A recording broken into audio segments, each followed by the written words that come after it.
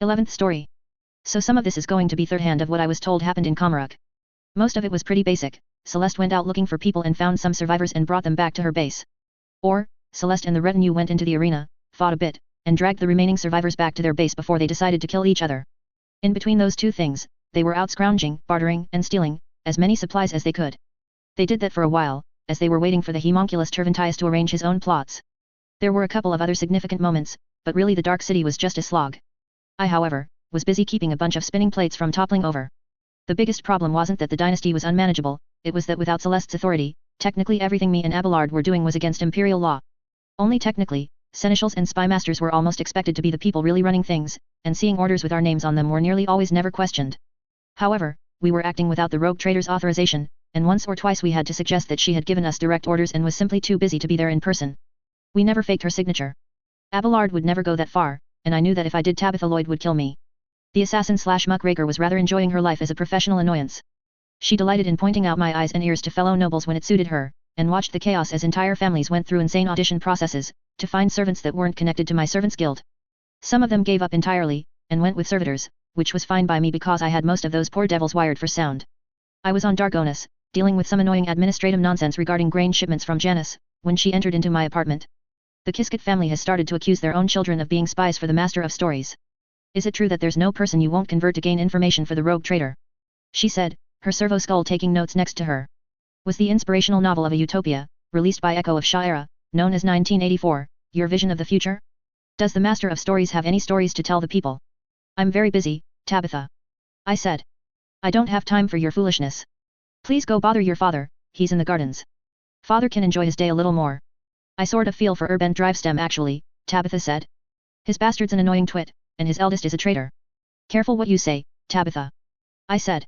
You know who he's talking to, yes? She asked. Regina Sourback. I said. There was no need to play games, if Tabitha wasn't pretending to be Tabitha, then there was no chance she'd be overheard. More accurately, Regina's the one talking to Holland Gaprick who's talking to Cornelius Drivestem. Also, Kunrad Voigtver is the one at the top of all of this. If you could get an exclusive one-on-one with him, I'd be very appreciative. Sadly, the former Master of Whispers is not present on this planet. She narrowed her eyes. Also, his communication has eluded me. Which I take as a personal insult. You're certain you don't want an expose on Regina or Holland? Tabitha asked. It'd take but a brief amount of paperwork. That kind of action is habit-forming, and bad for long-term planning. I said. It's neater if everyone sees her for what she is, before we take her down clean. It doesn't leave people doubting, or later emulating. We do this right, we don't have to do it again. All right. Let me know when things go horribly wrong. Tabitha said. As I said, all it takes is a few signatures. Do you have any information on Regina or Holland? I asked. Tabitha stretched, and walked out of my study. Not my targets, not my problem. You can't keep treating me like this. She suddenly shouted. The press will not be silenced. She stormed out of my rooms. Such were my trials. Celeste's trial was in the middle of spiked cage, drugged high out of her mind, while a chorus of jeering drookery looked on. Mirazai strode up to the cage and caressed Celeste's unresisting cheek. Heinrichs. Celeste said. As you see, the illusion is settling in, the Draken said. Soon we will have the truth about who is responsible for these embarrassments. Dear sister? Hearken well, because I do believe these are matters of great import to you. Yermaris just rolled her eyes, and stood impassively. Now, Celeste von Valancius, tell us the truth. The drookery said. Celeste? Don't you mean Irene? Celeste said. Wait, oh I see, this isn't right. Mirazai's sneer dropped like a lead weight. No. No, little Monday Key, do not make me punish you further, the attacks, the whispers from Yermaris. Tell us the truth. The truth, is that you're a fool if you think I'm falling for this, Mirazai. Celeste said. That's 3 times I've seen through your grickshit. No. No. No.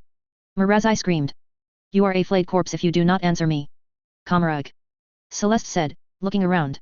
The antidotes she had taken before being captured finally kicking in. I am Celeste Benedictus Triumphant von Valancius. Remember that name. You will all know what it means, very very soon. Silence. Mirazai. We just need to up the humors rebused by the parasite just a little more'n. Parasite. Celeste said. Enough. The voice from the figure sitting in the throne said. The Draken of the Reaving Tempest has made a mockery of the Thilian Aichalathril. This will cease.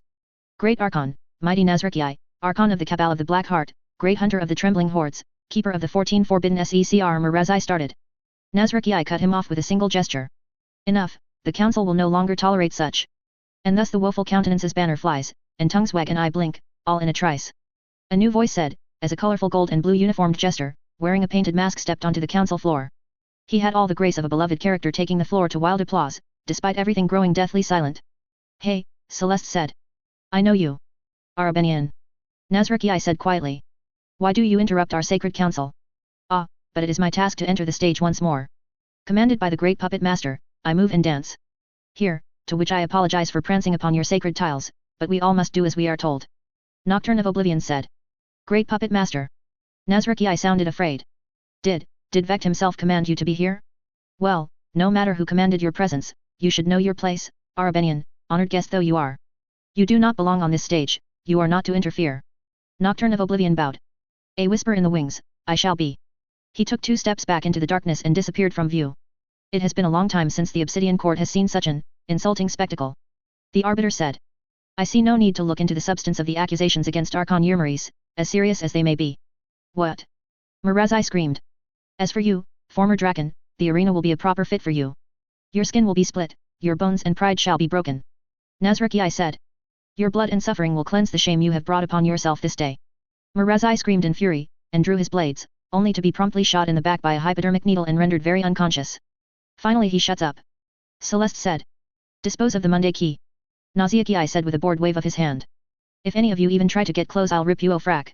Celeste said, as the ground beneath her opened up, and she went tumbling down the corpse chute. When she regained consciousness, she was staring into a corpse's face, and the flies had laid maggots in the corner of its eyes. She was buried in them, and could barely move. Ugh, Abelard, Echo, why'd you have to be right? She grunted as she fought the dizziness of the drug in her system, and whatever else the druggery had done to her, and the weight of all the bodies she was buried in. She got a hand free, and was groping around for leverage, when someone grabbed onto it and pulled.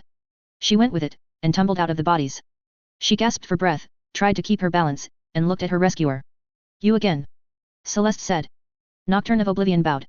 Okay, so, Mr. Clown, it turns out this was a bad idea, do you know what they did to me, and how I can fix it? I don't think the antitoxins are going to last much longer. Also, where are my friends? Are they still alive? Celeste asked. A small passenger dwells within you whispering and getting louder. Your first step is in a hole of malice and the second to the Shaper of Flesh's opera for an aria. Your lyre seeks the Shaper singing new songs along with the chilled. The fire burns in the arena, unaware of the folly warned to be by her spring. As for your outcast? She is failing to learn her lessons, and will meet you after class. That is just what is known by the Oblivion, stated by its humble Nocturne. Okay. Celeste said. There's a parasite in me that's going to kill me. I have to go down to meet someone named Malice, and then later to this Flesh Shaper's place to get that fixed. Jay and Heinrichs are already at the Flesh Shapers, and Jay's been hurt. Argenta is in the arena fighting, but she made a mistake Echo warned her about. Yerlet is being taught how to be a druggery and resisting, and I'll see her on my own soon. Also, you're not Mr. Clown, your name is Nocturne of Oblivion. She nodded. Was that everything? Nocturne of Oblivion paused for a moment, then clapped his hands slowly. Brava. I really wanted to catch Regina before she made her move. Not that anyone was in danger, save Hollengaprick, but I wasn't going to go out of my way to save the traitor, but it was more of a personal challenge. If I could get Regina before she made her move, then that meant I really was a good spy master, and not just relying on my isekai IVE played the game knowledge. Also, it saved the Worsrians some trouble, which would mean I could get a little more leeway from Abelard. It wasn't as if the old man was hounding my every step. However, the rules were clear, until Celeste came back, everything I did had to go through him. No matter what. He wasn't a dick about it, but he did give me a look every time I did something slightly shady. I was a spy master, my job wasn't supposed to be 100% above board, but every time I put up for approval the fact that we were using Rizaz pirates to smuggle goods out of Corda's territories, I'd get whatever the opposite of the good boy nod was.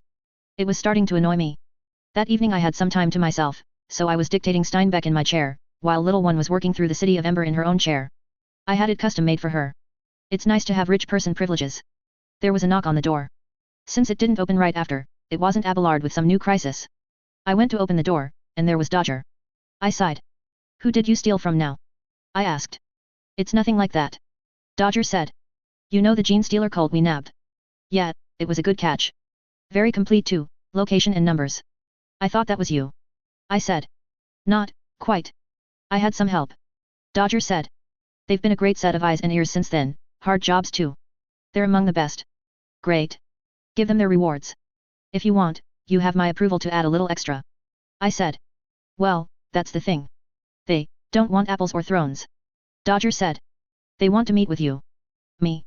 I asked. Yet. They have something they want to ask you. It's important. Dodger said. Okay. I said. I can make some time, I suppose. When do they want to meet? Right now. Dodger said, grinning hopefully. I grinned. Oh, this was too good not to pass up. Tell me their names. Then give me 5 minutes, then have them knock on the door. Okay. Dodger told me their names, and ran off. You only get so many chances in your life to be an ominous figure in a novel. As I ran through my apartment, turning off lights, and making my office look suitably menacing with shadows, I remembered that they tried to make a 40K children's novel series once. Everyone made a lot of jokes about how weird the idea was to market 40K to the elementary school crowd. The book series didn't get far.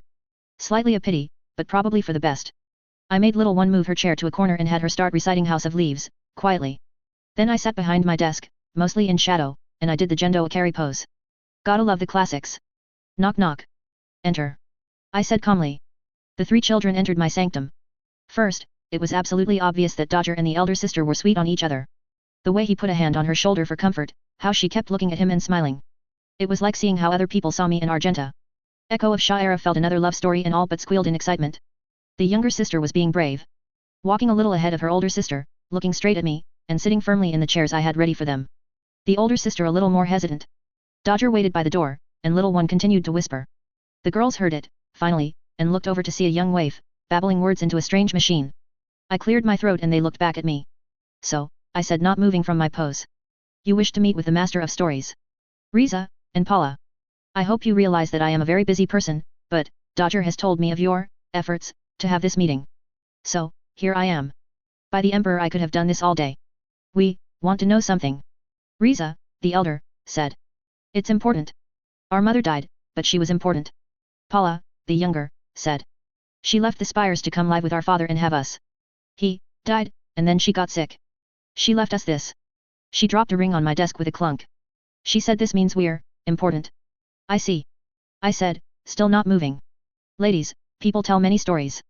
Stories about what could be, or what they want to be. There are many ways to get a ring. You can find it, buy it, trade for it, or even Our mother wasn't a thief. Paula said loudly. I raised an eyebrow. The kid didn't back down. I liked her already. I'm sure she wasn't. However, and I'm sure she wasn't a liar either, maybe she just told you a story that she knew you wanted to hear. I said. I told you he wouldn't believe us. Riza said. I sighed and reached out and took the ring. I examined it. Well, this is a Dargonis noble signet ring.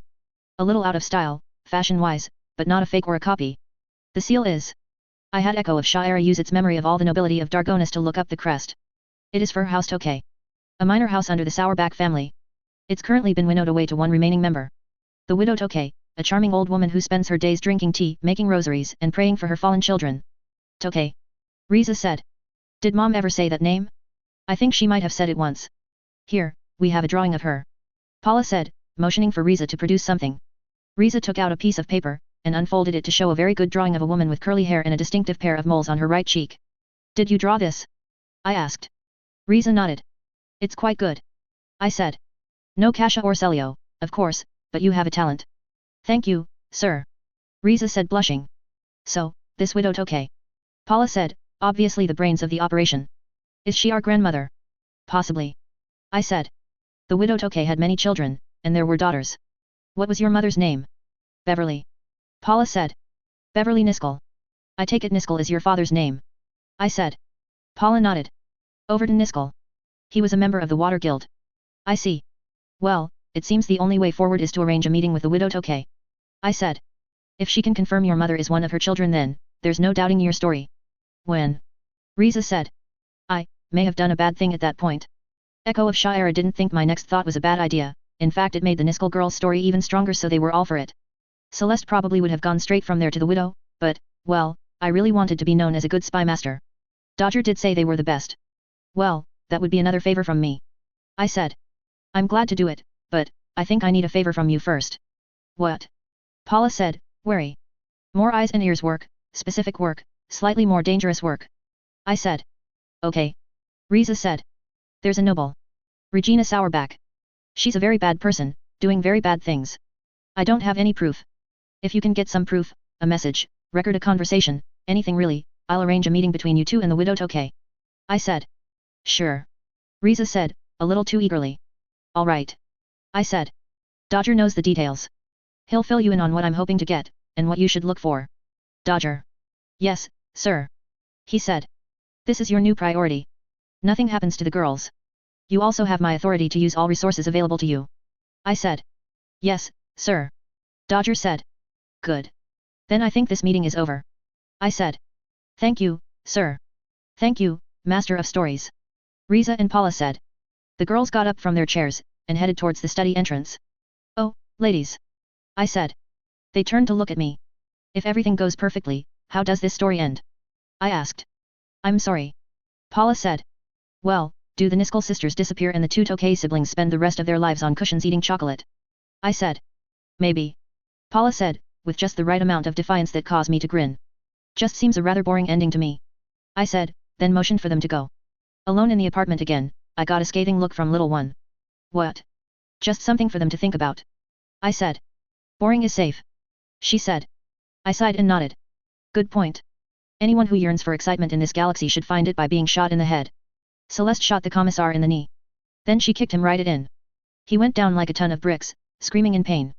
Heinrichs and Yerliet held up their weapons to keep the people following their leader from firing upon Celeste.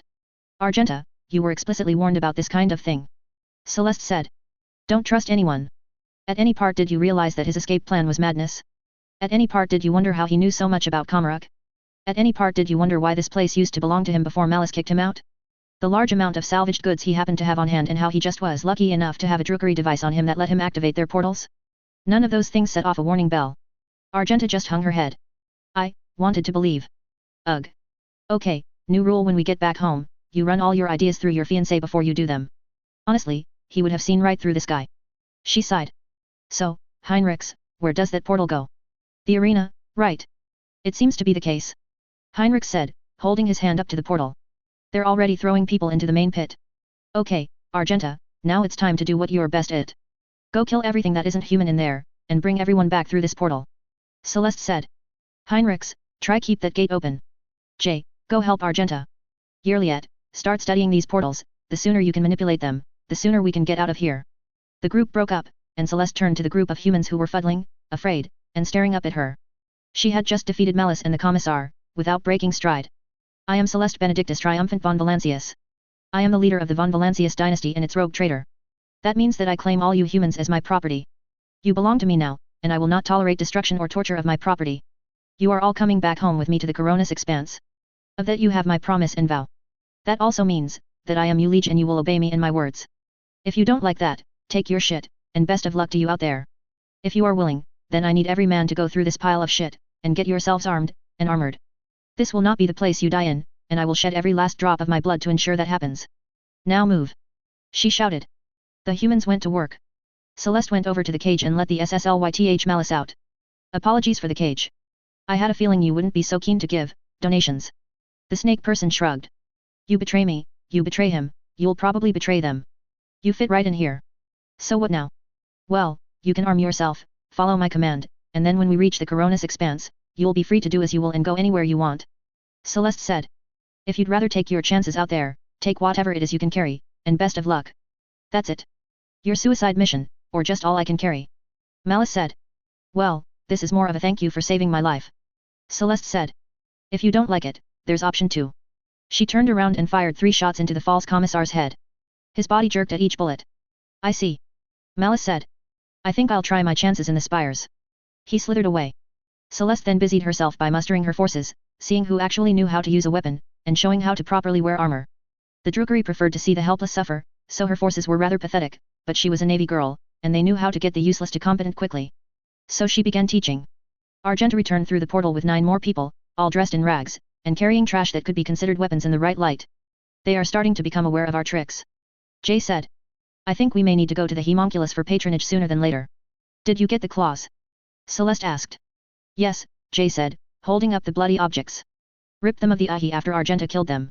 Good, then we can trade for our special request, and to get the patronage. Celeste said. O Holy Emperor. Argenta said. That we might free one of his angels, and behold his righteous fury. Do you think he could take on the homunculus? Celeste asked Yerliet. In his own anatomical opera?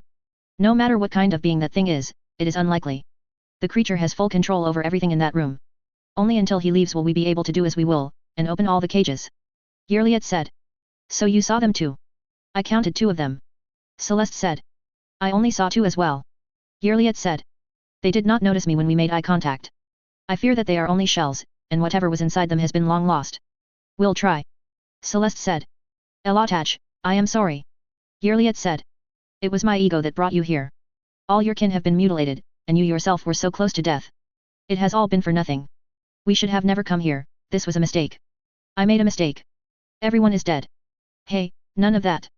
Come over here. Celeste and Yerliet walked over to a private part of the chasm.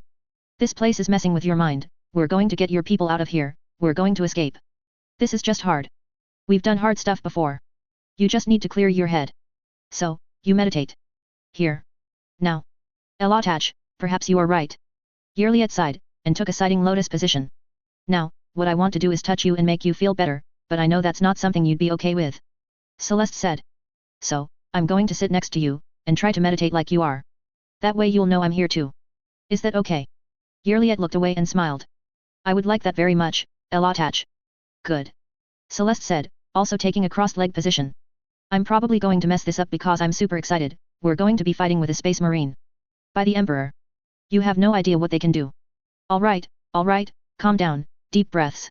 Yerliet suppressed a chuckle from her chest, and felt her mind drift, and she realized that she did feel better knowing that her Elotage was right next to her. It was really easy for spy masters to end up bird food. The temptation was just always there, pull this plot, manipulate this person, make this scheme. There was not a human alive that doesn't want to yell dance, puppets. Dance, when they made the dominoes fall. It didn't start with malevolence either.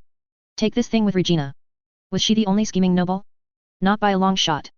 Would the dynasty be safer if those others were removed either by using agents like the Niskel girls to find evidence, or getting them an exclusive with Tabitha? Absolutely. But then when you got them, you end up going next after the might-be schemers, and after that the rabble-rousers, and then it's the dissidents, and by then you're either babbling heresy or running the Imperium. Thankfully, I had a meme living in my head that kept me from drifting off into thoughts of Machiavellian madness. Regina was an active threat. Keep it at that. If someone else started to go too far, the system I had set up, the eyes, ears, and whispers from the nobles, would catch them. I really hoped. Of course, hope was something that belonged to the enemy. For the record, if the Niskel sisters had shown up with a copy of Regina's schedule for the day, I would have gotten them their meeting. I didn't expect, 2 days later, they would show up, with the recording starfish of Regina having a conversation with Kunrad Voigt Ver. How did you get this? I asked, after listening to a little. Regina Sourback's taken the eyes, ears, and vocal cords of all her servants. I pretended to be one of them. Riza said. I went into her private study with the excuse to clean it, attached the starfish to the bottom side of her desk, and left. Then after she was done in there, I went it and retrieved it. I never even saw her. That's because I was keeping her busy. Paula said. She has her servants outside to maintain her precious garden, and wouldn't you know it, they dug up a glass wasp nest. Big one too. They were flying around, stinging everyone, and when they pollinate plants with their secretions, they turn brittle and clear. I was banging on the door and grunting, pointing at all the ruined garden plants and the helpless servants. She was occupied for a while. Glass wasps appearing in a Spire noble's private garden? How bizarre. Especially since they're only native to Janus. Well, I suppose things like that can happen. I said. Alright, Regina, you called Kunrad, let's hear about what. I pressed play. Regina, Kunrad said. I doubt von Valancius is attacking you with bees. It has to be. It's just as you said, everything's gone to shit since she's taken over. She growled. Oh, you should have seen her at the party, oh Regina, your dress is absolutely fabulous, think of how good it would be when it drapes my floor. The tart. My husband, the useless wretch, just stands there and seethes. No balls at all. Yes, Regina. I am aware.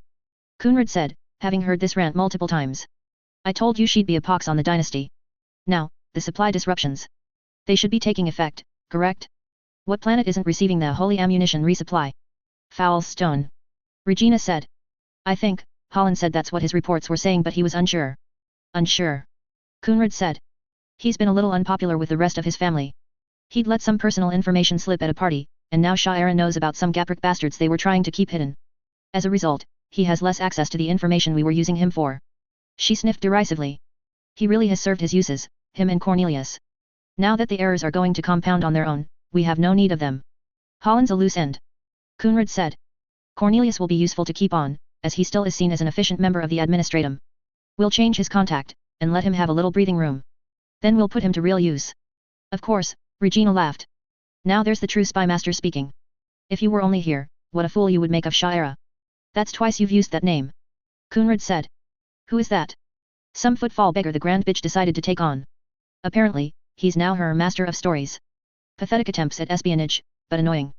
I had to replace nearly all my staff, and specially modify the ones I kept. Regina said. Why? Kunrad said. Wait, master of stories? She didn't even keep my title.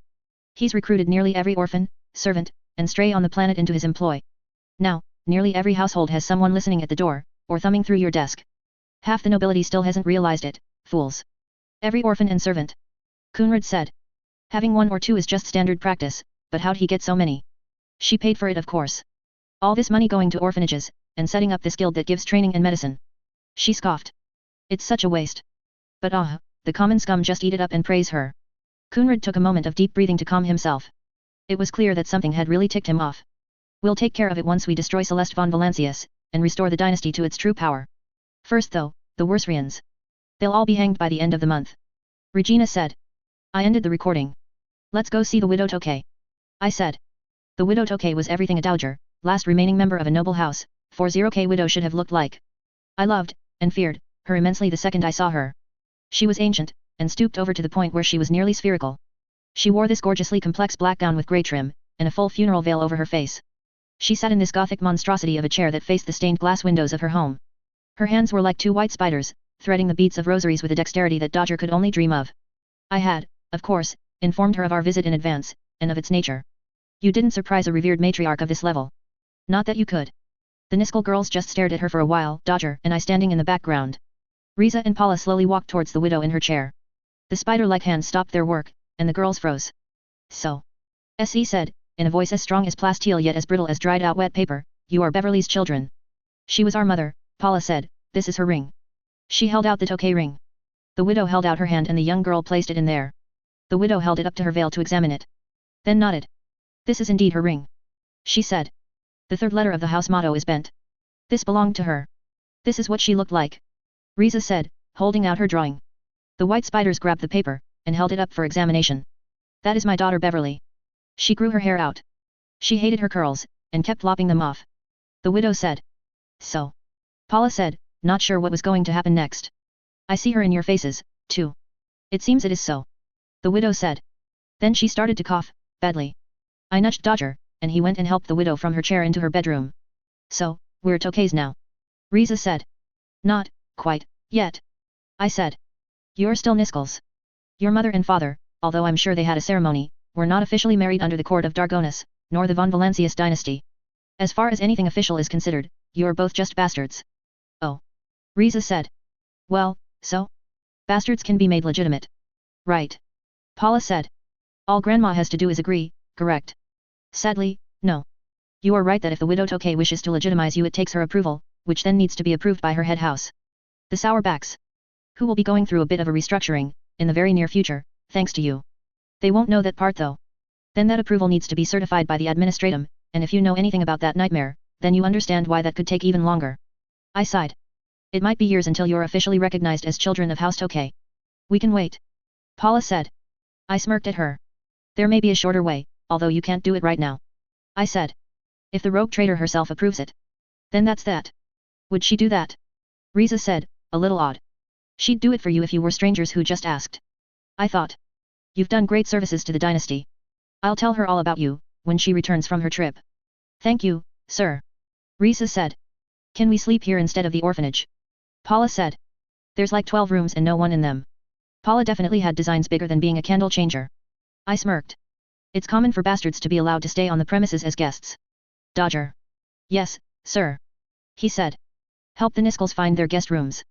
Upset nothing that has value to the widow. I said. Yes, sir. Dodger said. I all but heard the unsaid me and Riza are going to make out when we get away from Paula from the both of them. Paula was already eyeing the walls for how she was going to redecorate. The kids were fine from that point, so I went to Abelard with the proof, and he gathered the arbits, and seized Regina and Holland. There was a bit of a scene as all the heads of the families assembled in the throne room as both guilty parties wailed their innocence and how we were overstepping our positions while the rogue trader was absent. Before I proceed, I said. Cornelius Drivestem. I looked right at the young man. He stared back with a look of pure terror and guilt. I have been told this by Her Grace, regarding this subject. Mistakes happen. Hiding them is what makes them worse. Is there anything you'd like to say, before I continue? Just like in the game, Cornelius isn't a bad kid, just someone who made a bad error who was exploited by some heinous people. He knew I knew, and came clean instantly. He confessed his mistakes in the administratum, which in any other universe would just mean a typo on a shipping form, but 40k has to be that much extra. Urbend was furious, and actually struck the kid, which I didn't like, but as 40k went, that was him being soft on the child. Noble parents killed their own children for less serious mistakes. Then I came in with the good news, that the errors had been noticed, and rectified before any damage could be done. That really made Cornelius' day a lot better. Then I explained how I knew that someone was exploiting Cornelius to frame the Worsrians, and why I allowed the deception to continue until now. Then I played enough of the recording to prove that Holland and Regina were guilty of conspiracy, treason, association with a known traitor, association with a known heretic, and, in Regina's case, conspiracy to commit murder. Holland just went dark. His augmented eyes dulled, his body sagged, and his mechadendrites went still and limp. I honestly thought he had killed himself for a moment, but the Arbits said his heart was still beating. Regina, lost her freaking mind. You pathetic fools. She's going to be the ruin of the dynasty. She's destroying everything we've created. All that we've done in her foolishness. She isn't even the real heir. She killed him. It was supposed to be a man named Adel Thrad. Celeste Triumphant killed him in a mutiny on board Calamity's Fortune. She raved. Kunrad Voigtver told me the truth. He saw her kill him. Adelthrad von Valancius died due to heretical sorcery done by Kunrad Voigtver himself. I saw this with my very own eyes. Abelard said calmly. You jumped up, peasant. You'd say anything to save your filthy family. They're the ones in a conspiracy. They're the ones trying to manipulate you all. I was just trying to help you all, CIT. Regina seated. And you? She snarled at me. You aren't even fit to stand in the same room that Kunrad Voigtver was in. You're nothing but gutter trash, and that's what you'll always be. Someone silence this madwoman. Urbent Drivestem said. She tried to lure my son into treason and heresy. There were some cries that the entire Sourback family should be purged. Abelard looked, not against the concept, so I thought I should step in. I held up my hands and stepped forward. The sentencing of an entire head noble family is a right afforded to only the rogue traitor. It will be her decision, when she returns. I looked at the pair. However, right now, I am allowed to act to silence any forms of treason. The Plaza Arch, hang them both, I don't want to hear another word from either of them. They're to remain there for one full day cycle, after that, their families can deal with them how they see fit. Regina screamed and ranted for a bit more, all the way until they took her up the scaffold, and once they put the rope around her neck, she did that weird kind of scream crying. Holland had no reaction whatsoever. I don't know if it was because he was praying to the Omnissiah, or hearing that he had no function to his conspirators had broken him. Regina and Holland were hanged, and the drive stems clapped. Then they departed for other social events, and Urban to give Cornelius a more private chewing out. The Sourbacks didn't really assemble, they were more concerned with the idea that they could be exterminated when Celeste came back. Regina's husband looked at her for a moment, and then walked away. He looked just numb. Like his wife had finally embarrassed him to the point where he didn't have to care about it anymore. The Gapricks assembled to watch, and then returned to their functions, satisfied that an error had been corrected. The Worsrians watched quietly, and then went back to doing actual work. In the end, it was just the four of us standing there, in the empty square, looking at the bodies. Me, Abelard, Kasia, and Edira. How long are they going to leave them up there? I asked out loud. Holland they take down after the 24 hours to repurpose his augments. Edira said. Regina they leave for the crows. It is always a shame when nobility disgraces themselves like this. Kasia said. I understand why it must be public, but can't we simply drop them in a hole somewhere? Killing nobility gives commoners ideas. Next time, I'll chain them up and wall them in a catacomb, my lady. I said. Kasia brought a hand up to her face to hide her laughter. Master of stories, you should know far more creative ways than that. Abelard took a deep breath and sighed in relief. We all knew that meant that the moment was over, and we could return to whatever we were doing before. I was weirdly hungry for some reason, so I went back to my apartments, and tried not to think too hard about what I was eating. You're eating the Drukari corpse? Celeste asked Ulfar. Yes, eat Fata. The space wolf said. It is mostly sinew and gristle. You chew it for hours and it still refuses to go down without a fight. This is a space wolf thing. Celeste said. I only know a little about your chapter. It is. He grinned and tore off another mouthful. It is best you know little of our ways. People who know too many secrets of an Astartes chapter, tend to have dangers come after them for said secrets. All right. Celeste said. She sighed when she saw her army practice combat drills. Maybe if we had another month of supplies we could train more. Get them prepared. They're not ready. We're going to lose too many. It is the way of things, eat Fata. Ulfar said. Your army is never trained enough, your weapons are not strong enough, you have not enough ammo or food or water. You still go into battle, and you still come out triumphant. I don't like that word, that much. Celeste said. It is because it is your other family's name. Ulfar said. The ones that scorned you. How did you know that? Celeste asked. The pure-hearted sister told me all of your achievements, and history, when you were helping the Xenos free its kind. Ulfar said. Who is Benedictus? Benedictus Escher triumphant. The only male Escher to lead an expedition into the Underhive to secure a vault of archaeotech from a rogue family member. Celeste said. Most male Eschers are mutated and good for barely more than breeding. Benedictus was said to be nearly human. I think that's what they were thinking about when they named me, nearly human. She sighed. I like to think kindly of the old man. He did succeed, no matter what people thought of him. Ulfar nodded. I think he is proud, when he sees who carries his name. Thank you, Lord Ulfar. Celeste sighed. One more arena, and then we get our chance. If you trust the Xeno. Ulfar said. We'll be thrown into the arena whether we like it or not. Celeste said. If Nocturne of Oblivion keeps his end of the bargain, good. If not, I'll find another way.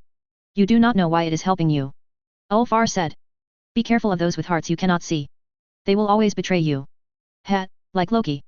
I know. Celeste said. Ulfar's eyebrows went up and he broke into a smile. You know of Loki and his hidden heart? Here you are talking of not knowing my chapter, and you so casually speak of our best stories. I've heard all of the tales of the Aesir. From Odin's pact upon Yggdrasil, to Ragnarok and what will come after the Emperor re-emerges. Celeste said. My favorite is the tale of Freya's wedding. Haha. Ulfar let out a bellow that was part howl. My brothers and I love acting that one out. We get a great tablecloth and place it around the one playing Thor, to serve as a dress. Have you ever played Thor, then my lord? Celeste asked. Oh no. Ulfar said. My role is narrator, vastly more important. That was my thought, before I was chosen to be one of the children of Lemon Russ, I had hopes to be a skald. A storyteller. There are few roles as important as that in a clan on Fenris. You get a special seat at the fire. Very important. I know. Celeste said. Oh, when we get back, you must meet my storyteller. He's amazing. He's the one who told me all the tales of the Aesir. He knows the Aesir stories? He is not of Fenris. Ulfar said. Strange. Well, he knows every story. He's a descendant of Sha'ira. Celeste said. Sha'ira of the stories? Sha'ira the glorious and destroyed? Sha'ira the forced forgotten. Ulfar said. You know of the place? Celeste asked. No skald worth his tongue doesn't know of Sha'ira. Ulfar scoffed. You have an echo of Sha'ira, one visited Fenris, a long time ago. This is a story told to me by my village's skald, when I was still drinking my mother's milk. This was the earliest days of Fenris. Lemon Russ had only just been separated from his she-wolf mother and was but a young man, still half wild. He already had a following of other boys, ready to fight and learn from Fenris itself, but oh how youth is wasted. There was no purpose, there was no drive, just going out in the pack, until the elements or hunger drove them back to the warmth of the hearth. Much was getting done, but nothing was accomplished. Then, when Lemon Russ was returning from one such outing, dragging a carcass behind him, he saw a new figure sitting at his hearth in the hall where he was currently residing. He was sitting in Lemon Russ' preferred chair. The boy instantly demanded that the stranger move, or he would move them by tossing him across the hall. Ulfar said. The stranger apologized, and said his legs were weary from travel, and he meant no offense. He stood, and offered Lemon Russ a story in exchange, as an apology. The Primarch-to-be sat down in his chair, and allowed the echo of Sha'ira to begin, standing before the fire. That tale took 3 days and nights to tell. When it was done, Lemon Russ got up from his seat, offered it to the echo of Sha'ira, and then led his pack in the first true campaign on Fenris. Such a battle, and such tactics. Gone was the wild beast, here was the man who was a true chosen of the All-Father. This was the campaign that would end with him sitting upon the throne of Fenris as its king. When asked about this story later, Lemon Russ said that the echo of Sha'ira had told him what he needed to know to become the Primarch that he was. And what was that? They all asked. That I only need be Lemon Russ. He would reply. Celeste clapped. Oh, you are so good. Ulfar laughed. You should hear my poetry. He nodded. We sometimes need to hear that story told to us, to remind us of what we are capable of. Celeste nodded. She got up, and headed over to her mediocre army, and started to get them into shape. She was lying to you. Idira said to me. Hello Idira, I'm glad to see you too. I said looking up from the prison roster. We were on VEBO 6. Just a regular check, but my eyes and ears on this planet had been giving me conflicting reports, so I was trying to nail down the discrepancy. You can actually be a big help here. They won't stop bugging me about it. Idira said. They keep saying she was lying to you, and it sounds like they're talking about Argenta again. Didn't they stop now that she's confessed? I said. They did, but this is different. Idira said. They're telling me stuff. Really personal stuff. Well, you know the new rules. I said, going back to checking the roster. I can listen to whatever I want, I just have to be careful about who I say it to. Idira said, eyes rolling. And if it's personal I have to ask permission first, but she's not here, and they won't. Shut up. About it. Please. Alright, it is 100% about Argenta. I said. Idira nodded. And they're basically telling you she lied to me. Again. I said. Idira nodded. And on top of that it's telling you really personal stuff, that's also about Argenta. I said. Idira nodded. Is this because she made up that whole the only way I can be married to you is if we have a chaste marriage thing? I said. Idira looked poleaxed, and blinked. You knew. Incendiacorta has an entire convent of sororitas on one of her planets. Why wouldn't I contact them to see if there was anything else I might need to know to better help my fiancé? I said. Actually, they turned out to be huge fans of my work. They absolutely adore Jane Austen. So, it is a lie. Idira said. Sororitas are allowed to have relationships with whomever they want. I said. They can enter into unions with them, and have children. The only thing that's forbidden is if they go against their vows to their sisterhood, which usually don't conflict with marriage oaths, save if they're marrying into nobility, which is another beast altogether. At that point, the sister is usually expected to leave their order. So, why is Argenta making you do all this celibacy stuff? Idira asked. I don't know. Right now, I don't care. I said. When she gets back, I'll ask her. It 100% does not involve you. It's not like I get a choice in what I hear, you know. Idira said. I know, that's why I'm not mad. I said. Okay, I have divided the groups. Do you have any vibes between Group A and Group B and why they are telling me different information about mineshaft number 24H? The filters aren't working in Group B's dorms. Idira said, after focusing for a moment. It turns out, a big reason why Idira's messages were all garbled was that she was trying to constantly filter so she wouldn't hear stuff she shouldn't. Now that I had relaxed that rule, she was much more coherent. Abelard didn't like it, as he felt I was encouraging psychers to act without restraint, but the results kept him quiet. Son of a. I said. I flipped to the map and checked the system. If Idira was right, then a good chunk of the complex was possibly infected. I got on the Vox. Abelard, I'm going to need to call a lockdown of sectors G, H, and K. I need some guard with envirosuits. We're going to have to check the filters in this place. I think whatever it is down there, these people have been breathing it. I looked at Idira. Survivability? I asked. She shook her head. When the microscarabs activate, they're going to be paste. Scarabs? Oh frack me. I groaned. Right, this was a teeny tiny Necron thing. Same kind of colony story thing like the Gene Stealer cult of Dargonis. Right now, it wasn't too bad, just a single obelisk, I think. I really hoped Celeste would have to deal with the bigger problem later when she got back. Yeah, Abelard, that new tunnel? I think we should just bomb the whole thing. Get some people with melta charges down here. No, I'm writing this off as a loss. We're on damage control now, so we don't lose the planet. She's not afraid of it. Idira said. Okay. I said. Idira, I know your voices have been bugging you about this, but I'm really not comfortable talking about my fiancé's sexual history with someone else, while she's not here. She will shoot us if she finds out we've had this conversation. I know, but I'm worried about her. Idira said. The other lie twisted her up and hurt her so badly. I don't want this one to twist up what she has with you. That's very sweet of you, Idira. I said. Okay, we can blow these tunnels, and seal everything off, and we don't lose the killing fields. That will work just nicely. I got back on the Vox again. Victus, I've got a sequence of tunnels that the Melta crews have to cave in. Tell them that they are not to remove their suits for any reason. I don't care if they're on fire. We close these tunnels or this shit spreads. I ran off the numbers. I got the confirmation. Sex is a weird, freaked up part of relationships. It can be very simple, just insert tab A into slot B, and repeat. It can be very complicated with toys and shit you end up finding in chaos pleasure parlors. It can be done for the purpose of procreation, which is a labyrinth of its own issues. It can be whatever Jay does, and I don't know how, but she's very good at it. It can be ugly as frack. It can even be not fun at all and you find out that you don't like it that much. I said. Okay, either there's going to be a detonation in 2 minutes, or we're all running for our lives.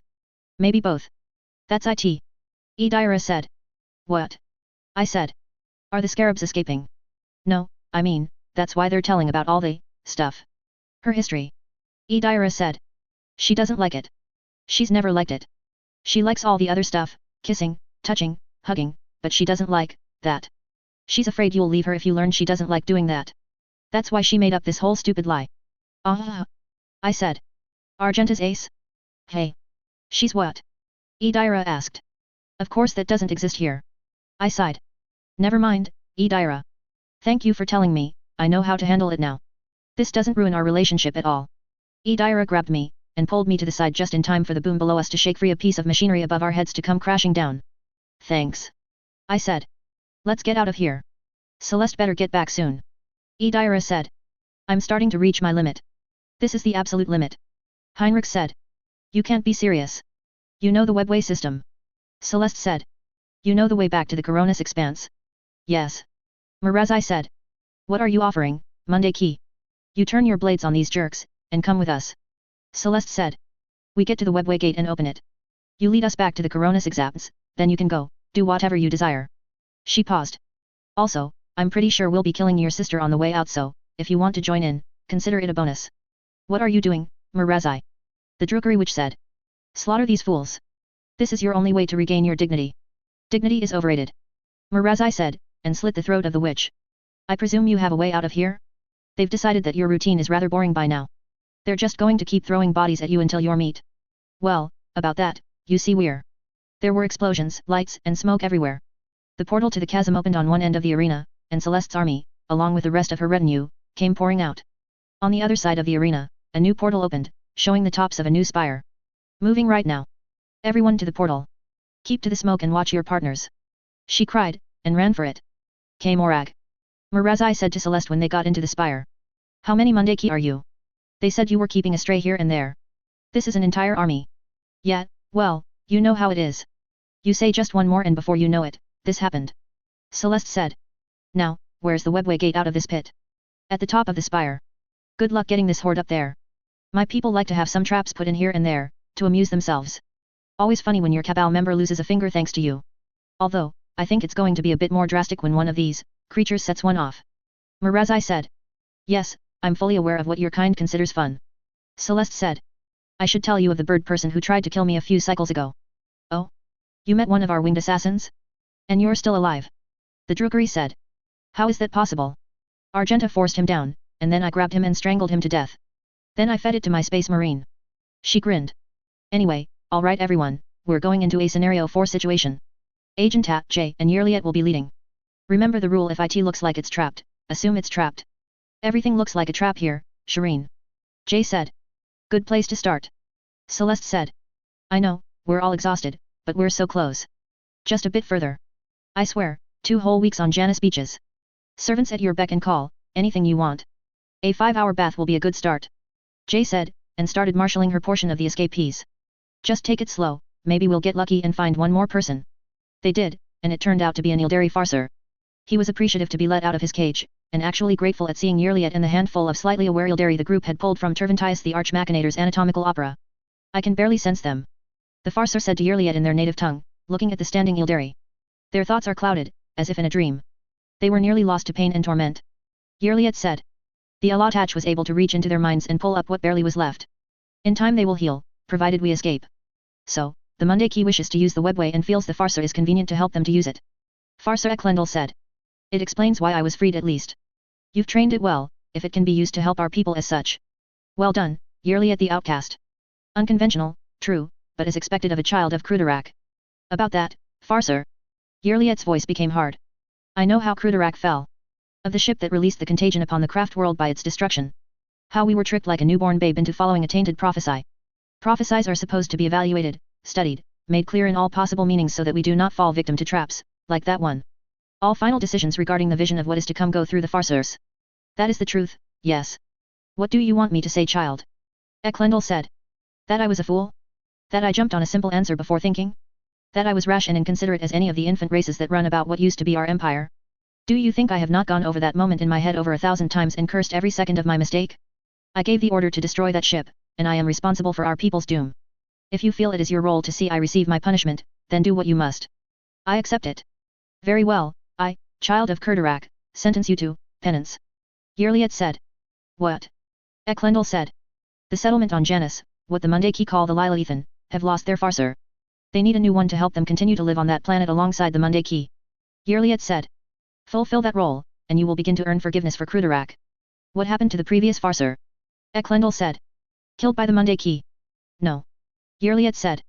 He showed cowardice to fighting the final battle in front of the Arbenian. His death was swift. Segric was supremely merciful then. The Ildari nodded. Very well. Tell your Mundeki pet to lead on, and I will open the webway gate for her. I assume she thought you were capable of doing so alone. I have the skill, farser, I would have only needed a moment or two. Yerliet said defensively. The other Aladari chuckled. The red-headed Xeno huffed, and went over to Celeste overseeing the looting of anything not tied down, and the disarming of far too many traps to be practical. Eklendal has agreed to help us. Once we return, he will rest on Janus to recover from this ordeal, and help the others fully return to their minds. Good. He's not like Mu'aran, right? Celeste asked. No. He has seen the consequences of pride enough to know the value of humility, among Ildari. Do not expect thanks from him, once we are freed. Yerliot said. I never do. Celeste said. Come on, Heinrich says there's something important on the floor above us, and then it's a hop, skip, and jump to the gate. The floor above them revealed one of Celeste's new friends. The homunculus known as Terventius the Arch-Machinator. He was bathing in the light of a massive apparatus, that seemed to be a deeply intricate web of spiked parts, and spinning blades, all of it glowing with a strange peaceful white light. Terventius found someone else's coattails to hide behind. Celeste said, eyeing the guards. Aberration. Do not bother me when I am attuning to the stifler. Go do whatever you will with your toys. The gate is above us, I have better things to do than to look at my failures. Terventius said. Celeste really wanted to just tell him off, promise to kill him next time they met, and get the frack out of this nightmare. However, there was something that Nocturne of Oblivion had said to her in his riddles regarding a machine of unbelievable light, maybe she just wanted to wipe that smug grin off the homunculus face. She reached out with her hand in her mind. Her eyes went wide, and then she got a grin on her face that was the picture of heretical mischief, and then the stifler's light died all at once. Celeste dropped to her knees, panting. Tervanitas snapped his head around, looking at the now dead machine. What did you do? What did you just do? Shireen? What did you just do? Jay asked, a cold feeling growing in her stomach. It was keeping a door closed, keeping them out. Celeste panted, a savage smile on her face, her eyes not leaving a horrified Tervanitas face. So, I stepped around it, and then I opened them. All of them. Everywhere I could. No. Tervanitas and his guards bolted from the room in a blind panic. What doors? Heinrichs asked, afraid that he knew the answer. Warp portals. Direct conduits to the Immaterium, hundreds of them, all over the Dark City. Blood was trickling down from her nose, she wiped it with a dirty sleeve, smearing it across her face. Oh, there were so many of them just waiting for this moment. The screaming and laughing was just starting to be heard in the distance but getting louder with every picosecond. Celeste staggered to her feet. Mirazai was staring at her in a combination of lust and terror. I didn't open any here, but we've got about 4 minutes before they start showing up. We should go. She said. Now. I actually wasn't afraid for little one when I went into my apartments on the ship, and saw her reading her original stories to Nocturne of Oblivion. Oh, he'd kill me on a whim for any reason and be able to do it as simply as breathing. The highest servants of the Laughing God are not bound by many rules, but killing a child for no reason? Well, that's just not funny. And then the dragon and the knight go off on their next adventure together, but I haven't written that yet. Little one said. Nocturne of Oblivion clapped, got up, bowed to little one, and walked up to me. Child actor, you are to take the stage with your contemporaries. One night performance. When? I asked. Now. Come. He opened my closet door, which was now a white doorway of light. I was about to go through the webway. Well, it wasn't as if I could say no. I went through. There was a sense of movement, and a weird impulse to hum the Doctor Who theme, and then I was walking out of a door onto the backstage of a very impromptu theater. Your billing is Coronis. Nocturne of Oblivion said. In exchange for your time, my stage manager will ensure that your vagabond traders' packages will arrive safely through customs. Very well. I said, looking around. The entire setup was made out of scrap wood and metal, and the curtains were hand-stitched patchwork things. This thing had been made with a lot of love and care, but with third-hand materials. What is my role? I am only the casting agent this eve. Song of Entropy will be stage manager. They will arrive when they arrive. Nocturne of Oblivion then left, using the same webway doorway we had come from. I peeked out from behind the curtain, and I saw 2 things. First was that the audience was already here and they were all mutants. Good-sized crowd too. I even saw a fully manned orchestra pit down below, with people readying their instruments. Echo of Sha'era was already giddy with excitement. I walked around the vacant backstage, when I heard. Hey! I turned, and saluted a captain of the Imperial Guard. Specifically one in Kadayan armor. He saluted back, and smirked. Don't have to do that if you aren't one of my men. Looks like you outranked me in that uniform though. That doesn't look familiar, though. Where do you serve? Coronis Expanse. I said. Oh, a frontier man. Well, explains the face. He stuck out his hand. They said I was to call myself Cadia. Coronis. I said, shaking it. So, are you from 21st century Earth too? He asked. I gaped, and he laughed. You were way too calm for all this Seguric shit. Only reason you'd take this whole thing in stride was if you got Fushigi Ugadi like me. Fushigi I blinked. Wow, that's a deep cut. I mean, respect the classics and everything, but, you've never heard of the term isekai? No. That a new thing? Cadia asked. Not super new anymore, but basically it means the same thing. I said. Wow. When were you taken? What year was it? 2000. Cadia said. Wow, you might be the oldest one of our kind I've ever met. A new voice said. A woman walked up to us wearing a peculiar red dress of a style I'd never seen before. You have missed, a lot. So you're an isekai too? I said. Yep. 2031. She said. They said I should be calling myself Farsight. We introduced ourselves, and then I narrowed my eyes. That dress style, it's not human fashion, let me guess, Farsight is in the enclaves. She grinned and winked. Traitors on top of traitors. She grinned. Although you look like you've dived right into the deep end of the Imperial pool. The bird brain burned off my first face. I said. This was all they had. My girlfriend did the tattoos. Harsh. Kadia said. Man, I got off lucky. You've been here for a while, you were on Kadia, you saw the... I trailed off. Yet. He nodded and sighed. Got out just barely. So, this must be the clown's idea of a joke. Farsight said. Get us to put on a show for his amusement. I guess. Kadia said. You doing this to try and get him to send you home? No. I said. Nor me. Farsight said. He wouldn't do it anyway. Me neither. Kadia said. Alright, so, what are we doing? A pantomime you all know well. A new voice said. A very female-presenting harlequin said, approaching us, with a young mutant by her side. The mutant was young, and every part of him screamed my first show. Nervous and terrified but so supremely excited at the same time. We just need to cast the principals. Our hero here, shall be playing the lead. She gestured to the mutant. You, Guvesa, will be Esmeralda. It clinked instantly. I'll do Frollo. I said, and Kadia then realized what we were going to do and swore. Phoebus doesn't have any good songs. He pouted. Will any of you need scripts? Song of Entropy asked. No. The three of us said at once. I wasn't exactly sure how the other two knew them, but I felt a brotherhood with my fellow ice guys, nonetheless. Then, places everyone. The solitaire said, and we went to the wings to get ready for the opening number. Now, I didn't know why Segeric wanted to put on an uncut version of Disney's The Hunchback of Notre Dame, but I had my suspicions. You didn't make a huge crowd of mutants see one particular person as a mutant hero figure, unless you wanted that one mutant to lead a group of mutants to do something later. Also, it probably wasn't a coincidence the Tau traitor was the romantic interest, the loyal guardsman from Cadia was the noble knight, and the guy with literal prayers tattooed on his face was the embodiment of religious and institutional evil. The mutant playing Quasimodo was also quite good. He had that earnestness you only get from people who really understand the role. The laughing god was playing his own game with stories, and I was only a minor part here. Still, it did mean one very important thing. At least one of the gods knew about me. The laughing god would never send me home for this, no matter how good my rendition of Hellfire was, but that didn't mean he couldn't do it later. We finished, took our bows, and retreated backstage. Nocturne of Oblivion was there and 3 portals were opened behind them. Bravissima. We shall have to do a follow-up performance.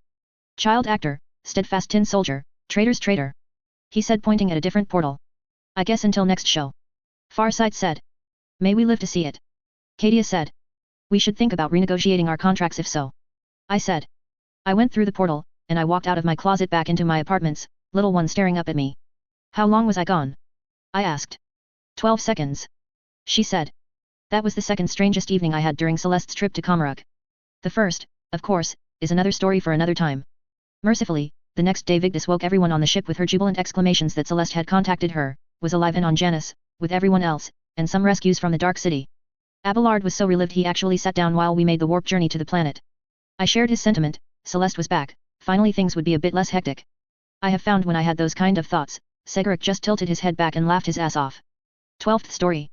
When we got to Janus, and the Ildari Webway Gate, we were expecting to see Celeste with a handful of people. What we got was 200 people bowing, kneeling, and worshipping her. To be specific, it was 188 humans, and 3 Ildari. But stories prefer big round numbers. Celeste had gotten out of her armor, and back into her casual naval uniform, and had summoned people from Janus to come give medical aid, food, and water to her rescues. She was mostly checking on people's heath, and trying to keep them from trying to kiss her feet. Jay was already lounging on the sand, enjoying the light of an unstolen sun. Argento was leading most of the rescues in prayer in a vain attempt to get them back to praising the Emperor instead of Celeste. Heinrichs was sitting on a rock with a data slate, transcribing everything he had observed for the Inquisition to later review. Yerliet was with the Ildari, helping the 2 traumatized Illadri and the Farsa reconnect with their people. Ulfar was standing to the side, with one hand firmly gripping the shoulder of a rather nervous-looking Mirazai. My lord captain. Abelard said. This is astounding. Abelard.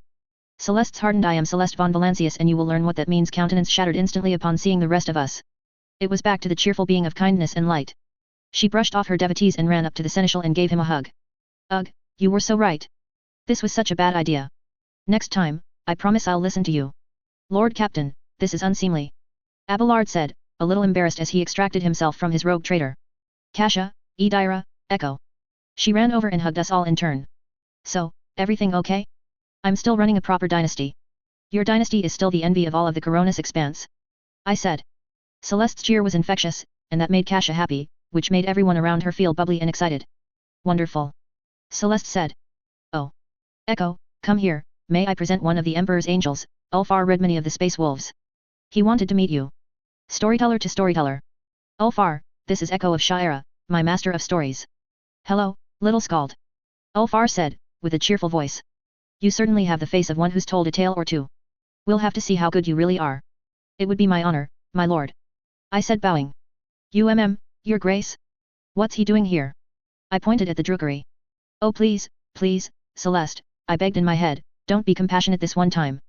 I did not want him on the ship. He'd go hunting the crew members to slake his need for suffering and pain.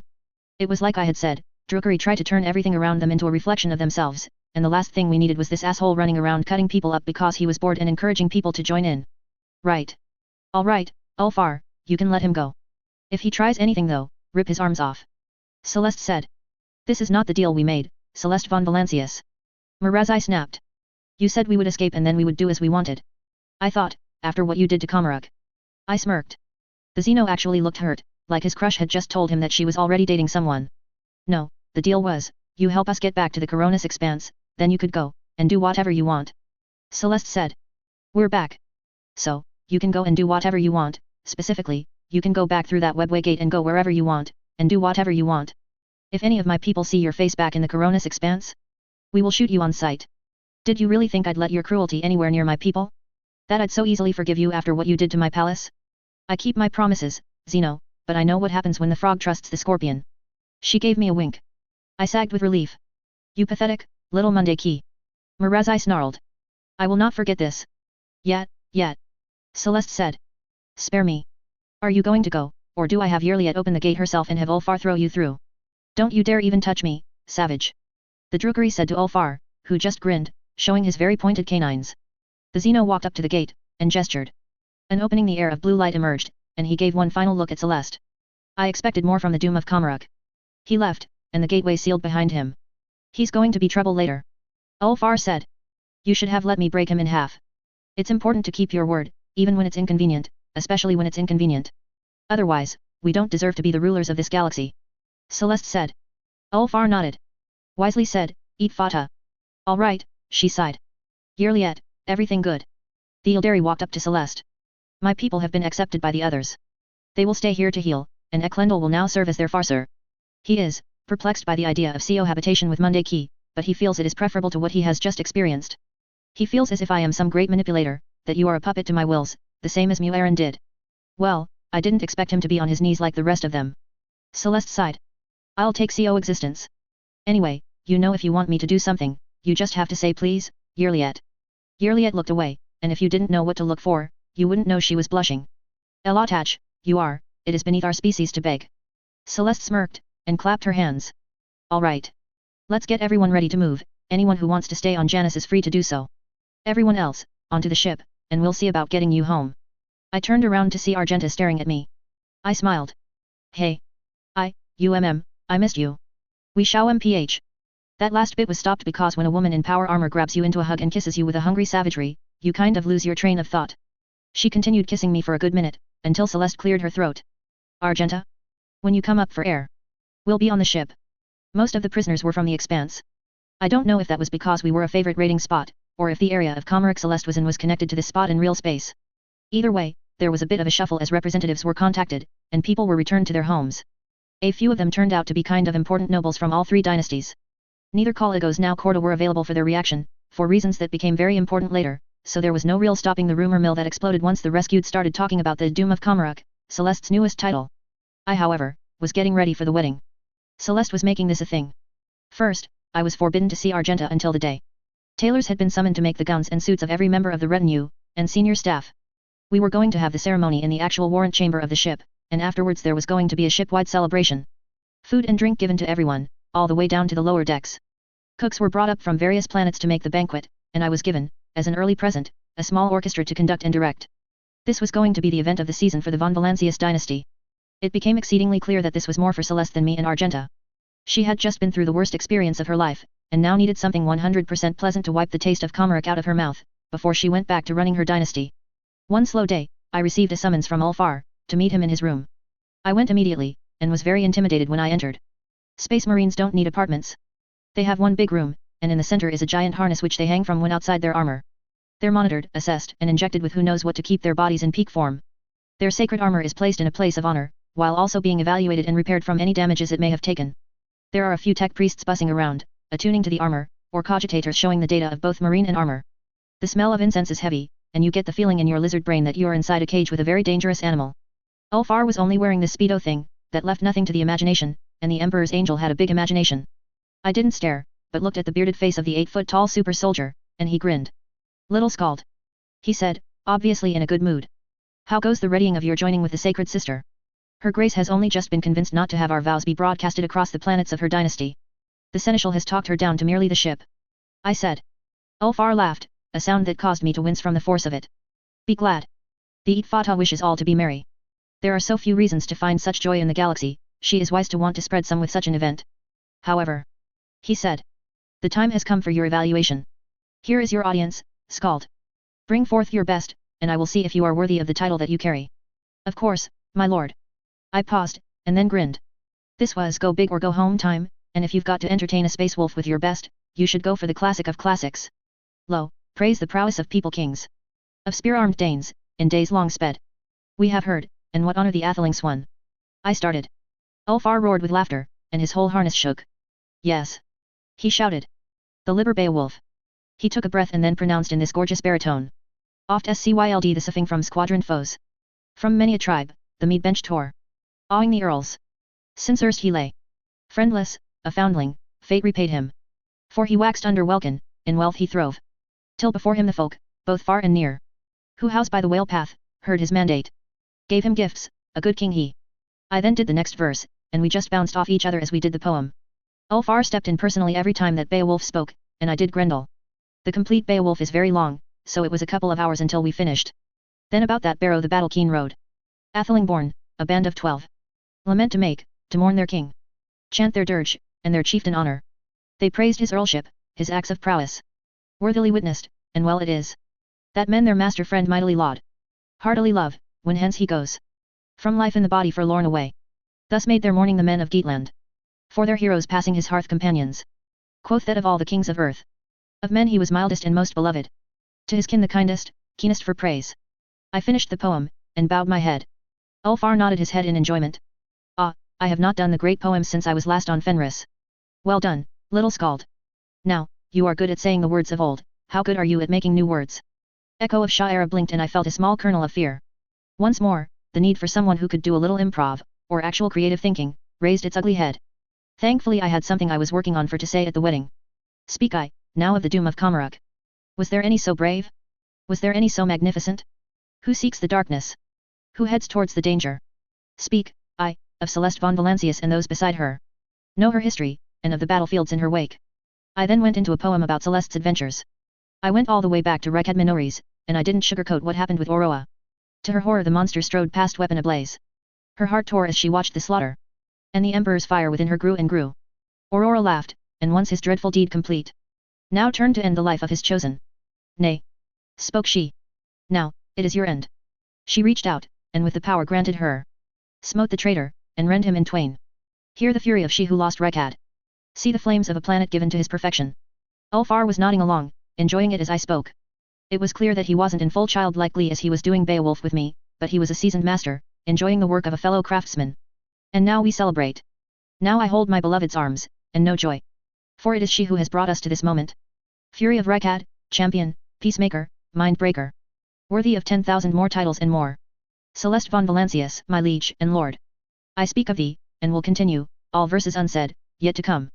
I bowed. Well done. Ulfar said. The Itfata will approve, but I have some suggestions. What happened next was an editing session. Ulfar gave some changes to the verses, and how to make the poetry flow better. I bounced some ideas back and forth, and redid some of the telling with the new changes. If anything, the Space Marine seemed to be in better spirits than he was when doing Beowulf. This was the true work of the Scalds, hammering words like in a forge, bending over ideas to perfect them and make them perfect. Echo of Sha'era was experiencing the whole thing like a middle-aged mother using a birthday certificate for a free full spa treatment. After another couple of hours, the tribute triumphant, Ulfar's suggestion, was looking very good. Ulfar nodded from his harness. This is good, little Scald. Ah, now we need some good meat and Fenrisian ale. I have heard of the great feasts of Fenris. Your beasts sound amazing. Grok's meat does not agree with me. Perhaps I need to taste something more wild. I said. The aftertaste, yes. Ulfar chuckled. There is a proper way to cook it, but you are right. Groks are too timid and that fear is what taints their flesh. Now, fight a kraken on the ice floes with naught but a spear, and you know you are getting a good dinner. Or our dinner. I said. Haha. Ulfar laughed. Yes. Now you are speaking as a proper skald should. Your lordship, I have a question. Someone told me a story you said, about my people. I said. The Echo and Lemon Russ, yes. Ulfar said. You are wondering how an Echo of Shira could be telling tales before Shira existed. It does seem a bit strange. I said. I have all kinds of wild ideas, time travel, warp displacement, the nature of Shahara's victory causing ripples in reality. Nothing so fantastic. Ulfar said. I was merely told to change the character. When I first heard that story, being so young, the storyteller is either Votan in disguise, or the All-Father, there to check on his Primarch-to-be before he truly visits him. Then, later in my life, I hear the story again, and now it is Echo of Shira. I asked the storyteller, why did you change it, and the answer I received was that was how it was to be told now. As a skald, I sought out the stories to tell my battle brothers, and again, I would find the changes. Whenever there is a storyteller in a story, they are to be an Echo of Shira. I ask each time, why the alteration, and I am just told that this is the way this is done now. So, now when I tell stories about storytellers, they are an Echo of Shira. This is how it is. Why? I asked. No, little skald, the question is not why, it is who. Who could reach out across the galaxy and into all places? Who could tell humanity in everyone's mind this is what you should say? Who is the only being with such power? Ulfar said. Oh. I said, eyes going wide. He did promise that your planet would not be forgotten. He did promise that the echoes of Shira would keep it alive until it was reborn. Ulfar said, grinning. Did you think he would merely take Shira into dreams, and do nothing else? I know very little of my people besides my mother, I said. And all I know of Shira are its tales. I have heard that your betrothed wishes to seek out Saint Argenta's ship and find the location of Shira. Ulfar said. A suitable dowry. He chuckled. Shira was more than just a planet. I said. I fear that Argenta will change, once she finds her namesake's ship. I fear the fire in her will burn the part of her I love. Bah. Ulfar said. Now you speak nonsense. Her fire burns because of you. She prayed in your name in that dark hole, and knowing you awaited her gave her the strength to slay countless foes. 15 times she went into the arena to drag the hopeless and desperate out of it. I have seen sisters with the kind of fire you fear, and they burn themselves out in their fury. She burns everlasting, and you have nothing to fear. Thank you, my lord. I said, blushing. Fat, you are merely nervous before your vows, and inventing fears. It is natural. He sighed. I am satisfied. You may go, little skald. I bowed, and left. The wedding was tomorrow, I had been fitted for my new clothing, my vows were ready, I was expected to be spending this night in silent contemplation and prayer. Instead, I was just dictating, it was more relaxing for me. Little one was practicing her poise for being the ring bearer, and admiring her own dress. Jay Hatery knocked on my door, and came in right after. I had a funny feeling that Echo of Shira was unlocking my door for me, because I knew I had bolted that thing. Maharaj, I need to make a request. She said. Jay, I said. What is it? It is my associates. They are, in a bit of a bother. Jay said. I winced and cursed internally as Jay described the problem. Her smuggling partners had been captured and held hostage by a crime lord that's headed out for Jay. Jay's final side quest, shit. I had tried to get ahead of this like the Regina Sourback thing, I really did. But Jay's smuggling partners, while grateful for the offer, didn't really accept my help. Also, it didn't really help telling them to be careful about the crime lord who hated Jay, because they were already wary about them. Did they have to get captured at the worst possible time? I sighed as Jay finished her speech. So, you want me to ask Celeste to delay the wedding until we can rescue your friends? Oh no. No. Jay shook her head. Are you joking? Your beloved would burn me alive for even considering such a thing, let alone what Celeste would do. She smiled. Be the happiest you can be tomorrow, Maharaj. Just, instead of a week-long party on Dargonis, maybe you can convince your bride and Celeste that Footfall would be a better place to celebrate? That way, while you and Argenta are celebrating your love, myself and a few others, can sneak away and handle some unimportant personal business. I'll see what I can do, Jay. I said. Maybe Argenta would like to have Hieronymus Doloroso bless our union. Ah, see? That is why I adore you, my friend. Jay said. Thank you, and may 10,000 saints bless you tomorrow. She left. The Emperor's signature on the warrant of trade was absolutely unreadable. I thought, looking at it, that there was possibly a P in it. I couldn't help but find my gaze slipping back to it, even when I looked around the room at everyone else. It was just the retinue, and Abel who was standing behind Pascal, trying not to fidget too much, and everyone was dressed to the nines. No one had less than 4 purity seals on their clothing. I had 8 on my suit, and about a mile's worth of layered braid on it. Skull buttons, and boots made of an endangered animal. Celeste was in her dress naval uniform, with armored epaulets, and more medals that could fit on her chest. Celeste motioned with her hand, and the organ music started. I didn't know until later that this music was being played throughout the entire ship. The doors opened, and Argenta entered. She was dressed in a black wedding dress, with a veil with tiny fleur-de-lis embedded in it. The dress had a huge skirt, and poofy in the shoulders, and right in the center of her chest was a pure white skull with golden filigree engravings. Her bridal train was at least 10 feet long, and held by Joy Neb and Odalas 9 serving as her handmaidens. She beamed with radiance, and looked stunningly beautiful. She did her hair up in a small bun. It looked very nice. She took her place next to me, and took my gloved hand in her own gloved hand. Her grip was as firm as it was when she was in her power armor. We looked at Celeste. I didn't care what happens next, but if she did the princess bride may we egg a joke I would not be held responsible for my next actions. Here is where it all starts. Celeste said. Here is where I started. Here is where the dynasty started. It starts with a promise. A promise to walk into the darkness and bring the light. A promise to be there for your partner. A promise to seize the galaxy and make it a part of something even greater. A promise to each other. She nodded to us, and we turned to face each other. I vow, to be yours. I said. I vow to make you a part of every story that I know. I vow to hold you as dear to my heart as Sha'era, and to stand upon its sands with you when we renew its promise.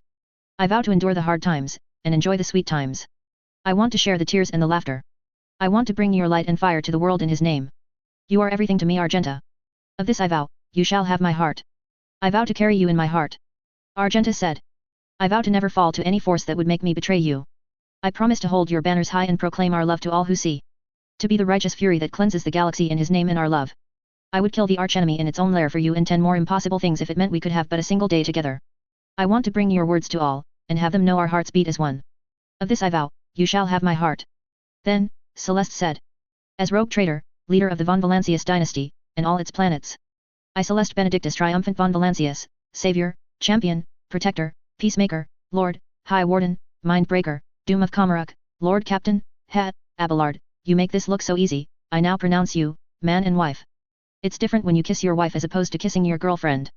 Little one, in her black dress studded with black roses, walked in with a pillow containing our rings.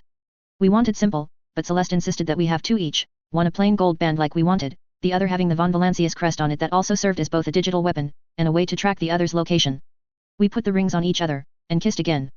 Everyone clapped. The reception party was pretty, and the banquet table was so loaded with food I thought it'd split in half. I saw nearly all of my very weird family. The Neb/Halcots had been summoned from midship, the orphans had a kids' table, I saw Battis, his husband and kid along one side, Grave was there awkwardly trying to get the attention of a Neb girl and Dodger and the Niskel sisters had arrived from planet side, and everyone was trying not to be unmannerly while still eating as much as they possibly could. A lot of nobles came up from Dargonis to attend the second biggest event of the year. Urbend was there, being his usual diplomatic self. Clementia was here, right by her grandfather as usual. Astartia and Vicent, newly married and a little jealous, came with glad tidings and a little passive-aggressive sniping that we hadn't came to their wedding. Tabitha Lloyd was also there, hassling the lower-class guests for exclusives on me and Argenta. Argenta and I had seats at the center of the table, next to Celeste. People would file by us, giving us their best wishes, and congratulating Celeste for, just being herself I suppose. Argenta would not let go of my hand, unless she was eating. Celeste was so happy and proud you'd think she was one of our parents. Joy Neb gave me a little grief for not visiting the family since the Narnia event. It was from a place of love though, and she realized that I had been a little busy. Grandma Neb was there, walked up to the table, and yet again burst out crying. She went on about how beautiful the 2 of us looked, and how we were emblematic of how wonderful the von Valancius dynasty was going to be. She dropped to her knees and went into worship mode when Celeste greeted her by name. Is she always like this? Celeste asked, as Joy took her away. Ever since she hasn't had to live in the hole. I said. She used to be so afraid, all the time. Her duties were killing her, living in those cramped quarters was slowly killing her, and every day someone in her family was dying. Now, well, we all pray to the Emperor, but when those prayers are answered, gratefulness comes in different forms. But, yeah, she's pretty much been like that since I met her. Celeste was overjoyed when I introduced the Niskel sisters to them, and explained their situation. She naturally said that she would absolutely certify them as heirs to the Tokay family, and she'd get someone to personally see it through the administratum. The girls were falling over themselves with thanks, and Riza kept trying to learn and recite all of Celeste's titles to properly thank her like a real noble. Celeste kept teasing her by adding new ones that Riza forgot until they both broke down laughing. Then she gave the girls a mature lecture about the perils of nobility that Riza listened to but didn't really hear, but Paula took with a deathly serious look. Grave didn't come up to the table to give us congratulations, but I made a point to walk up to him at a quiet moment and say hello. I had been keeping my word and keeping an eye on him. He didn't really want me to be always hanging around him, but he appreciated having someone know he existed. He had still decided that he wasn't ready to be not mad at Argenta yet, but he told me to tell her that he thought she looked pretty in her dress.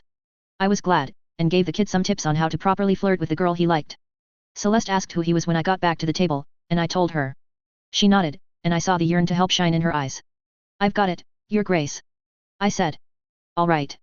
Celeste said, then smiled when little one walked up to the table and handed her a data slate. What is this, little one? The kid just turned and walked away. I sighed and rolled my eyes. That kid just had no sense of fear. She's been helping me dictate the tales of Sha'ira. That's probably something she'll think you'll like. Horatio Hornblower. Celeste said. Oh, that is something I think you'll like. I said. It's about a naval captain and his adventures. Oh, why haven't you ever given me this, then? Celeste said. I grinned. Can I blame Kasha making me do scary stories first? Celeste rolled her eyes, and Argenta smacked me in the shoulder. Finally, the food portion was done, and it was time for speeches. Urban stood up first, and I knew I was in for it. Every noble there seemed to want to be able to later say they had said something. The retinues were the only interesting ones. Abelard gave a rather touching one, on the nature of family and how precious it was to keep them close, for they can be your closest source of strength. Jay did a funny story about a married couple she knew and how they knew they could rely on each other to pull off some rather impressive scams. Heinrichs gave a formal address congratulating Argenta and Celeste for causing nearly every drukari ship in the Expanse to break off from their raids and retreat into the webway in a blind panic. Kasha didn't have a speech, but actually unveiled a painting that was her gift to us. It was this beautiful Ouroboros of a pillar of fire, and a waterfall encircling around each other. It was beautiful, and if you stared at it long enough, you could swear that the colors were moving. Then Abel walked to the front, and performed a short poem of Ben Eric. I should specify there for a moment. That poem wasn't simply words fed through a binary translator. It was a poem of Ben Eric. Imagine you can only speak one language, and the only words in that language are yes and no. Now imagine how good a poet you have to be, in order to compose something in that. I didn't understand all of it, but I felt deeply moved by Abel's words. Echo of Sha'ira was crying. Abel just walked away when done and went back into the shadow of Pascal, who just looked like he'd rather be anywhere else in the galaxy but here. I stood up then, bowed to Celeste and launched into the tribute triumphant. At the end, Celeste was beet red but smiling proudly, and everyone clapped and raised their glasses in salute to her. I sat back down. Argenta gave me a smile and a hand squeeze, probably for all the times I included her in the tribute as well. Celeste stood up, and raised her glass. To the happy couple. Everyone cheered, and toasted. Argenta and I got up, and went to the center floor. It was time for our waltz. Did you pick a good one? She asked. Oh, there were many, I said. But, well, there was one written for a princess. I nodded at the orchestra, and they began to play. Argenta wasn't lying. She was a fantastic dancer. We swept across the floor in our high Gothic fashions, all skulls and purity seals, lace and studded high heels.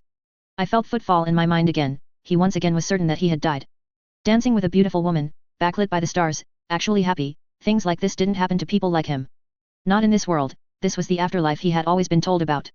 It was better than he ever imagined. The song ended, and we kissed to applause. I then took over as maestro for the orchestra, for a bit. I led them in a bunch more Gothic waltzes, and some old folk songs. As much as I would have loved to try and get 40k Elite to do the chicken dance, it wasn't that kind of party. Argenta went over to be mothering to the orphans, and teach them how to dance properly. Celeste did a dance with both Heinrichs and Abelard. She and Jay paired up for an up-tempo bit, but I knew that her preferred dance partner was sitting out of the way next to a widow, semi-concealed by a curtain. I was surprised that Yearliet had been in the warrant chamber at all. I was even more surprised that she was here. She had absolutely no reaction to any of this, and no one was making any attempt to talk to her. Tabitha made 2 steps towards her, narrowed her eyes, and then walked away. Still, she was here, that was something I suppose. She was here because Celeste wanted her here, clearly, she couldn't give a care about me or Argenta. Argenta and I led everyone in another waltz, and then there was another round of toasting from the nobles who had no idea who we were. The dessert course followed that, fresh fruit with chocolate dipping sauces. I was a little sad to not see any cake. I was expecting some giant multi-tiered monstrosity. I would later learn, from Tabitha of all people, that Celeste didn't like cake at all. There was some incident between her and it back on Necromunda. Turned her off from the whole concept of baked confections, really. It did make sense, Celeste loved fruit, and would kill for chocolate, but I had never seen her so much as near a cookie. It may have been my wedding, but she was paying for it, so, no cake. The good Amasek came out now, and the nobles started to play their usual games. The people I actually wanted to be there were now ready to go home, so I told Celeste that it would be okay if they left. Also, that if she wanted to give them a parting gift, leftovers from the banquet, there was still an obscene amount of food, would be much more appreciated than gift bags. I saw everyone off, as they left to go back to their lives of servitude and drudgery. Argenta was saying goodnight to all her orphans. Battis came up to me, and smirked. Thanks for coming up to me in the cafeteria. He said. I like this outfit much better than the first one. Thanks for letting me sit down. I said. Told you one day you'd be saluting me. Once everyone but the nobility were gone, Argenta and I told Celeste that we were going to our new quarters. Celeste looked like she really wanted to make a thing about the happy couple going to their chambers, but Argenta begged her to just let us slip away. She relented, and we exited the hall. Our new quarters were nicer than our old apartments, but not on the level of Celeste's residences. A full kitchen and dining room, big study for me with all the things a good spymaster/story recorder would need, our own private shrine room for prayer that was twice as elaborate as Argenta's old one, a training hall and armory, a huge bathroom, and a bedroom with a massive bed in it. So, Idira, told me you've spoken to my sisters about what I said. Argenta said, when we were alone in the bedroom. Yes. I said. There's nothing, it's okay if you don't like doing stuff like that. I meant what I said before, there's so much more that I look forward to other than that. We are one now, I assumed there would be expectations. She said. I shrugged. Well, do you want children? Not now, but, someday, yes. She said. I don't like how it feels, and the smell makes me ill. It's fine. I said. Anyway, as for kids, that can be a later conversation, and I'm sure there's some tech priest out there that knows solutions. I smiled at her. As for now, I think we can find a lot of things to do that don't involve anything you don't want. She gave me a coy smile back. You have been thinking about this, haven't you? I'll skip the story ahead a bit from here. So, I was able to talk Argenta and Celeste into going to a quick trip to Footfall, to which Jay was very thankful. It was still going to take us the better part of a week to get there, so our honeymoon was more of a staycation than a trip to somewhere exotic. I learned a few points of interest being married to a sister of battle. 1. I was always going to be the second most important man in her life. In prayer, thought, and deed, Argenta's heart always belonged to the big guy. I was okay with this, seeing as he was on Holy Terra doing his thing, and she was in the expanse, with me. 2. I was going to be doing a lot of praying. Morning prayers, prayers before meals, afternoon prayers, evening prayers, prayers for handling weapons, prayers for handling armor, prayers for saints, prayers for successful missions, prayers for the orphans, prayers with the orphans, prayers for sacred days, the list went on. I was expected to join her on all of them, as we were now a single unit. 3. I was about to get in the best shape of my life. Along with prayers, usually right after, came exercises and training drills. I thought I was in pretty good shape before, but a Sister of Battle's morning sit-up routine alone is enough to give a person ABS in a month. Also, there were a lot more Argenta beats me up for an hour in a sports bra and shorts workout sessions. Followed by gun range training, and now Argenta was making good on those promises to have me skilled in any type of weapon. I was getting much better, very quickly. 4. I was the chef of the household. Argenta didn't know how to cook. She could boil water, and prep an MRE, sure, but when I showed her the spices I managed to get Celeste to order, I just got a blank stare. Of course, when I made a dinner using said spices, she was wide-eyed and very thankful. Then she insisted that I keep cooking. It meant a little less praying, so I was okay with the extra duty roster. Also, until Ulfar taught me how to properly cook groks, we were very much a vegetarian household. Which I didn't mind, there were a lot of ways you could make mushrooms interesting. Seeing as Argenta's previous standard had been corpse starch bars, I didn't have to go that deep into my knowledge to please her. Which was nice. 5. On top of all that, I was still expected to serve in both my responsibilities as Master of Stories, Entertainment and Spy Master. I was very busy. Thankfully, little one, who was just there one day in my study in her custom chair when I hadn't summoned either, was there to pick up the dictation part of things. Even with that, I'd have barely any time to myself. 6. Celibate does not mean not intimate. Idira said her voices were starting to get sick watching us hug, touch, and kiss all the time. Jay, when not dealing with her own problems, was driving herself to distraction trying to get details. She has a game she plays with you. Jay said, when I provided her of diagrams of Footfall's sewer system where her people were being held. What game? I asked. She tries to never kiss you on the same patch of skin more than once in a row. Jay said. It's so cute. Oh, then that explains why she. I cleared my throat. No. Jay said, a huge grin on her face. Go on. Tell me what it's like to be embraced by those strong arms every night. Does she have any ticklish places? Please Maharaj, I must know. My soul is filled with turmoil and doubt, knowing that Ashmag has my crew held in this pit. Give me something to salve my soul, so that I may carry on. Her hair smells like the incense we burn in our shrine. I said. Jay grinned. It is the little things. Can we get back to the mission, please? I said. We're hitting Footfall tomorrow. So, I had forgotten one big thing about Footfall, given the wedding and married life and everything else. Incendia Corda had moved in, and she had very much taken over. The weird thing was that technically, Incendia had officially violated imperial law before the Chaos Corrupted, or Iconoclast, rogue traders had. It was one thing to do a little personal heresy here, or be so beloved that people started worshipping you instead of the emperor. It was another thing to take over a massive trading post, and enact your own personal rule overthrowing the duly appointed representatives, and unseat the local nobility. That, not even a rogue trader could get away with. The fact that Incendia's rule was almost exactly like the imperial truth was probably why she had been getting away with it for so long. The retinue and Celeste were walking through the marketplace, admiring what Incendia had done with the place. There were a lot of public hangings, and people tied to stakes and burned alive. Long lines of people in stocks, and hanging cages. The crimes varied from being in a gang, heresy, and sloth. Her feelings about my own contribution to the culture were also visible. There were huge bonfires of my books and data slates scattered all around. Her personal guardsmen kept dumping in more and more. Echo of Sha'ira shuddered in rage. Incendia was holding court right in front of the liege's manor. The word was that Viladame Tokara had been ousted from his own manor by Inquisitor Kalkazar, who had claimed the place as his own headquarters. Incendia was sitting in an elaborate throne of ivory and steel, passing judgment on some poor soul, who was dragged away kicking and screaming to the nearest available pole so he could be hanged. His crime? Possession of heretical materials, specifically a copy of Mice and Men which the new Queen of Footfall tossed on the massive bonfire behind her. Lady Corda. Celeste said. It seems congratulations are in order. I was unaware you had now taken command of the independent station of Footfall. We are bringing it to order. The red-haired, frozen-faced, woman said. It takes a firm hand to bring the wild to heel. But we have the will to do so. She reached to the side, and I saw there was a corpse there, with their skull sliced open. There was a dainty silver spoon stuck into the brain. I tried to keep a neutral countenance as Incendia actually scooped up a bit of the grey matter and ate it like it was frozen yogurt. This allows us to understand the criminal mind. I see. Celeste said in a tone that was clearly this woman has taken a long walk off a short space dock. Well, perhaps we could talk to High Lord Inky. Tyrant. A man ran up from an alleyway with a gun and fired the entire clip at Incendia's face. The woman didn't even blink as the refractive shield, generated by her throne, deflected all the bullets.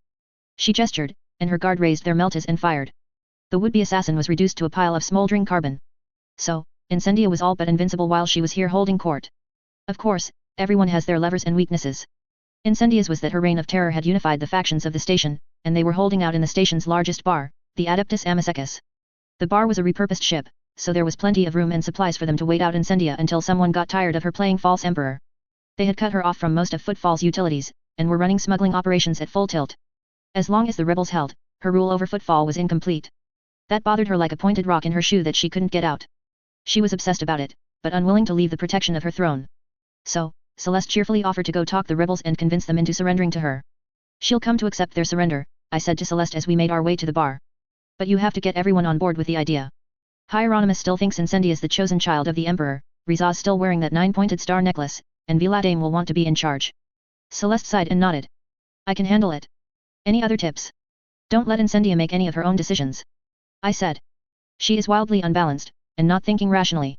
Also, I think the brain eating is making her sick. Noted. Where's Jay? Celeste asked. She has an errand in the sewer she needed to check out. She'll need our help in a bit. She'll rejoin us at the bar. I said. Celeste nodded, and we continued past the displays of public whipping, more executions, and even more book burnings. All my work to help improve people's lives here, going up in flames. I was disappointed, but not surprised. Nocturne of Oblivion had warned me, had he not? There would be days of failure. Days I got knocked back to almost the beginning. But this was a marathon, not a sprint, and I still had wind in me. Celeste was in her element in the bar. I barely had to do anything as she went from faction leader to faction leader. Telling them of her plan to lure Corda here, away from her throne, and get her to be the one to surrender. How you didn't have to trust each other completely, just long enough to know they wouldn't shoot you in the back. Also, Celeste was more than happy to promise that the Drusians, Explorators, Casbolica Mission, and Rizah's pirates, would all get their slices of Footfall's pie back just how they had been before, with a little extra thanks from the von Valancius dynasty. I watched Celeste talking to Rizah, and the pirate queen taking off her chaos necklace and drowning it in a glass of potent amasec, when I felt someone tap me on the shoulder. I turned to see a young man. The leech would like a word with you. He said. I went over to the small room where Viladame Tokara was holding his court. He looked at me over his sunglasses. I feel I was cheated. He said carefully. Do you feel that you are worth 45 thrones? I'm a citizen of the von Valancius dynasty now. I said, calmly and unafraid. I agree that my value has risen since my purchase. Polite, but not showing weakness. That was the key. I have been aware of your attempts to create humanitarian outreach in Footfall, similar to what you've established on the von Valancius holdings. The leech said. You are aware that any reaction will have reactions, especially on such a sensitive place as this. I am no fool. I said. Healthy and fed people are good sources of slaves and black market organs.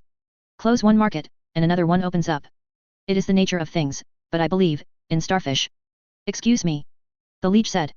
What is a starfish? It's a creature that lives in water, and there is a story about them. One day, a man was walking along the shore. A great wave had happened during the night before, and had washed up countless starfish above the tidal line. The sun was hot, and the starfish were drying out, soon all of them would be dead. He saw a child on the beach, she was picking up the starfish one by one, and placing them back in the water. The man went up to the child and said, what you do is pointless. You cannot save all these starfish, they will die. Nothing you do matters. The child's reply was to take a starfish, and place it back into the sea, and then turn to the man and say it mattered to that one. That is something I believe. Humph. The leech said. Until another great wave washes all your starfish back up to their deaths, and wipes the child out to see where they drown as well. In those cases, I said. I pray to the Emperor. As many do. He said. Echo. Celeste called out. I went over to find a very confident rogue trader. I think I got them all together, but I need a little extra. You have something that could help. A little impromptu, but I think I can come up with something for a ragtag bunch of rebels holding against a dictatorship. I said, and jumped up on a table and started to sing. I repeated the verses a couple of times, and maybe it was Celeste singing along and motioning everyone else to sing along, or it was Echo of Shira influencing people, but by the end, the entire bar was singing along to the chorus. I finished, and jumped off the table. How long have you had that one ready? Celeste asked. Well, it's about an attempted rebellion against a local tyrant, but I thought that it wouldn't play that well with the Inquisition. I grinned. True. She nodded. All right, I'm going to go talk to Incendia. Everyone, get the barricades and Prometheum ready. I'm hoping she'll go down without a fight, but you never know. We do this right, and we'll have them in a kill box. Riza, those explosives of yours better be shaped, I don't want my favorite bar to be studded with shrapnel. She headed off. At the same time, Jay entered the Adeptus Amicecus and looked around at all the activity. I look away for one moment, and Celeste is already starting another campaign. You found your people? I asked. What's left of them? Jay cursed. That Ashmag Falco slaughtered most of them. Only a few are left breathing. Barely, at that. I'm sorry, Jay. Maybe if we had gotten here sooner. I started, but Jay waved me off. Nothing we could have done, unless you knew the future. She sighed. Still, I have a plan. Their rat's nest has some of the old pacification systems hooked up in it, to keep the mutant slaves that used to work down there from rebelling. It'd be little work to open the pipes back up, find a cogitator, and release the gas. Falco and all his Azzy fall asleep, and we walk out with my people. Simple. Provided we don't get caught. I said. Well, where's the fun if things were simple? She grinned. I think only a few of us are needed for this errand. Edyra will be invaluable, and possibly Pascal for the cogitator, Celeste of course, and maybe yourself. I'm not the world's stealthiest person. I said. Also, all I know about old machinery is that if you hit it, it sometimes works. Jay laughed. Yes, but Argento would just charge in, Abelard has less grace than you do, the Xenos does not care, and Heinrichs, well, I believe that getting the Inquisition involved with the worries of a smuggler would be counterproductive. You could message the ship and see if Ulfar wants to help. I'm sure that a space wolf charging into your den would be a very big distraction. I said. I think his lordship's talents are much like Argenta's, only writ large. Please? Jay asked. Fine. As soon as this is over. I said. Hopefully, Corda doesn't blow her own brains out when Celeste points out the truth. I could think of worse ways this ends. Jay said. The Drusians will riot. I said. And? You think that having Reverend Hieronymus in charge is best for future stability? Jay asked. Better than the group fracturing, I said. Hieronymus can be reasoned with, and at least does not wish to see starving people in the streets, and joining gangs in desperation. Jay nodded, and then we took our positions at the barricade, and waited. Soon, Celeste ran into the bar, and took her position at the front of the United Resistance. They're ready to face you, Lady Corda. She called out. Incendia, and a handful of her guard, marched in. She frowned, seeing everyone ready for a fight. What is this, von Valancius? You said that there was talk of a peaceful surrender. She said. I'd thank you not to act rashly, your ladyship. Celeste said. You're standing atop a landmine. I'd like you to hear me out first, before doing anything. Incendia looked down, and her eyes went wide. Then she looked up at Celeste. Celeste took a breath, and gave an impassioned speech. It was about how Incendia was in violation of imperial law, and that this was obviously because the poor woman was always terrified every day by invisible fears, that only seemed to multiply the more she tried to fight them. How Incendia was an incredible woman, and a mighty rogue traitor, the chosen of the Emperor himself, and didn't need to close her fist so tightly, when the galaxy was hers to grasp. Once upon a time, there was a little girl. Celeste said. The girl was afraid of her wicked stepmother, of heresy in her household, and above all just afraid of this all-encompassing fear. Then one day, she took a look at that fear, and she found it wasn't some great and terrible thing, but a little nothing merely wearing a mask, and then the girl saw that she was looking into a mirror. She gently took off the mask she was wearing on her heart, and the fear vanished. Celeste's delivery was perfect. I was particularly proud of the last bit, we had discussed it together, and worked it to perfection. Corda broke into 1,000 pieces. Dropping to her knees, crying. For a second, I was worried she was going to shoot herself like in the game, but Celeste was instantly next to her. Holding her and saying more comforting things. Her guards stood next to her, unsure what to do, if that was because their ruler was having an emotional meltdown, or the explosives they were standing upon, I didn't know. Celeste helped Corda up, and delivered her into the arms of Reverend Hieronymus, who happily took his lost child in for consolation and confession. And like that, the reign of Incendiacorta had come to an end, and Footfall was now completely a protectorate of the von Valancius dynasty. Jay's errand right after that was much easier in person than in the game, as stealth is much simpler when you can actually hide, as opposed to trying to learn how to do a stealth mission in a game with no stealth system. My role was to quietly run down one tunnel, find the suppressant valves, and turn them on. Thankfully, they were clearly labeled, and Falco's goons weren't patrolling this part of the tunnel. I cranked the valve, heard the hiss, and then banged the pipe next to it loudly to signal the others that it had been done. That part, I had suspicions about, but these sewer tunnels were always banging and groaning, one sharp noise wouldn't stand out too much. Still, I pulled out my bolter pistol just in case. A few moments later, there was a warning buzz and the sound of a loud hiss. A few shouts, and then nothing. Finally I heard Jay cry out. "All right, everyone. It's over," she shouted, and I ran to join her and the others. We got the remaining 3 of Jay's associates out, and Jay put a bullet into Falco's head. That side quest done, we went on to other matters. "What do you mean the Inquisitor refuses to see me?" Celeste shouted at the guard in front of the Liege's manor. "His lordship is very busy with the Euphrates II situation, and has no time for pleasantries about non-critical events." The tech priest Brass Whisper chirped out through his mask. "Karum makes her own fiefdom right outside his door, while her forge world is suffering a heretical uprising." Celeste asked. "What part of any of that is a non-critical event?" "The Lord Inquisitor states that if von Valancius wishes to aid him in solving the current situation, they can help by gaining insight into the status of Kaligo's Winterscale. The Korda dynasty solicited them for aid regarding Euphrates II, but they have not responded. It would behoove you to find Lord Winterscale and find out why. So now I'm the Inquisition's errand girl." "Wonderful." Celeste sighed. "Why didn't Incendia ask the von Valancius for help? We've got a fleet and troops as well." "She hates you," Brass Whisper said simply. Celeste shrugged. "All right, where was Kaligo's last seen?" "Last reports have his flagship above the planet, Quetzaltemur," Brass Whisper said. "All right." She turned to the rest of us. "Argenta, Echo, I know you wanted to have a nice time here at Footfall, but I think we're going to have to cut it short." Argenta nodded, obviously disappointed, but understanding of the situation. "I wanted to spend our honeymoon on Janus beaches anyway, so I was fine with the change." I winced. Quetzaltemur was going to be a long slog through a very hot jungle. It was also the only chance I had to alter Kaligo's fate. If I failed, he'd live, but suffer severe spinal damage and be in pain for the rest of his, now quite few, days. As we headed back to the ship, I saw Kasia quietly talking to Celeste. Celeste nodded. "Yeah, sure. We can make a detour," she said. "Shouldn't be a problem. I doubt Kaligos is going to go anywhere." "Oh, good, we were now doing Kasia's final side quest. I didn't have to get involved, but I would never abandon my first and best fan. It was time to face Tisiphone Orselio, the Wicked Queen herself." 13th story. Technically in the game, you stay on the map of the Coronis Expanse when you go to Kasia's final side quest. It's only if you pay very close attention to the system map, and some of the dialogue that you realize that you are very much not in your sector anymore. Calamity's Fortune discovered that when the entire ship started to shudder and groan as we went through the warp jump. That's a bit more impressive when you realize that the entire city of Chicago just decided to jump 3 feet to the side. Then there was the screaming, and the shrieks. Again, this was more standard operating procedure for a warp jump, but usually it was confined to just a portion of the ship, or a particular deck. Nothing to worry about, but when the entire ship was affected, that was when you started to worry. I already knew what the problem was, so I had Argenta go make sure nothing broke through at the usual points where cultists and demons like to show up. Macro batteries, lower decks, and cargo holds. Meanwhile, I went to the Novice Sanctum to see if the Lady Navigator needed aid, which I knew she did. I got there, and found Celeste had beat me there, and was fighting with the sealed door to the sanctum. "Echo, you got the alert too," she said. "Good, come help me with this." I ran over and helped her slowly wrench the door opened. There's no safety standards in 40K, so we had to use our knives to pry open the doors enough that we could get our hands in and pull it the rest of the way. We did, and we ran into the sanctum to find Kasia fending off a horde of painted creations, with just her painter's trowel. Kasia's easel was as big as a wall, and covered with her work. She apparently picked one point and painted there, until she had inspiration for something else, and started up in a new area.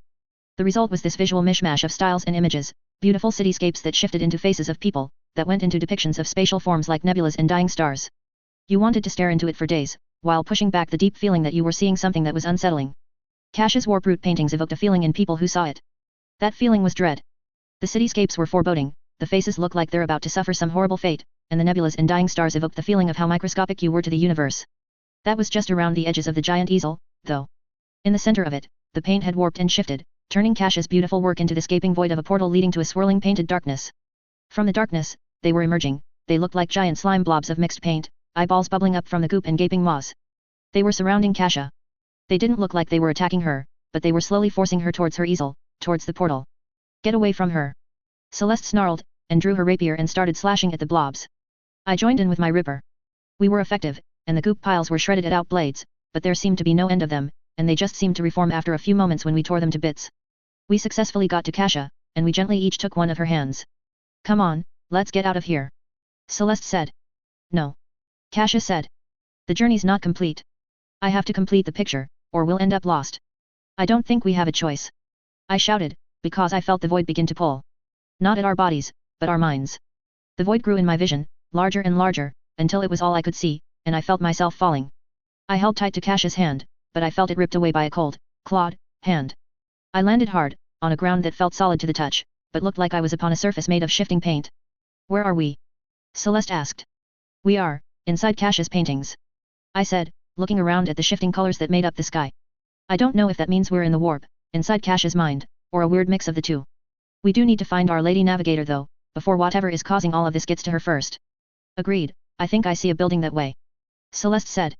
Best place to start, I suppose. It was a weird kind of haunted house, in that it was also a space station at the same time.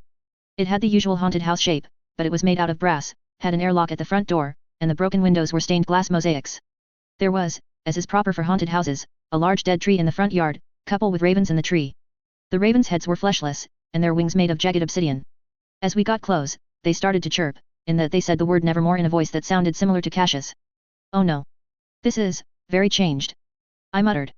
What is? Celeste asked. This world. It's changed because of. I sighed. I think Kasia's mind is being attacked by something that's playing on all her fears. Kasia's reaction is to turn all of these fears into embodiments of all the scary stories I've been telling her. So every monster you've made up is in that house trying to kill us, or Kasia. Celeste said. Yet. I'm going to admit that this is a good amount, my fault. I said. This may get really weird, super fast. Well, Celeste gestured at the airlock door, and the handle to open it. You go first, then. I sighed and pulled the handle, and heard the buzzer as the cycle began. Please not the clown, please not the clown, anything but the clown. I muttered. Clown? Celeste asked. It's a monster in a story. A fear demon that takes the form of a clown. I said. Kasia was particularly unsettled by it. Maybe it's not one of her favorite stories. Celeste said. She had me perform it 4 times. I said. I opened the door. This is the station Kasia was living in. Celeste said, looking around at the room we were in. But it's all different. There wasn't a lookout. She hissed. I was swinging wildly, and hit the figure coming at me with my ripper. It tore the ghost face mask off and sent red paint flying everywhere. The figure dropped to the floor. Faceless save for a blob of paint, and dissolved into a puddle of darkness that was swallowed up by the floor. What was that? Celeste asked. A lunatic with a knife. I said. Kasia went through a slasher phase for a bit. Most of them are harmless fanatics wielding blades. Easy enough for us, if a little hard to kill. Wonderful. Celeste said. Looks like this is the way forward. Come on. We're looking for an elevator to Kasia's private sanctum. We may need a key. We ran into Michael Myers and Jason on the way. Celeste was more than happy to test their invulnerability with her power rapier. It turned out the slasher icons tended to not get up after you slash their limbs off. They don't seem that scary. Celeste said, kicking the shape's head to the side. Well, they're supposed to be going after hapless civilians, and youths. I said. Not rogue traders who've destroyed entire cities. Celeste nodded, and then frowned. What is this? It's a staircase. I said. Celeste gave me a look. I know, but what's it doing here? There's supposed to be an elevator. The hostages are usually held in either the attic, or the basement. I said. This must be showing us the way. So, which one do we take? Celeste said. Well, here's the thing, splitting up in a horror story is about one of the worst possible things you can do. Dumbest move you can make. I said. But we're inside a horror story, so I don't think we have a choice. Alright, I'll take the attic.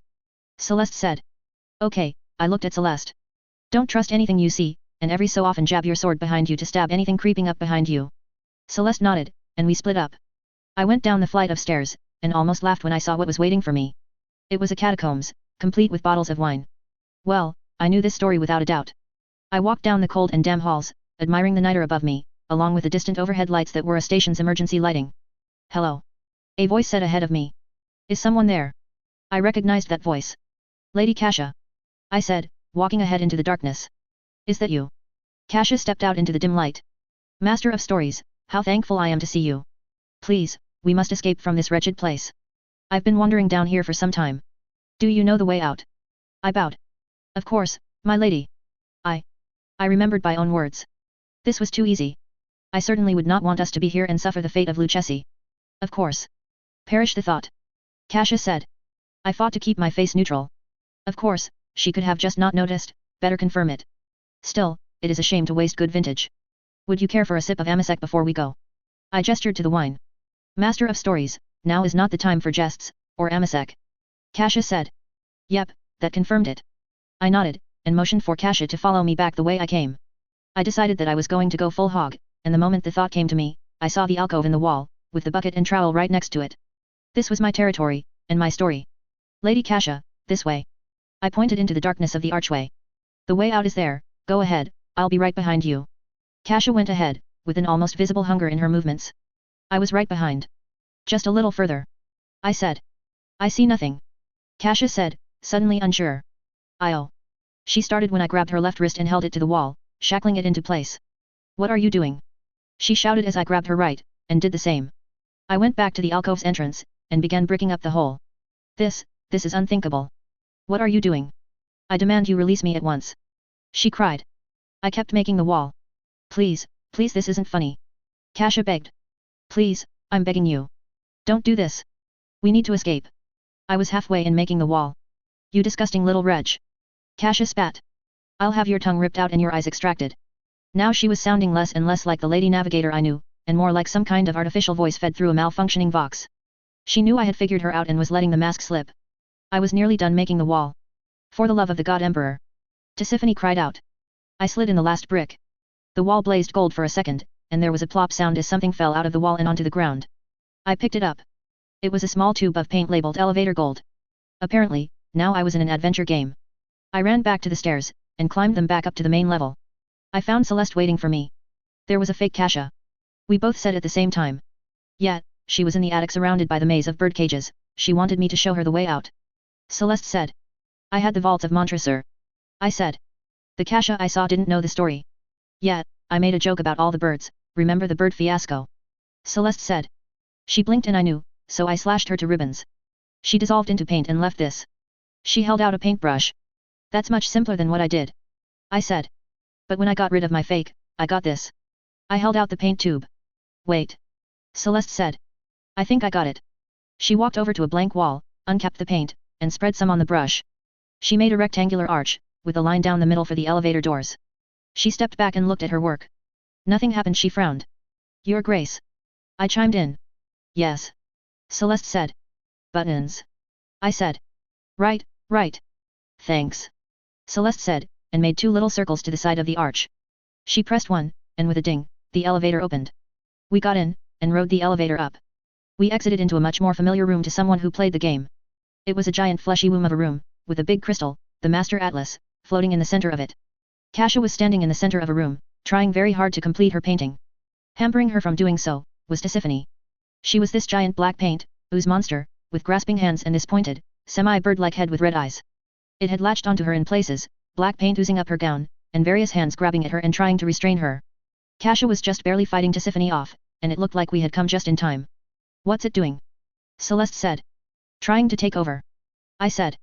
It's what the Master Atlas was supposed to do. Allow Tisiphone to come back from the dead by taking over the soul of whomever it was implanted in. Kasia. Celeste screamed and charged up into the center of the room, slashing away Tisiphone's arms, and ripping away hers with her bare hands. She was making good progress, but Kasia needed just a little more, and this finish line she had to cross herself. Lady Orselio. I cried out.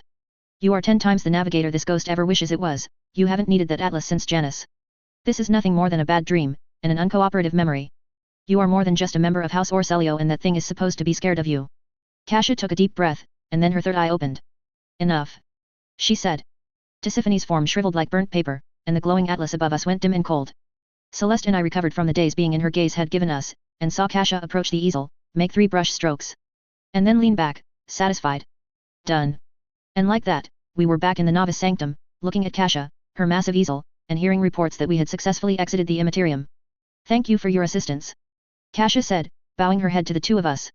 I think I'll need to join you when you go down to the planet. Sure. Celeste said, still blinking at the change of scenery. Just, one small request, Kasia. Yes, Your Grace. She asked. Ask Echo to tell you some happy stories, just as a change of pace, please. Celeste said. Why is the sun pink? I said, looking out the window of the novice sanctum. Oh yeah, Celeste said. That is odd. Wait, that's not a normal nebula, Kasia, where exactly are we? Not in the Coronis expanse. Kasia said. I think, one of those nearby stars used to be the Kadayan sun. So that's the eye of, oh dear. I said. We need to get down to that planet. Now. Celeste said. On the planet, we easily found the House Orselio base camp, now long abandoned. We also found it set up on top of a giant Ildari complex. This used to be one of our worlds. Yearliet said. One of our most treasured worlds, once again plundered and savaged by the Monday Key. What exactly did Tisiphone do here? Celeste asked. Well, Edyra said. I think it has to do with that giant floating red thing, and I think our guests are going to tell us all about it. Naughty, naughty. A voice said, and the Harlequin troop dropped their cloaks, and revealed that they were all around us. Accompanying them were some of House Orselio, whom I knew were of the Kill Tisiphone faction. Ruining our big entrance. How in the warp did you get here before us? Celeste asked the Orselio. Desperate times invoke strange bedfellows. The navigator said, gesturing to the Harlequin next to him. We knew the location, and they had alternative ways to get here. Now we will have no more interruptions. The taint of Tisiphone will be purged and her evil put to rest. Wait. Yearliet said, before the show begins, I would like to know, what exactly has occurred here? This is a sacred crone world. How did the Monday Key come to abuse it? The outcast wishes exposition. The lead Harlequin said. Very well. The Harlequin then took about 20 minutes to say that Tisiphone had originally discovered the same warp route to this hidden crone world we had just taken. She landed and found that the Ildari had long abandoned it. She then, for lack of a better word, hacked an Ildari soul jar, and used it to make bootleg spirit stones. The Orselio atlases were powered by Ildari souls, and what was worse, when a human with an atlas died, their soul went to the soul jar where it mixed with the Ildari souls, which was very bad for human souls, and driving the Ildari souls insane. And now, the lead Harlequin said, bowing towards Kasia. Our leading lady can take the stage for her final solo, and close out this tragedy. Lord Captain. Kasia said, very afraid. That's not going to happen. Celeste said. I'm sorry about the mess that Tisiphone made for you, but she didn't get to hurt Kasia, and you're not going to either. Elotach. Yearliet said. Yearliet, I get it if you have to sit this one out. But Celeste started. No. Yearliet said. I understand. You do not allow those under you to come to harm. I am with you. Although, she eyed all the other Harlequins that were surrounding the retinue. I have felt we have had easier battles. Thank you, Yearliet. Celeste said. Ulfar, think you can handle 2 of these guys? The ones on the right. It will be a pleasure. Let's see if they can caper as they do when I rip their legs off. The Space Marine said. I realized that this was going to go very south, and that I had a moment to step in. I think there might be a happy ending here. I spoke up. One that doesn't require finality. The Nocturne's child actor thinks he can direct. The lead Harlequin said. Presumptuous. Well, you have the spotlight for the moment, or does he? They looked at Celeste. Echo. Celeste said. Well, I took a deep breath. Kasia has control over the Master Atlas now. Can't she just use it to siphon off all of the human souls from that? I pointed to the floating red bird that was the Alidari soul jar. It had a proper Ildari word, but when the Harlequin said it I had no idea how it was spelled or how he managed to pronounce it. She can put the Ildari souls back, and remove the human souls. You kill her now, and it's a temporary fix until you kill all the holders of an atlas. Even then, you'll need to find a new way to siphon them out. This way, Kasia can, if she wants, go to all the members of her house, and fix their atlases. Then cleanse that. That way, you get what she wants, and she doesn't have to die. Right. The Harlequins looked at each other, and it was clear that a silent communication was occurring between them all. And what does our leading lady have to say about it? Taking on such a task for the rest of her life. Kasia. Celeste said. Whatever you pick, I'm in support of it. I'll help you either way. My house has been the source of such great suffering and terror. Kasia said. I am unafraid to stand on my own and end the pain. If you will accept my pledge, I will gather, or go to, all of House Orselio, no matter where in the galaxy they may be, and rid them of our shameful past. If they need the help of the Atlas to be navigators, then they are unworthy of the title. Yes, I will take up this duty, in the name of the true honor of House Orselio. The lead Harlequin clapped. Such grace and form from our leading lady. The heart is moved. It seems the child actor can write a scene as well as he recites. Nocturne of Oblivion proves us all the dullards once more. Come. Leading lady, we shall give you your new direction, and close the scene. I'm coming with her. Celeste said. Just in case. The lead Harlequin nodded, and Celeste and Kasia went up the stairs that led to the dais where the soul jar floated in midair. This is not what we agreed. The Orselio rebel shouted. You said that the reign of Tisiphone would end, not that there'd be a whole new form of subjugation. He was promptly shut up by Yearliet walking up to him and punching him in the face. Hard. He collapsed like a card table. Thanks, Yearliet. Celeste said. Anytime, Elotach. She smiled and winked at Celeste. Then she stood guard, watching the lead Harlequin. I checked on everybody as the Harlequins walked Kasia through the rituals to separate and release the souls. Abelard was his usual stoic self, going along with whatever the Lord Captain was doing, damn his personal feeling.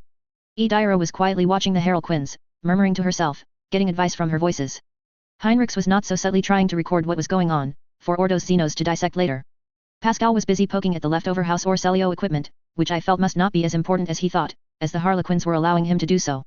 Jay was also looking through the old supplies for stuff to acquire. Argenta and Ulfar were talking to each other, and looked like a child who has been told they had to leave the park 15 minutes early. I walked up to them. I'm sorry I prevented bloodshed. I said to my wife and fellow Skald. You can make it up to us next time, Ulfar said. Perhaps it is for the best. I have fought these types of Capra-ing Xeno, they are quite skilled. Surely you can't feel as if we couldn't have defeated them. Argenta said. No. We would be victorious, but keeping the Lady Navigator alive as well. He nodded. That would be much harder, especially if they wished her dead more than their own survival. They'd have to go through me first. Argenta said. I'm sure Lady Kasia will be quite touched by the sentiment. I said. The Lady Navigator is an integral part of our team. She said. Also, everyone has heard how you and the rogue trader went into the heart of the warp to rescue her from the ghost of her house's matriarch. She thwacked me in the shoulder. Next time, you be sure to bring me along? Sending me to check empty holds, and hollow macro batteries. The next time you think there's something interesting happening? I better be there. Got it. Yes, my beloved. I will be absolutely sure to put your life in danger. I said. Good. She said, and pecked me on the cheek. Ulfar laughed. I see only the most terrifying of foes places fear in your heart, little Skald. Kasia and Celeste finished the ritual, and guarded by Yearliet they returned to the group. Okay. I think we can go. Celeste said. What about them? Abelard pointed at the Orselio rebels. They decidedly looked unsure of what to do now that their Xenos benefactors had started ignoring them. Ugh, hey. Celeste cried at the lead Harlequin. Are you going to give them another trip back to their homes? Laughter was the reply from all the Harlequins. Celeste groaned. Fine. Hey, if you want a trip back to the Expanse, you better get on our ship. She said to the rebels. They, realizing that the rogue trader's charity was at its limit, hurriedly made their way to the shuttle. Abelard, go ensure our guests are secured, firmly, and without weapons. Celeste said. Ho. Vagabond merchant. The lead Harlequin said. I assume you are aware that this stage was for one night only, and can considered to be closed for all further performances. Lest when the leading lady returns one last time for her last performance, at her own close. That's a date that's not coming for a long time, correct? Celeste said warningly. Very true, but we will be watching. To ensure her road performances go as they should. The lead Harlequin said. Celeste nodded. All right, let's get out of here. I stared at the Eye of Terror as the shuttle went back to Calamity's Fortune. Argenta sat next to me and looked at it as well. We held hands, and I rested my head on the shoulder of Argenta's armor. Quetzaltemur is a long trip away. She said. I think I could put together an entertaining evening for the group, or just us, if you're feeling like that. I smiled at her. You should at least earn your keep. Argenta said, chuckling. Something to keep us focused on our task. Very well, I said. There's plenty of stories about the jungle, and adventures we're in. They're the home of proper two-fisted tales of adventure. I think that might be just the thing to get us ready. Argenta said. Something stirring, to endow us with the spirit we'll need to find our stray rogue trader. It was nice, getting ready for an evening's performance. No spymaster intrigue, no side quest juggling, no having to be the isekai hero for once. Just, a nice evening with friends, and me as the headliner. I had decided to go for a triple feature this evening of jungle adventure. Start with the original Jungle Book to set the mood, then a strong retelling of Heart of Darkness, and finish with a true jungle classic that would absolutely play in the 40K universe. Argenta and I arrived at the lounge at the agreed upon time. I was dressed in my old storyteller uniform, and Argenta in her habit with her prayer rug. We entered to find everyone ready, dressed comfortably, and enjoying fruit and chocolate. Yearliet was in her corner, as usual. Also, Ulfar had decided to join us, dressed in his armor. I guess there's no real thing as casual wear for Space Marines. He was sitting in another corner, a large flask of something so potent I felt drunk just by the faintest whiff of that stuff. Him being here alone was kind of making the vibe a little uneasy. Maybe it was that transhuman dread thing, but there was this feeling that a very large wolf had decided to come lay down in the room with us. The wolf was friendly, and seemed calm, but everyone was still slightly on edge.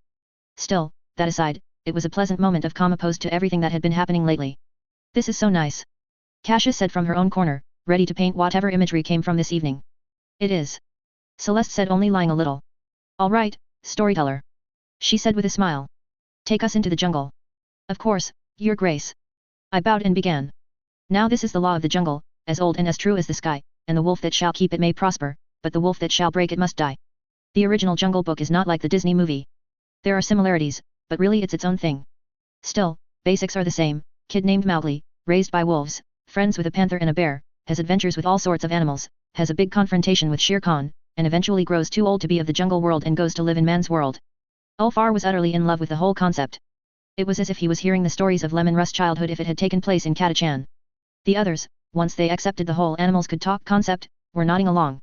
Also, I added in a few touches from Disney here and there, one evil empire nodding to another, by doing Kaa's song, and King Louis's song. I finished with the out song, that capped off Mowgli's return to human society, and I bowed. I was greeted with applause. That was lovely. Celeste said. Thank you.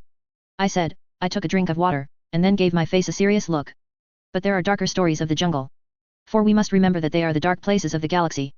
Then I went into a very 40K variation of Heart of Darkness.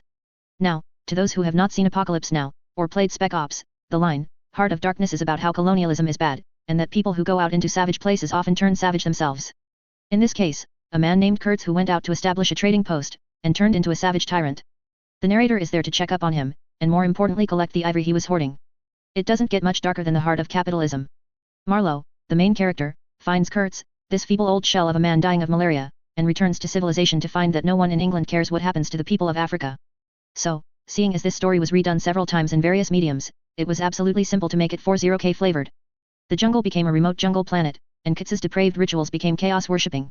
I went through it all, the brutality that the imperial colonists did to the natives of the jungle planet. How it went from pacification to enforcing to cruelty to profane rites in the name of the archenemy. In the end, the planet was determined lost, and subject to an exterminatus. Very bleak, but this is 40K, bleak is standard.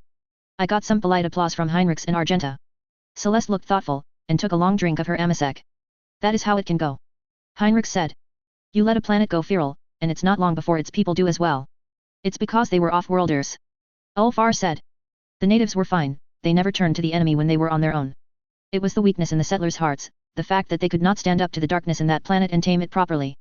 Instead, they tried to do it halfway, take the dark parts they liked, while creating their own little imperium. We did not make Fenris ours by understanding it. We did understand it. It wanted to kill us. So we made it our own. We tamed that darkness, just as the Eat Fata has with her own. Oh. Celeste asked. You have seen that darkness? Ulfar said. Everyone in this room has. You have spat in its eye again and again. Standing firm. Never doubt your ability to do so. Celeste blushed and nodded. Thank you. Okay, good story, Echo. The last one better be a really good one, though. Oh, Your Grace. I said. This is one of the finest stories ever made. A story of man's triumph over the Xeno. About brotherhood and what it is to be a man among men. This is the tale of the predator. I got a huge surprise when I described the beast hunting Dutch and the others. Heinrichs, Ulfar, and Yerliet all shouted out at once. The Yautja. They said with varying degrees of elation and, in Yerliet's case, horror. The story of the first encounter with the Yautja. Heinrich said, eyes wide and a huge smile on his face. That was supposedly lost for ages. Oh, tell me you know more of their stories. Haha. Ulfar cheered, again nearly blowing out everyone's eardrums. Now this is a story. Oh, to be on the same battlefield as one of those ancient Xenos, I can only imagine what it must have been like. Such foes. You know of these Xenos? Celeste asked. Only by legend. They were wiped out very early when humanity took to the stars. They were one of the greatest foes we had. Such technology, such ferocity, the war was one of humanity's truest marks that we had come to claim what is ours. They were the deadliest among the stars until we came. Henrix beamed. And we were beating them even when Earth was all that we knew, fantastic. Such foes. Treacherous and cunning like all Xenos, Ulfar said. But the old stories speak of them being the most honorable foes humanity faced in those early days. No false promises, no lies and depravity, they saw us coming and they readied their weapons. They asked for no quarter, they gave none. When it was done, the last Yautja knelt before his betters, and allowed its head to be struck off. This was after they had destroyed their own planet rather than see it captured. Ulfar laughed. I wish I could find myself back then, during that war. Fighting a creature just slightly my physical and technological better, just to prove that I am truly worthy of my own true strength. Yerliet? Do the Aladari know of the Yautja? Celeste asked. Only from nightmares of children. Yerliet said. Matrons would speak of them to instill fear and proper behavior. How they would hound the Ildari as prey, taunting them, their technology always just a little more superior, their cloaking just that much better, we were their prey. You have said it before, Kraden, are in the galaxy always lies your better? The Yautja were ours. This was before the creation of She Who Thirsts, and our empire was not as great as it was in our zenith. If it were not for their bizarre way of living, they could have been true terrors of the galaxy. We were. She sighed, slightly not caring about her use of words. We were relieved when we learned they had been destroyed by another infant race. Ulfar and Heinrich exchanged a very smug-looking grin with each other. Celeste gave Yirliet a comforting smile, and the Ildari just turned away and began to meditate. I shrugged. Her loss. Also, apparently predators existed in this universe, or used to at least. Now I was curious about xenomorphs. Well, either way, that meant my next couple of performances for a bit were very easy to pick. I returned to my retelling of the classic tale. I ended it with Arnie escaping, and the predator taken out by the true most lethal species in the galaxy. I got a room full of applause. I bowed. You're one ugly motherfrocker. Celeste said. Oh, I have to save that one. It's a classic. I said. And now? I walked over to the piano, and did a classic song about the jungle and its residents. I finished, and bowed to applause. Do you wish anything more, Your Grace? No. Celeste yawned and stretched. I think that's enough. Well done, Master of Stories, I think we're all ready to head into the jungle. 2 days into the jungle and we were all thoroughly sick of every single leaf in it. Please tell me that is a new set of ruins. Idira said. Because if we've been walking in circles for the past 9 hours, I am going to just open a portal to the warp and be done with this. It's fine. Celeste said. We're fine. Look, casing shells. She sniffed them. Fresh too, we must be close to someone. Hopefully it's Kaligos. It wasn't Kaligos. It turned out to be a squad of Ildari. Yirliet stepped forward, raised her hand in a sign, and gave a greeting in her language. The reply was a rifle shot that nearly took her head off, if not for her reflexes. We all dove for cover, and Ulfar charged forward. My job was to keep track of the Ildari that went into camo or jumped up into he trees for sniper positions. I felt it though, the presence in my skull. Maybe it was because I knew about it in advance, or the prayers etched into my skin, but I realized what was happening. That's why when the fighting was over, I ran over and dumped the entire contents on my canteen on Celeste's head. She blinked and looked at me, with a look that promised violence in the next few seconds. Why did you do that, Master of Stories? Because the blood god is present on this planet and making everyone violent and unhinged. I said. Did you realize that you've been stabbing that body over 20 times by now? What? Celeste looked down. Oh, shit. Is that why we got that welcome? You'll have to ask Yirliet for confirmation, but it might explain why they shot at us even after Yirliet's display. I said. Heart of darkness indeed. Celeste sighed. Okay, everyone hear that. We will guard ourselves with the armors of faith and contempt. Argenta said, walking up to us and handing me an extra water bottle. Nothing will taint our souls, and our mission is now even more clear and present. Thank you, beloved. I said. Lord Captain, Abelard said. The sun is setting, I feel we should set up a camp, and attempt to find Lord Winterscale in the morning. Not a bad idea, Celeste said. Probably a bad idea to go tromping around in this in the dark. Okay, first thing, let's move the bodies to wherever Yirliet says is okay. After that, alright, Abelard, get us a fire going. Echo, Idira, and Jay, go see if you can find anything to add to our rations. Pascal, you and Argenta make something so we're not sleeping in the dirt. Heinrichs, you and I are going to make some traps to keep anything from finding us in the middle of the night. Ulfar, you mind being on watch? I would insist on it, Eat Fata. The Space Marine said. Great, and Yirliet, just let us know if you need help with your people and any rights. Celeste said. It is not needed, Elatach. She nodded. But I appreciate the offer. The 3 of us found a stream with fresh water, plenty of edible fruit, and to my delight edible mushrooms.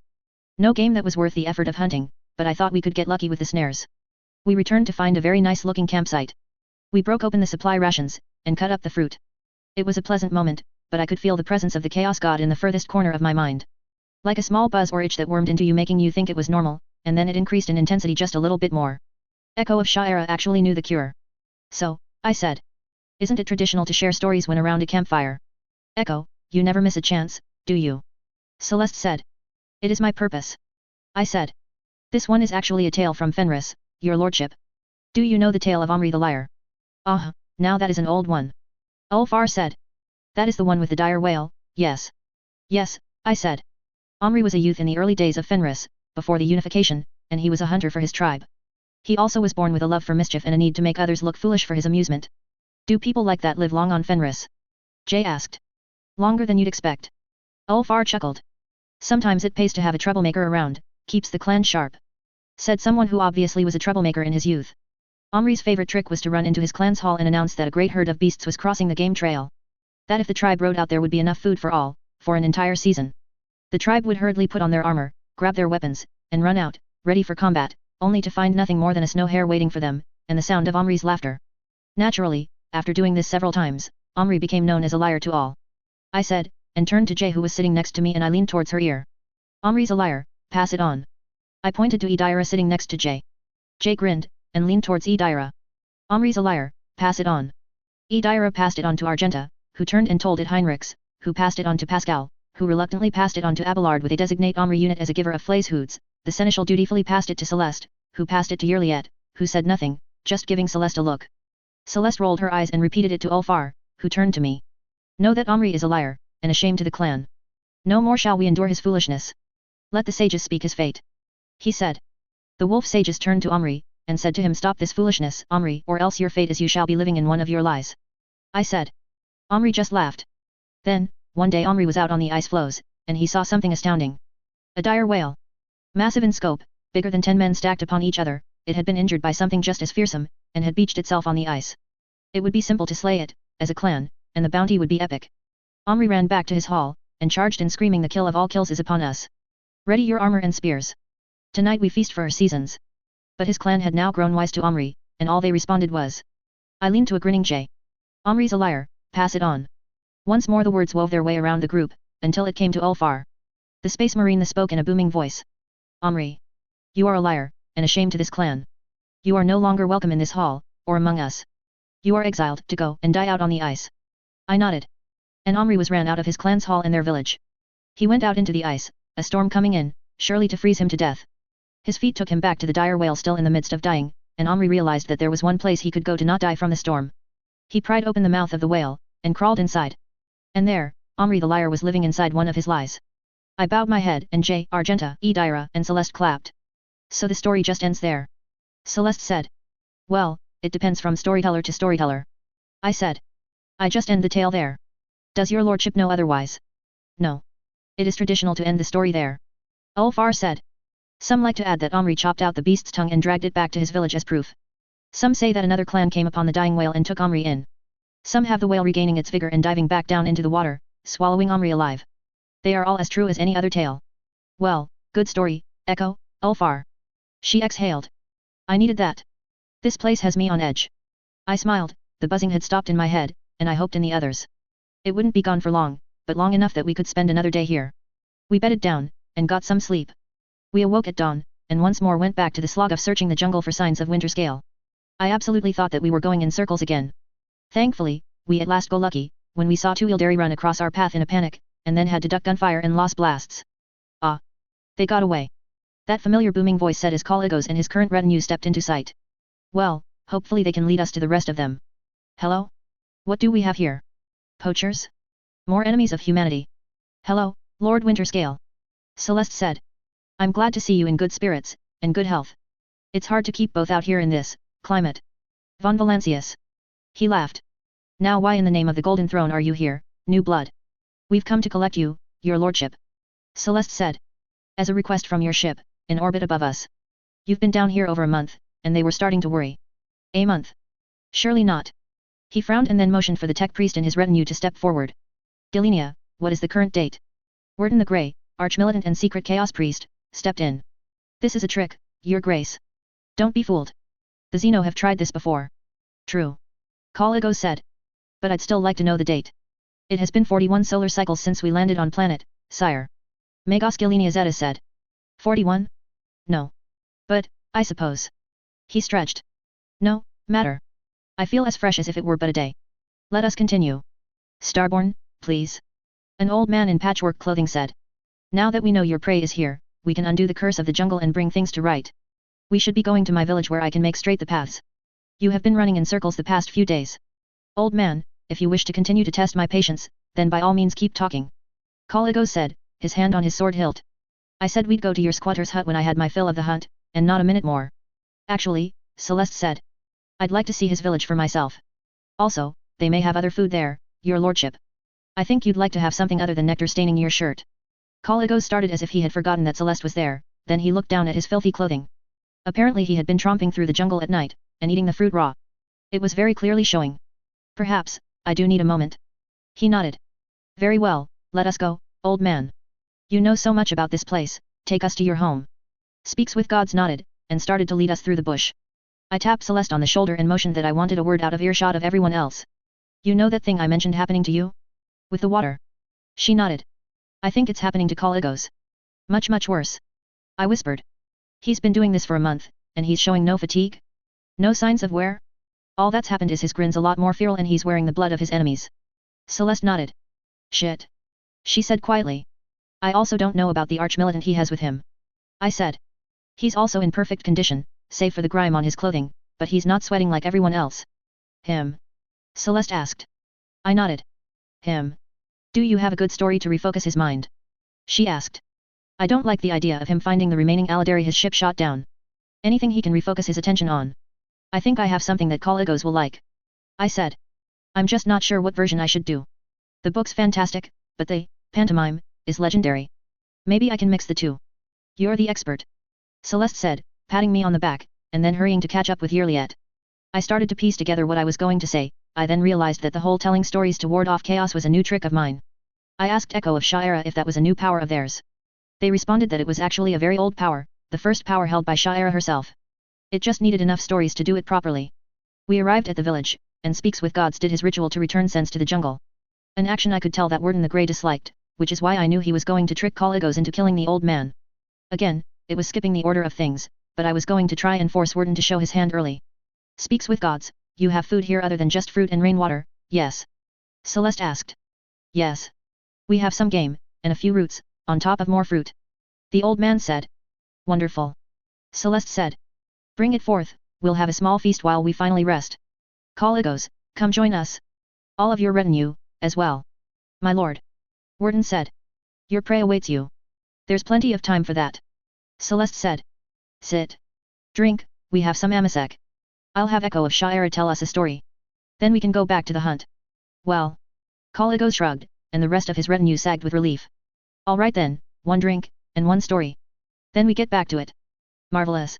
Celeste said, and as everyone else took their seats, she motioned for me to stand. Go ahead, Echo.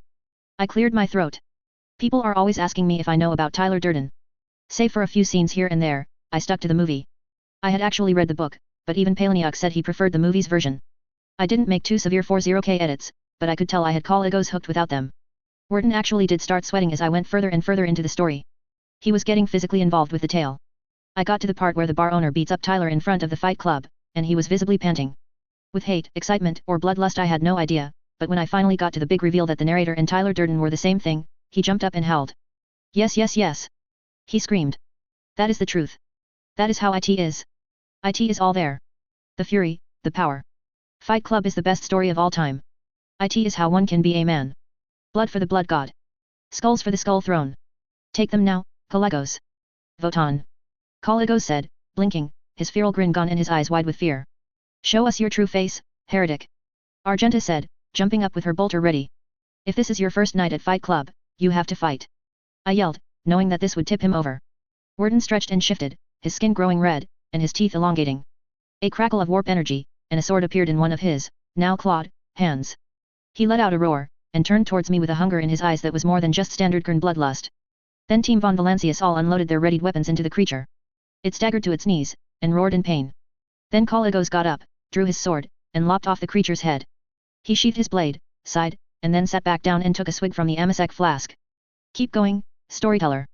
It was just getting good. He said.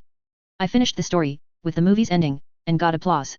Caligos sighed, and looked at the smoldering remains of Warden's body. I think, I need a repose from my vacation. Gilenia? He asked. Yes, my lord. The tech priest said with hope in her voice.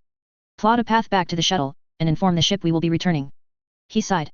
I think, I need a long bath to start with. Yes, my lord. The tech priest said with joy. Caligos got up and stretched, still blinking like a man coming out of a too long sleep. Groggy, but glad that his body was moving again. He nodded at Celeste and then pointed at me. Von Valancius, I can see what you mean on his value. If you ever tire of him, I'll at least give you a star system for him. He's training a protege. Celeste said. When she's ready, I'll give you my rental rates. Caligos laughed, and then walked out of the village and back towards civilization. Yearliet, come on. Celeste said to the Ildari. Maybe the old man can help us. The pair went off to talk to the village elder. Well done, little scald. Ulfar's hand slammed into my back, almost knocking me over. Spotted, and lured out. You had him from the moment he sat down. That is how we storytellers do it. You're the one who shot him, my lord. I said. Bah, I saw the look on the creature's face. The Space Marine said. I shall have to have you witness me recite my poetry during the next great battle. You will see the same look of hunger as they charge towards you, your words shredding what little of their minds they have left. It will be an honor, my lord. I said. Okay. Celeste said, returning to the group. We know where the Aladari are. If we leave now we'll be there before nightfall. Do you want us all to come? Jay asked, giving a side eye to Argenta, Heinrichs, and Ulfar. Well, Edyra.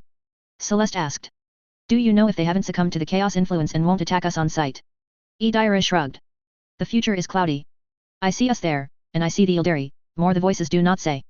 Just that the door is nearby. Right, Celeste said. Your special door you keep seeing. All the more reasons you should come. Which means everyone else, remember, no shooting first, no matter what names they call us. They didn't call us names. They just huddled behind the ruins they were camping in, weapons pointed towards us. Yrliet approached, and made the same gestures she did with the earlier group, and we saw them relax. Two came forward and spoke in their native tongue to Yrliet. Yrliet started and turned and spoke quietly to Celeste. Celeste turned to the rest of us, and then froze. Oh. You. I slowly turned around, to see Nocturne of Oblivion standing behind us. He did like to do that, didn't he? He strode through the group of us, bearing us no mind. So, the vagabond merchant wishes to circumvent the arrival of Hearth and Home, to preserve the preservatives? Do you know what that will entail, outcast? What that is asked of you? Nocturne of Oblivion said. Yrliet nodded.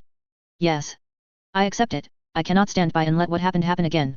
Another way is possible. Every which way it seems. The solitaire clapped his hands, and the other Ildari stood at attention. Ready the array. As the Ildari put the contraption together, Yrliet prepared for her communion, and Celeste told everyone else about the incoming craft world and how Yrliet was going to try and plead with them not to come. I approached Nocturne of Oblivion. I had a question in my mind, after learning everything about the Comeric trip, and I wanted an answer. Nocturne of Oblivion turned to me. Did you want Celeste to destroy the Dark City? I asked. The spider web is not all ruin. His darkness has had threads in his web for such a raindrop, perhaps not so big a downpour, but the web will remain. What will be though, when the senior seer who sees comes to his darkness with plans of death, his darkness will not be content to hide in his web forevermore, and be willing go up the waterspout. The Harlequin said. Oh. I see. I said, and left it at that. In the game, this next event took a longer time than it did in reality. The communion with the craft world went awry, and Yrliet appeared in pain. Celeste reached out and touched her, and then presumably spent a while in Yrliet's inner world talking. I saw Celeste touch Yrliet's shoulder for a fraction of a second, and then both women were standing, looking at Yrliet's shattered soul stone. I don't regret it, my Alatach. Yrliet said. I will face the future with you. Excuse me. I raised my hand. I hate to interrupt this moment, but, can't Nocturne of Oblivion take you to the crone world we just found? That's where soul stones are made. Right. The child actor tries again to step into the director's chair. Nocturne of Oblivion said. It is adorable, and admirable, but they speak without knowing all the facts. The crone world was damaged by the wicked stepmother. It will take centuries before the forges are cleaned to smith once more. Also, the outcast now has a particular soul that a simple housing will not serve. Soul crystals must be attuned, and shaped. Were it so easy to pick up a stray from the ground like a stone to crush the heads of one's enemies? Oh. I apologize. I spoke out of turn. I said. Nay. Nocturne of Oblivion said, getting close to me. He spoke the next part softly. The outcast will have her stone anew, but it will be upon the heartbreak, for that is an attunement easily created. You are not the only one who dines upon tragic love stories, child actor, and when the people fall in love with a flickering candle of a life. It always ends in tears. I stepped away from the clown, who just bowed, and went to direct the rest of the Ildari that survived Winterscale's hunt. Apparently he had a ship ready to take them away to safety, now that the planet was no longer a chaos trap. Celeste and Yrliet didn't want to talk much more to each other about that, at least for now, so we went on to the secret drookery base that the Ildari had told Yrliet about and was the same place that was bothering Edyra. It really wasn't that exciting, fought some creatures, killed Tervanitas, finally, and that was about it. Save for the implications that I kept to myself. Revealing that someone had given this human-built base to the drookery to make something, that had been recently removed, wouldn't be helpful right now. Later I could bring it up again, if Heinrichs or someone else didn't. We also found the door that Edyra was having visions of. Specifically the Ildari behind the door that was giving out psychic cries for help to end their torment as a drookery slave with a piece of xenotech in their head. We gave the help he wanted, at muzzle velocity. Edyra held the piece of tech in her hand. If I put this in me, it's close the door in my mind. End the voices. Sever me from the warp. She swallowed. But every second it'll be killing me. I'll have 2, maybe 3 years? Maybe even less. She closed her eyes, thought for a second and then tossed the tech away. No. No. Celeste said. Just no. Death comes to all people. No sense making it come faster. Come on, let's get out of here. The Psyker said. I smiled. That looked like it didn't even take a skill check. We were back on Calamity's Fortune, and we were going to regroup with the rest of the Von Valancius Armada at Foulstone before we went to Euphrates too. I had been called to Celeste's private chambers. I arrived to find her not at her desk, but a light coming from her bedroom. Cautiously I went in to look and saw Celeste and Yearliet meditating together, by the light of a single candle, and, most scandalously, they were holding hands. Romance path complete. I saw that there was a note on the door, addressed to me. Echo. Yearliet would like to hear the rest of that story you told her. However, please start from the beginning so I can hear it too. Thank you. Celeste. Well, if their idea of a date is going to see all three Lord of the Rings, who am I to stand in the way? Still, I wanted this to be perfect, not just okay. I stepped out of the bedroom and looked at Celeste's study. There was a piano. Perfect. Also there was a servitor, even better. Unit. Respond. I said. Hello, Echo of Sha'ira. The servitor said to me, with green glowing eyes. Oh, Nomos. Well, that's fine too. Help me move this piano into the bedroom. I'm going to play while I recite. I said. Mother will enjoy this. She was very excited about this. Nomos said. She has heard your stories before, is this one different? She's sharing a story with a special someone. I said as we moved the piano. That makes them much better, as you share your thoughts, and feelings, with each other and your hearts grow closer. This will do. Thank you, Nomos. May I stay and listen? Nomos asked. Of course. I said. But we should leave when it's done and before those two return, it's polite. I started to play, and recited the famous words. I finished, and Nomos and I moved the piano back, and I bade the star god a good evening, and went back to Argenta to make dinner. We talked about what our plans were for the big battle ahead of us, and we went to sleep in each other's arms. That was about the last quiet evening I had for a good long time. Because now I was going into Euphrates too, and now there was no more skirmish battles. This was break out the minis big. Not to mention it was where I would come face to face with Kunrad Voigt. He apparently still had a grudge regarding my title. 14th story. Euphrates 2 is what happens when you try to solve a problem similar to Kievagamas without going down to the planet and do the difficult, boots on the ground, work. Korda's doctrine just said bomb the Forge world until all the heretics were purged. Turns out that only gets a certain percentage of your targets. The rest of the heretics know how to avoid such assaults, and all you are doing is destroying infrastructure and hurting civilians.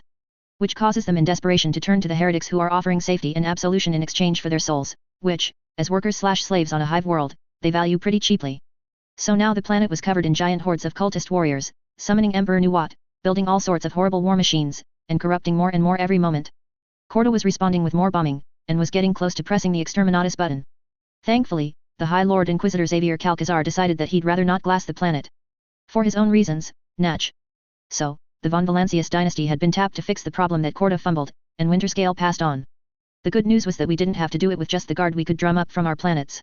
We had support from both the explorators and a pack of space wolves known as the Stormbiters. Ulfar alone was enough to make any battle we had trivial, and now we had about 20 of his battle brothers. The problem is that space wolves really have only a few battle tactics. They are charge, and wait and charge. That may be a little unkind, they're hardly stupid, but this group really liked getting into the thick of things, and didn't care about collateral damage. The tech priests of the explorators, who were providing the artillery, tanks and other machines, not to mention a good size of the fighting force, very much did care about not damaging the Forge world further, in aggressive assaults. This led to lots of arguing about how to proceed with the assault. Since Celeste was now in charge of the assault, she had to listen to most of it. Pascal and Ulfar were of little help, as they were both considered to be radicals of their respective factions, and their leaders didn't give their counsel much heed. I was called to the War Council as an advisor, but it was clear that Celeste was hoping that I would have some great insight or story to get Thorvald Ironhide, the Space Wolf leader, and Opticon 22, the Magos leading the explorators, to work together. This was Celeste's job in the game, but I didn't blame her for delegating. I am sorry to see your battle brother show such poor hospitality, Lord Ridmany. I said, loudly. What? Ironhide said. Watch your words, Spymaster. But it is true. I said. Magos Opticon 22 has opened the gates to his sacred Forge world, given you a great battle to partake in, and all he has asked that you not stain his carpets, or damage his hall. I smirked at Ulfar, who grinned at me. I have always heard that the Space Wolves were the most excellent of guests.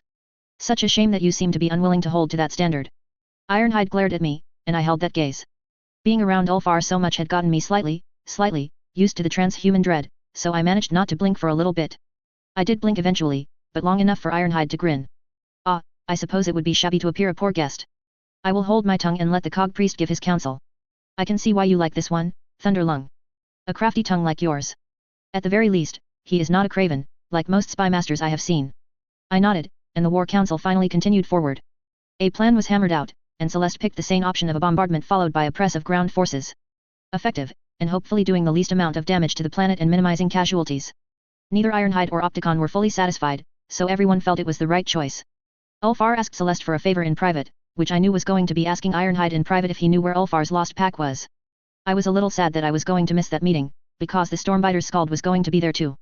Halbrand the Braggart. My fellow speaker of tales should have had some backup when faced with a lesser of our kin. The art was done so that warriors could be respected, not to flaunt egos. Guy was a hack. The way that meeting ended was that Ulfar would be told where his pack, the Baleful Howl, had gone if he could prove himself equal to the Stormbiters in combat down on the planet. Otherwise Ironhide just thought that Ulfar was going on a suicide mission and he should just let the Baleful Howl go and join the Stormbiters. I got told this, because Ulfar asked me to meet him in his armory to help say the rights over his weaponry. This was a big honor. I heard you and the Braggart got into it with the art. I said. Space Wolf poetry slams were amazing, heavy emphasis on the slam. He is young, and has a quick tongue. He will learn. Ulfar said, as he anointed his bolter, which made Argentus look like a toy, with the sacred oils. You plan to be down on the ground with your joined partner, yes? Yes. I said. Her litanies and my tales to drive the guardsmen on to victory. I would like you to, once we reach the Machine Cathedral, to join me. He said. I will need another Skald in this. The victory will be mine, but the story shall need editing. I said. Ulfar nodded. The story must be told, one way or another. I trust you, storytellerkin, to tell my story no matter how it ends. To tell it well and truthfully. I wish you to witness it, so that no other can tell it in my place. Do you think this is where your story will end? I asked. I knew the answer, but I felt he wanted me to ask the question. If it would only be so. Ulfar said.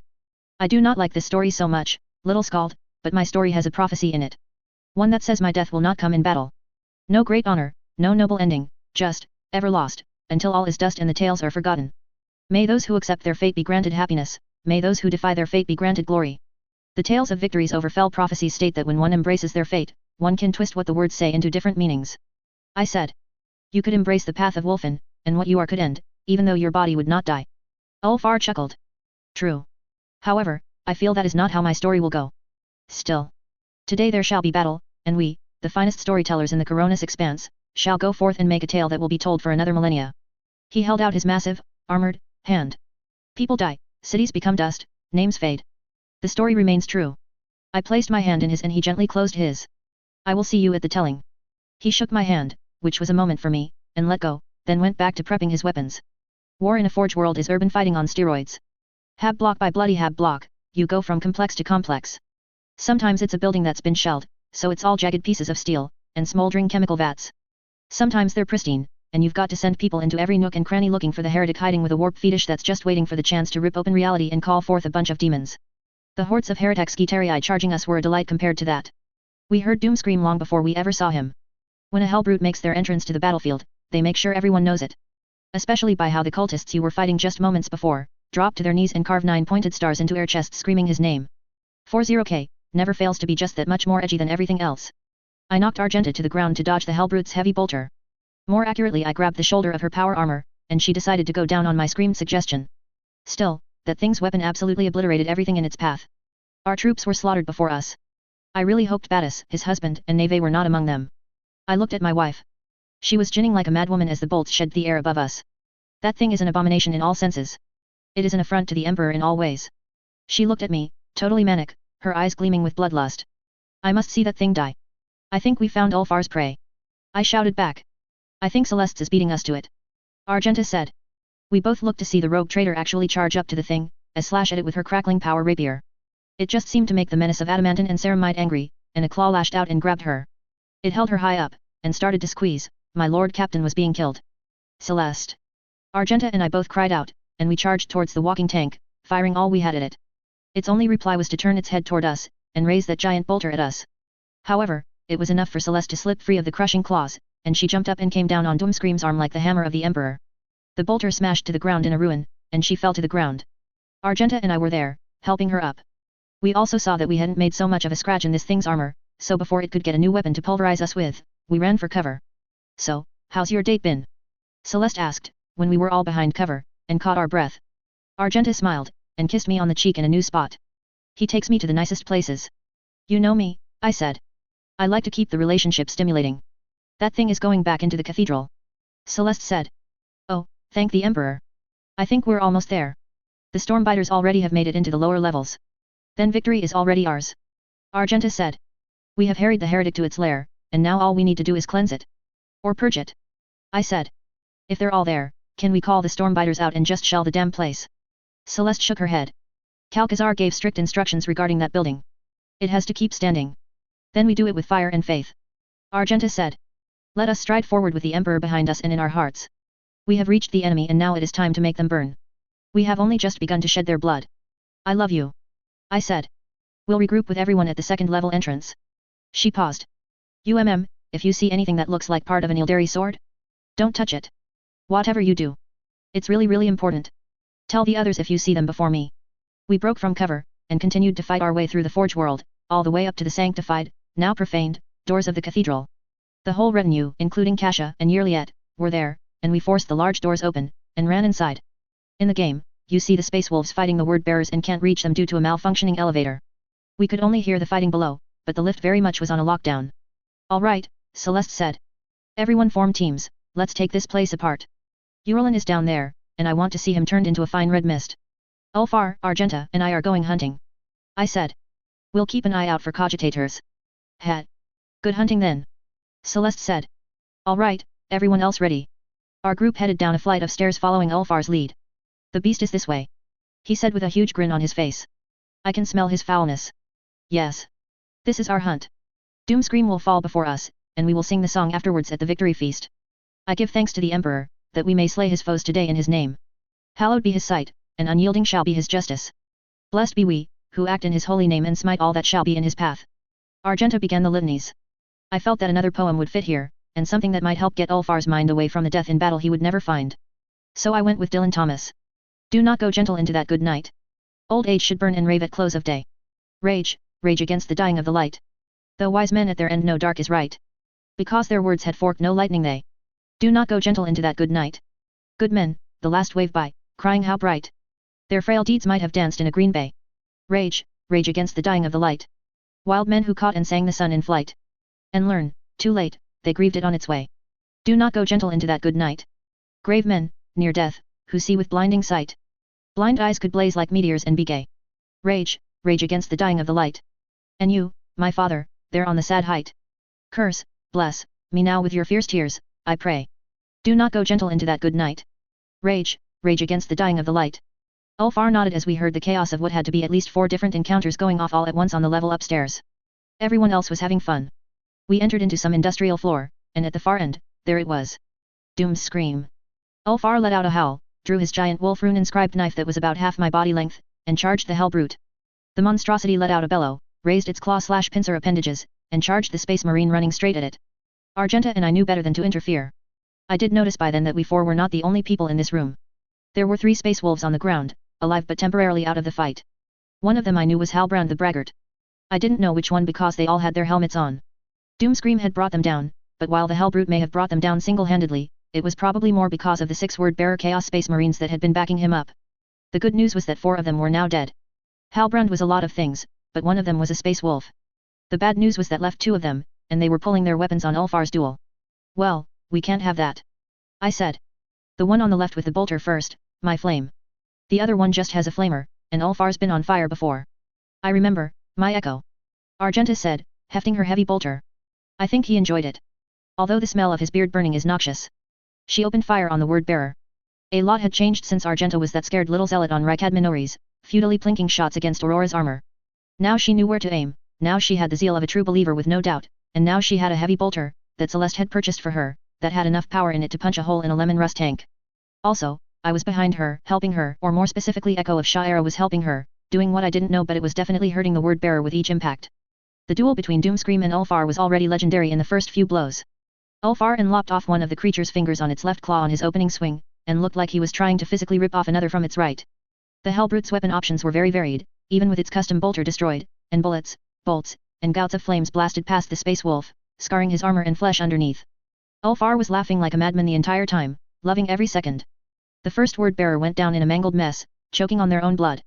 I popped out the magazine, and loaded a fresh one in a motion that we had practiced, so that Argenta lost no speed at all, just swinging the massive gun around like it weighed nothing, and started a new salvo into the flamer word-bearer. They had made the crucial mistake of being unsure who to target when presented with 2 attacking parties. Maybe Echo of Sha'era was helping scramble their brain a bit too. I didn't know I was just screaming litanies and helping my wife slaughter servants of the archenemy. Healthy relationships are all about sharing and enjoying your hobbies as a couple. Ulfar's knife fight was going well, he had jammed his blade into Doomscream's armpit and was slowly using it to cleave off the monster's arm. The creature's other claw banged and scraped at Ulfar's armor, making deep scratches, but the space wolf had damaged it so badly, that it couldn't make actual purchase. With a fountain of red, black, and clear fluids the arm came off, and Ulfar then went to town, stabbing the creature again and again in the newly created opening. The massive creature howled in pain and fury. It clocked Ulfar against the head, leaving a bleeding welt, but the space marine was undaunted, and undeterred, laughing and barking like an excited dog. A big dog, that was on the verge of a kill. Go see to the other Astartes, I said.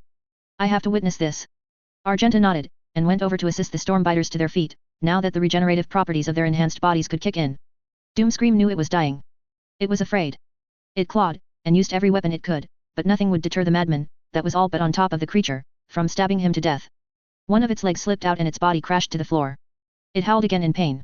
The fight was over. The creature was done. Ulfar stood atop its bloody body, and howled in glorious victory. It was echoed by the 3 other space wolves standing before him.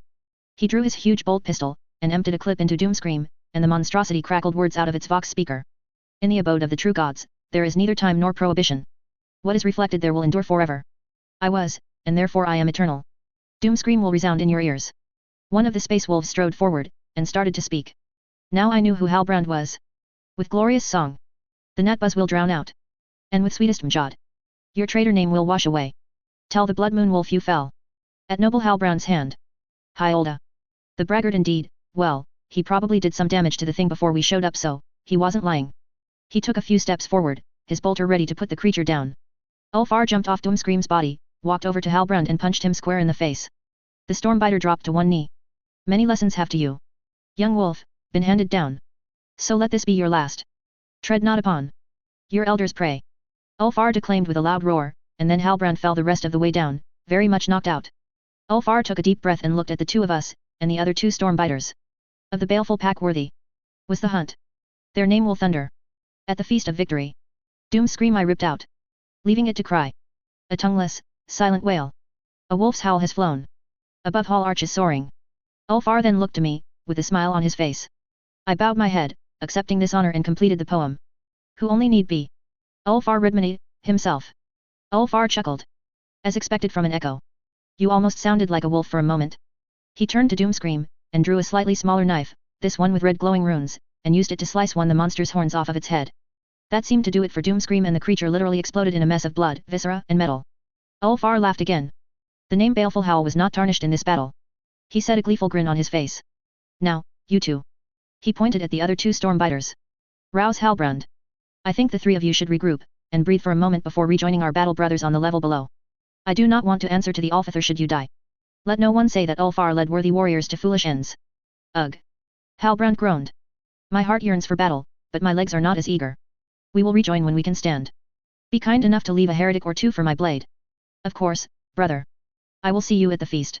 Ulfar motioned for his head for us to go. Thank you, little Scald. Ulfar said quietly as we headed back up the maze of catwalks and motivational force coils that we had ran down to get here. And you, sacred sister. You barely needed us, my lord. Argenta said. You were glorious, the emperors will made real. Ulfar chuckled. A lone wolf dies quickly. Sister, you slew 2 of the betrayers. No simple feat, and no less worthy of praise. Argenta colored and bowed her head. Thank you, my lord. Was this door always here? I asked when we came upon a large door at the end of the stairway. No. Argenta said. Something must have triggered it. Where does it open? There's a ladder here.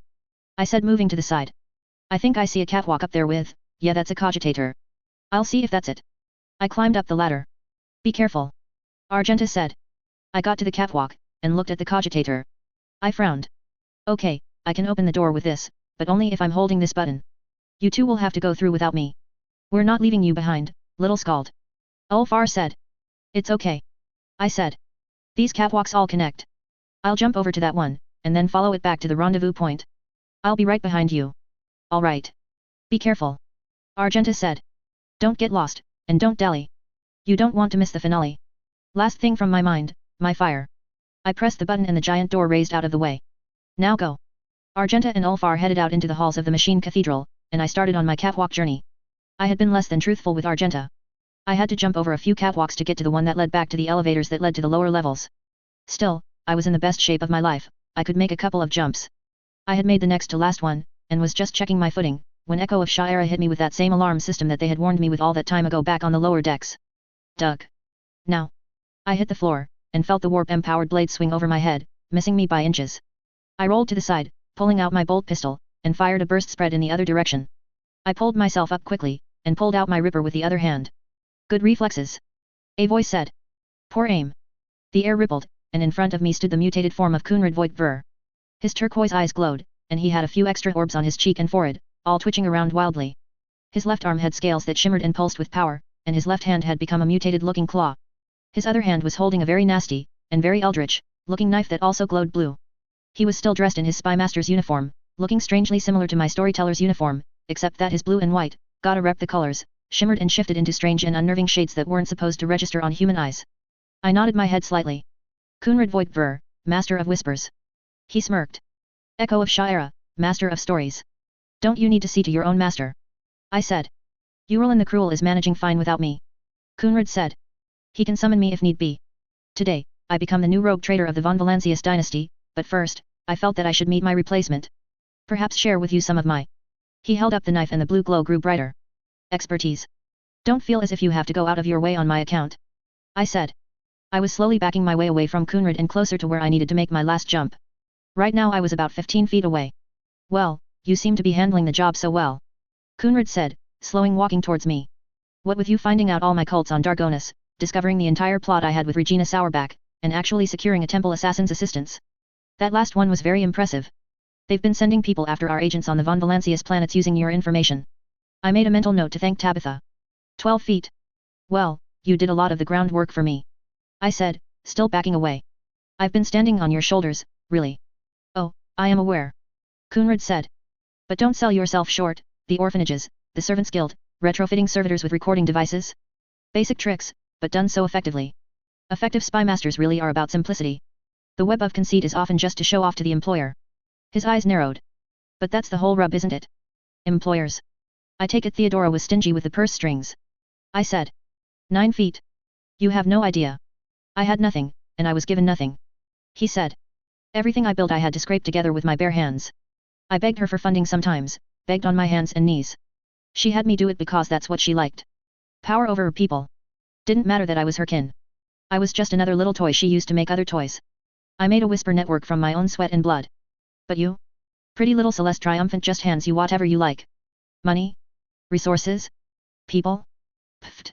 Nothing's to her. Anything to help her little master of stories, and would you look at that? Turns out with a deep purse, even a piece of footfall garbage can make something impressive. It hardly seems fair. Did Theodora spend all her money on Epitaph?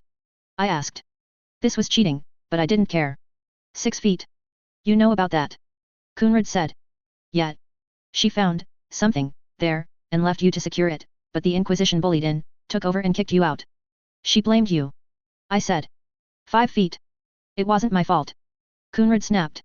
You can't just say no, you can't come in to the Inquisition. But I had displeased the great Theodora, lost her greatest prize. So I was branded a pariah, and that's when I decided that I should be looking elsewhere for support. You know, I have something I want to say to you, Kunrad. 3 feet, I could make it, maybe a little more. What? Kunrad said, raising his glowing knife. I'm sorry. I said, backing up a little more. What? Kunrad said, actual confusion on his face. You got screwed. You are absolutely right. You're a genius spy master, and deserved better. Theodora just wanted to keep you as that because that's where she liked you. That would be one thing, but she strung you along with promises that you'd be her heir just to keep you hungry for her approval. That's messed up. Epitaph wasn't your fault, and you got blamed for it, too. You did your best, and all you got for it was lies, and punishment. It's not fair, and you deserved better. I said. Kunrad just stared at me for a moment, then a muscle moved in his jaw, and all the eyes on his face locked in on me and narrowed. His lips moved, but he said his next words through gritted teeth. Pity. You take my role, you take all my work, you make a mockery of my craft, you even destroy the sacred title of Master of Whispers, and when I finally have you at knife point, you give me pity. All his eyes squeezed shut, and he screamed in absolute fury, his mutated arm bursting out with further changes as his rage further encouraged the warp to alter his body. I did not stick around to find out into what. The second his eyes closed, I turned and jumped onto the other catwalk. I landed perfectly, and took off running. I looked below, all there was were long drops into voids, and large Tesla coils thrumming with motivational force in such concentration that if I fell the fall wouldn't kill me. I wouldn't even hit the ground. Probably whatever carbonized remains that drifted to the bottom of that vast pit might eventually touch a surface. I heard a thump and knew that was Kunrad, right behind me. I had a long way to go before I got to a place where I could jump down, or see a friendly face. I blessed my wife for training me relentlessly on all manners of gun usage, and fired another burst of bolt fire behind me as I ran. Frak. That just cost you any mercy I had left. The former spymaster screamed, and I grinned. Probably just winged him, as I could still hear the sounds of his boots running on the catwalk. I could see the factory floor in the distance ahead of me. I had a football field's worth to go before I could get there. I felt the crackle of warp energy go past me, and I realized that Kunrad was shooting blasts of energy at me. Halfway there, I made the mistake of glancing over my shoulder to see how close he was. He was about 15 yards behind me, and then we locked eyes, and the blue glow intensified, and it looked like he sped up. His body twitching and sputtering as the power of the warp, spurned on by his rage, made his muscles behave contrary to the laws of physics. I turned back, and forced my body to speed up as much as it could. Emperor bless my beloved in her morning cardio exercises. A quarter to go, I could feel the former spymaster right behind me on my heels. I made a wild slash behind me with my ripper, and gained a small advantage as Kunrad was forced back. I was close enough, it'd be a wild jump, and I was going to land hard, but I could make it. I pushed off with my left foot, took to the air, and felt something wrap around my right leg, and I fell to the ground. I turned and saw that it was Kunrad's clawed digits, extended into long whip-like tendrils. This is where your story Kunrad started to say something mocking, but I didn't let him finish. I struck out with my ripper and severed the tendrils around my leg. I then scrambled on my hands and knees closer to the edge of the catwalk.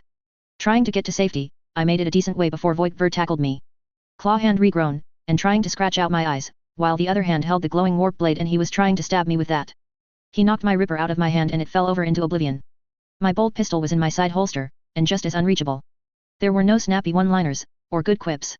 Just two men trying to murder each other. My free hand went to his face and poked at his eyes, jamming my fingers into the glowing orbs. He screamed in pain and I used that moment to knee him in the crotch. Mutations aside, Xianch had left the man his balls, to his misfortune. He gasped in pain, and his claw sank into my shoulder, deeply, burning with both pain and warp energy. I roared, and pushed myself up to my feet, dragging Kunrad with me. My other hand still holding his wrist, keeping the knife at bay. I then put a hand around his throat, and I ran towards the edge of the catwalk, forcing him to run along with me. I jumped into the air, pulling him along. Emperor's elbow. I yelled as we slammed onto the metal floor, my elbow crushing into his ribs.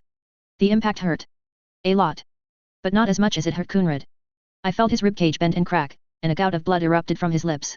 I rolled away, free from his grip, and stood up, drawing my bolt pistol, and I blasted his legs. He let out a choking gargle of pain through bloodied lips. Okay. I said panting, stepping towards him, kicking the knife out of his reach. New plan. You and I are going to stay here until Urlan is reduced to a greasy smear. Then Edge of Daybreak can sulk in the warp for another couple of centuries. You're going to tell us everything regarding Epitaph, and then maybe we'll just dump you in a cryovat for the rest of your miserable existence. Kunrad got up on his elbows and spat out some more blood on the ground. Just kill me and be done with it. Not happening. I said. The bird you worship made it so that a Von Valancius needs to make a sacrifice so they can manifest. Celeste's not going to do it. You, however, still qualify as a Von Valancius too. Barely, but enough for Edge of Daybreak's stupid prophecy. A round explosion echoed from below us, and I heard the sound of Space Wolf's victory howls. That sounds like the end of Yo. Kunrad Voigtver, Brother Twilight. A voice echoed through the halls of the cathedral. Come to us. Your moment of destiny has arrived. A pool of warp energy surrounded Kunrad and I jumped back. Kunrad's eyes went wide, and then a grin appeared on his face. You were saying. And then he was swallowed up by the unnatural colors, and disappeared. Frack. I pounded the buttons on the elevator, and the doors opened. The elevator had wire grating walls, so I could see the scene below me. A dozen word-bearer traitor marines were dead. Most of the Stormbiters were incapacitated, but still alive. Celeste and the whole retinue were still standing, looking a little rough from wear, but mostly fine. Urlan and Kunrad were before this horrific-looking machine, that sort of resembled a Stargate, but with horrible eye-watering chaos runes along the ring. In the center of the ring, was the thing they had been using the digging machines to find. A long broken piece of an Ildari blade. It hovered there crackling with energy. Shit. I swore. Celeste. Don't shoot Kunrad. Don't let him. The elevator reached the ground floor and I ran out to join the others. If he sacrifices himself or Urlan it'll some. Too late. Kunrad said, as Urlan plunged a giant knife into his chest. At the very least, I can die knowing that you're an absolute failure. Celeste snapped back. I hate you. Kunrad said, collapsing in a heap. His blood moved on its own accord, up into the malefic portal, staining the blade blood red. Now. Come into reality, Edge of Daybreak. Urlan said, standing in front of the device as the glow intensified and reality shimmered around it. Come Uog Hike Sameth. Now it is time for reality to bend to your will. To bring the change of the Great One and take your place as the true player of the great game of. And then he exploded leaving nothing but a bloody smear on the ground. But we didn't have time to think about that, because the warp portal was opening, and stepping through it was a greater daemon of Psianch, a lord of change. A really big blue buzzard. Yes, the prophecy is complete. The words entered our minds with screeching and buzzes. Von Valancius has shown me the way here, and now I am manifest. All shall tremble and know the truth of hope. Kill this thing. Celeste said. Then all holy hell broke loose. In the game, Edge of Daybreak is more of a puzzle boss than anything else. He has a shield that makes him invulnerable, but one of the endless minions he spawns is tied to the shield. Kill them, the shield drops, and you're free to have Argenta go to town. That didn't quite happen here. I didn't know if Edge of Daybreak had a shield or not, but the endless minions were definitely there. The Stormbiters who were still up, Ulfar, Argenta, and Celeste were engaging Edge of Daybreak, and the rest of us were just there to hold back the endless hordes of screamers, blue and pink horrors, and every other kind of minion the buzzard had to throw at us. I don't remember much of that fight. Shooting wildly, grabbing a loose drill bit and stabbing anything that got close. I felt Echo of Sha'era using up nearly all the power it had gained from all the stories it had acquired, entire planets of people discovering the tales once more. The meme was going up against the power and hordes of a greater daemon. I wasn't sure it was going to be enough. I know I was taking a pounding, claws, warp blasts, and very pointed teeth. I was bleeding freely, and had large patches of my skin once more charred black. Edge of Daybreak raised its staff and blasted out a surge of energy at us, bolts of pure warp energy crackling out in insane angles. Here. Celeste jumped on top of the drilling machine's console and stretched out her hand. I'm the one you want. I refuted you once. I refuted you twice. Now you get your chance. Edge of Daybreak opened its beak and screamed. All the warp bolts changed direction mid-air and all headed straight for Celeste, who reached out and grabbed them. The energy swirled around her, and you could see it run up and down her body, burning it and shredding the armor she was wearing. But then she stood up, and smiled at the overgrown turkey. Your turn. She threw out her hand and all that energy slammed into Edge of Daybreak. Argenta. Ulfar. Now. The Sister of Battle and Space Wolf unloaded their heavy bolters into the daemon with screams of their own. There was a terrific crack that made everybody wince, and made me think of that sound that happened when you win a free game in pinball. And then it was over. Edge of Daybreak dissolved into purple ashes, and all his hordes vanished along with him. The Chaos Portal machine went still, and the Ildari sword fragment fell to the ground and shattered into dust. Celeste fell to the ground, shuddering, and gasping for breath. Abelard was right at her side, administering first aid. I'm okay, I'm okay. Celeste gasped, smiling at Yerliet who was hovering right behind the seneschal. I just need a second. Ironhide and Ulfar were congratulating each other on their joint victory and rousing their battle brothers who had fallen into stupor. Heinrichs and Kasha went to the Vox to contact the outside forces. Pascal started the purification rituals on some of the equipment that wasn't too far gone. Edyra and Jay were sitting together on a piece of rubble, sharing a drink. I went to the second elevator in the excavation room, and pried open the doors to find the two female bodies inside. One was a tech priest, the other had Inquisition markings on her clothing. I put a hand on the tech priest, careful not to touch her mutating augments. Her eyes snapped open, and she gasped. The yoke. She cried. Celeste. I yelled. Come here. Bring Pascal, Ulfar, and Ironhide too. They came, and they heard the last moments of Axiomantha Hanyaman. She expired, and I nodded. Okay. I said. I think I've figured it out. The others should hear. We all walked out, and once I had everyone's attention, I cleared my throat. Once upon a time there was a rogue trader. She was good at what she did, but not as good, or as clever, as she thought she was. I said. One day, she was adventuring off the map, as she loved to do, and discovered a source of great power in a place called Epitaph. She sought to harness the power for herself, and made a base there.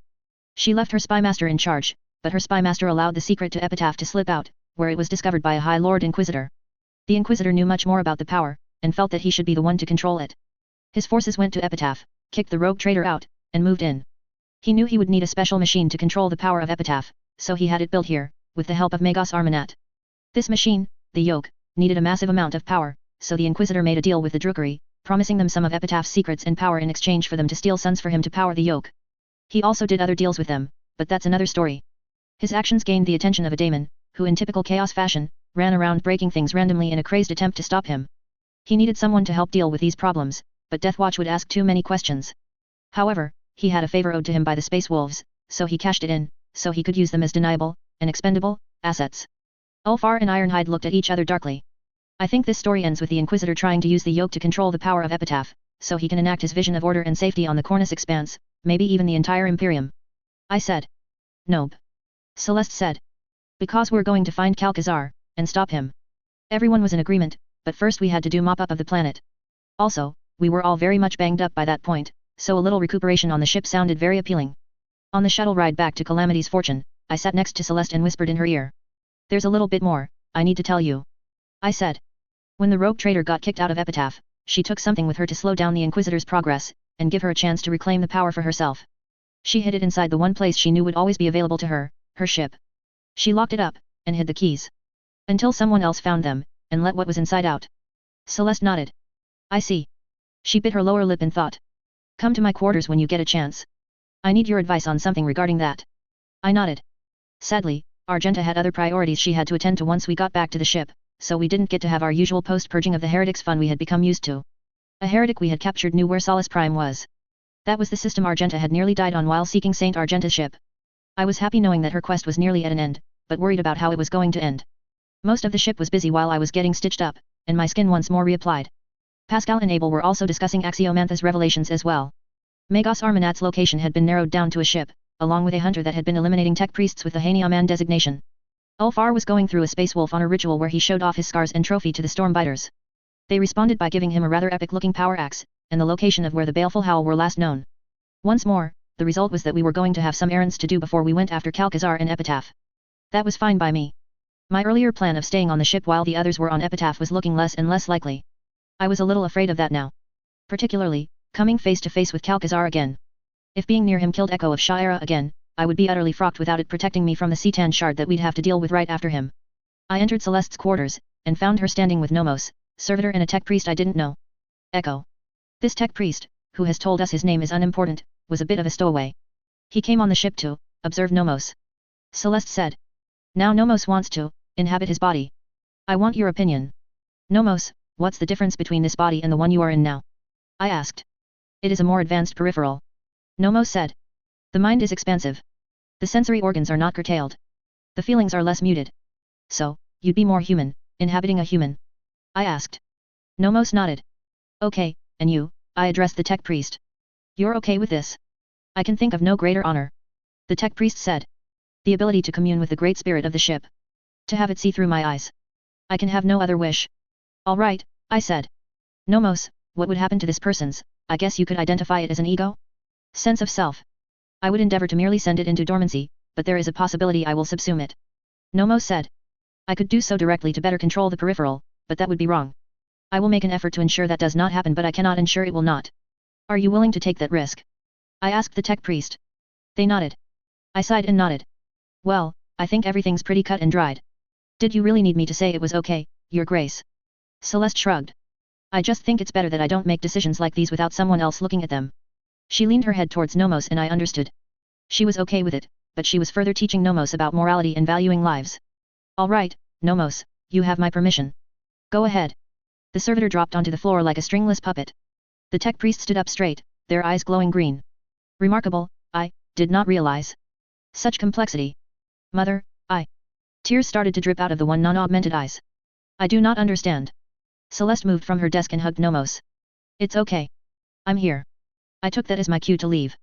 Argenta was in our apartment when I got back there. She was pacing back and forth. Solace Prime? I asked. How did you know? She asked. Gossip. I said, lying. She nodded. Do you think, Argenta's hagiography says only one who is righteous and resplendent of heart can enter her ship? She took a deep breath. I have been so, my sins are known. I have changed such since the last time I was there. I failed her last time and allowed cultists to hold her planet, and her sacred ship. I doubt, my Echo, and I know that will deny me her favor. I took her hands. You have nothing to doubt. You have stood on dozens of worlds and held his truth firm. There is no one on this ship who doubts you. You have shown us your sins and you have paid penance for them, causing you to shine that much brighter. You are my flame, you are the flame of the von Valancius dynasty and you took down one of the archenemy's greatest soldiers. This could not be done by someone who had any form of doubt. You are merely nervous to stand before your most important audience and tell them the story about yourself. You are glorious, and the one that shares your name will welcome you with open arms, and grant you the 1 star you seek. Argenta hugged me. Thank you. She smiled. Some of your tattoos got burned off, we should fix that. It's an experience, lying, stripped down to your boxers, inside a shrine, while your wife tattoos your skin with fine needles, as she sings hymns to you. I started crying midway through for some reason I couldn't particularly define. Argenta kissed me, using her lips to wipe away my tears.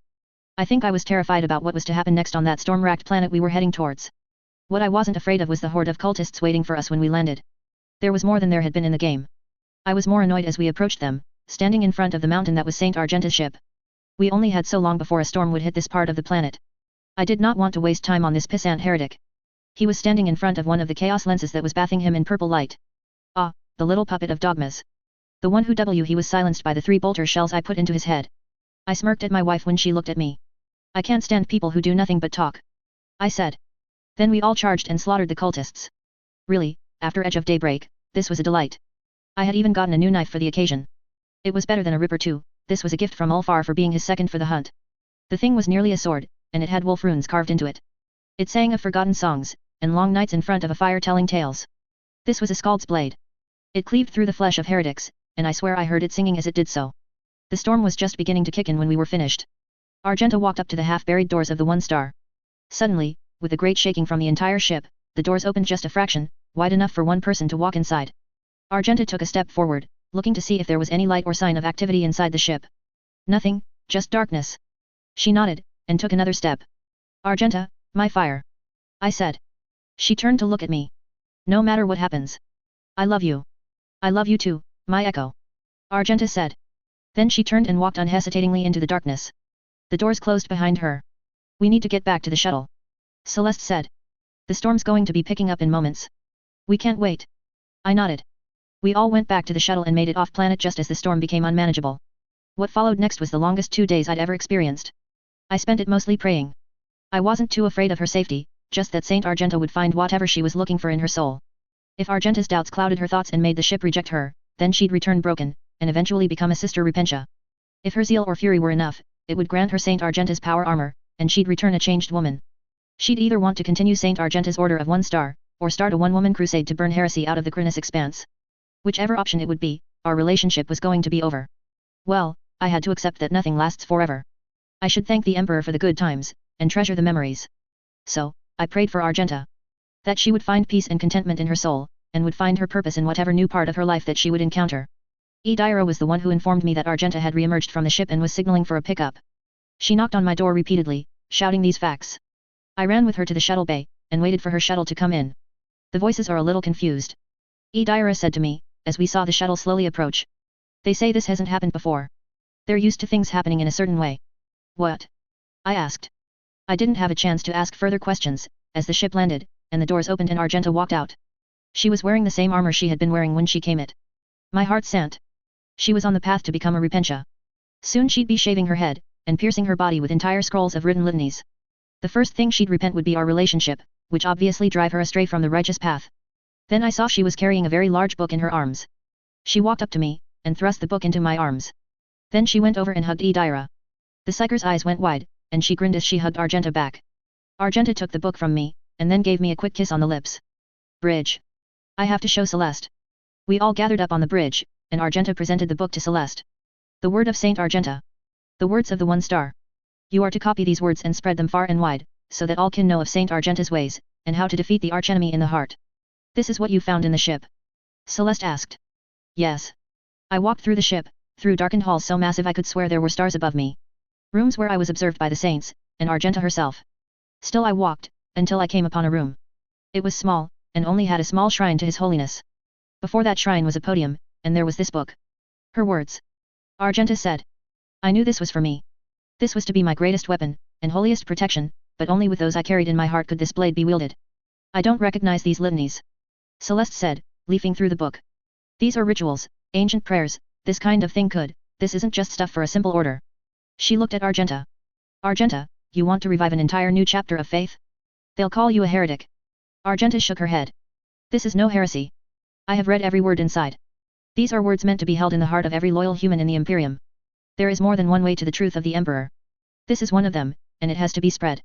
As someone once told me, the archenemy is simply a bad idea, you defeat it with better ideas. Celeste handed the book back to Argenta. All right.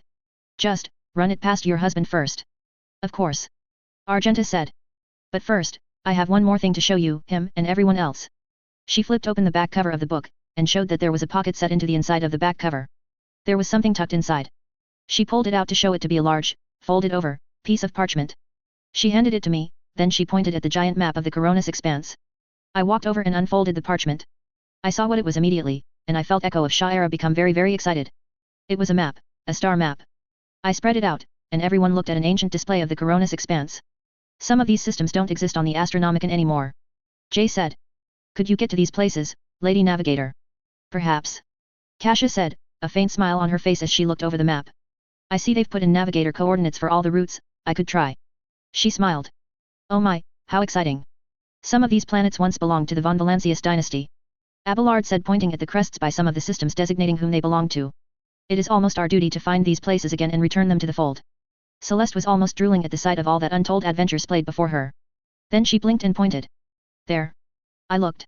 The star was labeled as Ruhkisa. Below it was a listing of the planets orbiting that star. RQ-416, Strahome, and Sha'ira. By the Emperor. I said, staggering backwards. It's real. It's really actually real. Put that up on the map. Celeste said. Now. The crew entered in the data, and a new point appeared on the map. I felt tears drip down my face. Echo of Sha'ira couldn't believe it, after so long, after so many echoes had tried and failed. All those years of silence. Now, not only they were now heard, but they had actually found it. Kasia. Celeste asked. The navigator nodded. I would never disappoint my favorite storyteller. She smiled at me. Plot a course. Celeste said. There's a small complication. Heinrich said, looking at the map. Ruhkisa is not a von Valancius system. From what Saint Argenta's map says, and going by current territory, it belongs to the Winterscale dynasty. Celeste shrugged. Okay, not a big problem. We'll go check it out, and then offer Kaligos a good price for it. He does kind of owe us. Well. Edaira frowned. There may be a small problem. What? I asked. Whatever he wants, we can pay it, right, Your Grace? Celeste chuckled. Sure, what do the voices tell you he wants, Edaira? Edaira pointed at me. He wants a storyteller. Specifically, he wants you. I blinked. Oh. 15th story. There turned out to be a sane reason why Kaligos wanted me to leave the von Valancius dynasty and join the Winterscales. It was actually my own fault. Have to clean house. Kaligos said, sitting in his own private parlor on his own ship. Every single thing more impressive than Celeste's. The ship was bigger than some planetoids, and the parlor was covered from the floor to the ceiling in trophies, priceless artifacts, and portraits of the man himself. Celeste and he sat in chairs made from actual leather, drinking amasec that dated back to before the Horus Heresy. I was standing behind Celeste's chair, quietly figuring out how long I would be indentured to Kaligos before he got bored enough with me to sell me back to Celeste. Echo of Sha'ira had clearly made their feelings known that selling ourselves so that Celeste could get Sha'ira was a price that they not only were happy to pay, but considered cheap. I was hoping for a little haggling. Clean house? Celeste asked. Worden wasn't the only heretic hiding among the upper crust. Kaligos said, swirling his drink in his glass. Whole damn court's lousy with them. We've been doing the usual tests and rites to smoke them out, but the smarter ones know how to dodge those. He nodded towards me. He knows how to smoke them out, and make it entertaining too. He took a long drink and sighed. Once I was free from the blood god's influence, all that physical stress caught up to me and I spent nearly 2 weeks in bed. First time I felt truly weak, body's still recovering. It won't be too long before I'm going to need my first Juvenat treatment, and after that it's just a matter of patching up a collapsing ship. I'm going to have to pick one of my bastards to actually be my heir and start training them up. I need someone who can teach them the right ways of doing things too. A proper teacher, not some stuffy scholar fool who fills their heads with how to set up trade routes and manage tithes. I can't leave a corrupted dynasty to some officious prick. What would that say about me? He pointed at me. He gets it. I can see it in his eyes. He knows what it means to put in a hard day's effort, and how to go in blindly to danger. How to win someone's heart, how to inspire people to follow you.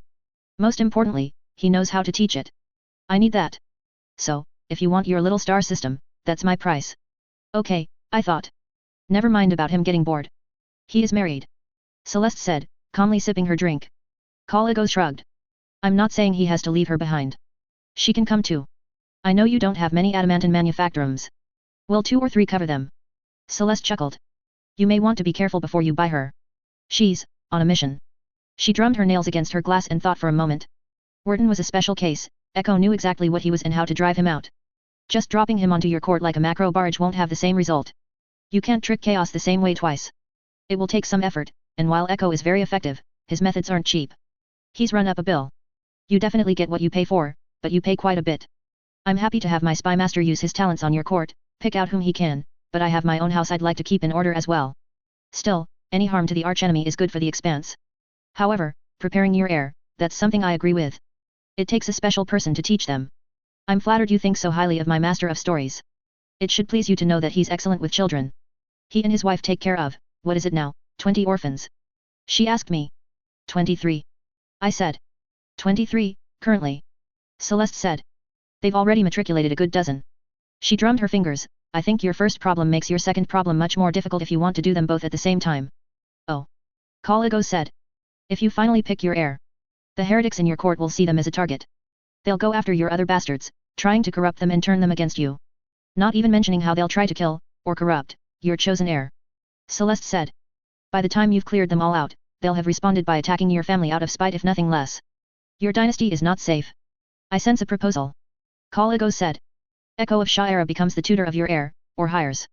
However you want it to be. However, he stays in the von Valancius dynasty, as do they. We'll give you all the help you'll need to purge your court of every last heretic, under your direction of course. In the meantime, they stay on my side of the expanse, out of the reach of the poisoned words, and poisoned poison that threaten them here. Then, when your house is sanctified once more, they make a glorious return, ready to be the Winterscale heir you want so badly. Celeste said. Caligos thought about it for a long moment. How did you find that forgotten system, anyway? Even our astropaths had forgotten about it. I know there's nothing there but 2 rocks, and a ball of airless dirt. However, whenever someone's interested in something uninteresting, then that means that there's something supremely interesting about them. Care telling me an interesting lie about it? Celeste grinned. Well, we had a scouting team do some analysis of the planets. A few scans, a mineral survey, running what simulations for what could be, the usual. Straw home? The ball of dirt? The soil sample shows that the mineral content of that planet are unparalleled. Absolutely perfect for growing quadratriticale. You couldn't ask for a better agri-world, albeit a touch small. Quadra what? Caligos asked. It's a type of grain the Adeptus biologist created for me on Janus. Celeste grinned. Grows quickly, spreads like wildfire, huge yields, and has twice the nutritional content of flint corn. The problem is that it's a rather greedy plant. It doesn't play nice with other plants. Not ideal for Janus, but on straw home? It'd be ideal. Celeste beamed. This was actually true. The biologist techs on Janus were constantly making botanical nightmares, and the grain was one of them. Everything she said about it was true, but not play nice was an understatement. The plant devoured every mineral it could, and killed other plants by starving them to death. I had given it the classic Star Trek name because I couldn't get away with tribble grass. Is that it? Caligos said, smiling and not believing a word of it. Well, the little rock is also rich in adamantine. Celeste said, sipping her drink. And as you said, I don't have as much as that as I'd like. Ahoy! Caligos said. He clearly saw that Celeste wasn't lying, but she was obviously still hiding her cards. And the other rock? It's a dead world. Celeste said. Salted ground, barren mountains, and nothing else. Nothing else. Caligos said, he sighed and shook his head. Curse me and my curiosity. I actually want to see how this turns out. Do you know of any other lost systems to the Winterscale dynasty? It's possible. Celeste said. I want them all. Caligos said. 1. Celeste said. 10. Caligos said. 3. Celeste said. 8. Caligos said. 5. Celeste said. Final offer. I really hoped he took that because that was all that we had. We could give him the coordinates of unclaimed lost systems, but Celeste would see those taken from her cold dead hands before she'd let either Caligos or Incendia be the first ones to look upon those planets. 5 lost systems, help with my efforts clearing out the heretics, including help from him that you pay for, Caligos said pointing at me and Celeste in turn. And finally, you take and have your master of stories train my heirs apparent, and have them ready to become proper holders of the Winterscale dynasty, when my house is once more set in order. Done. Celeste stuck out her hand. Caligos shook it, and I sighed in relief. Excellent. Caligos said. We'll make course for Winter's Rest immediately, your ship and mine. I'll send some messages ahead, and we can get this all done within the week.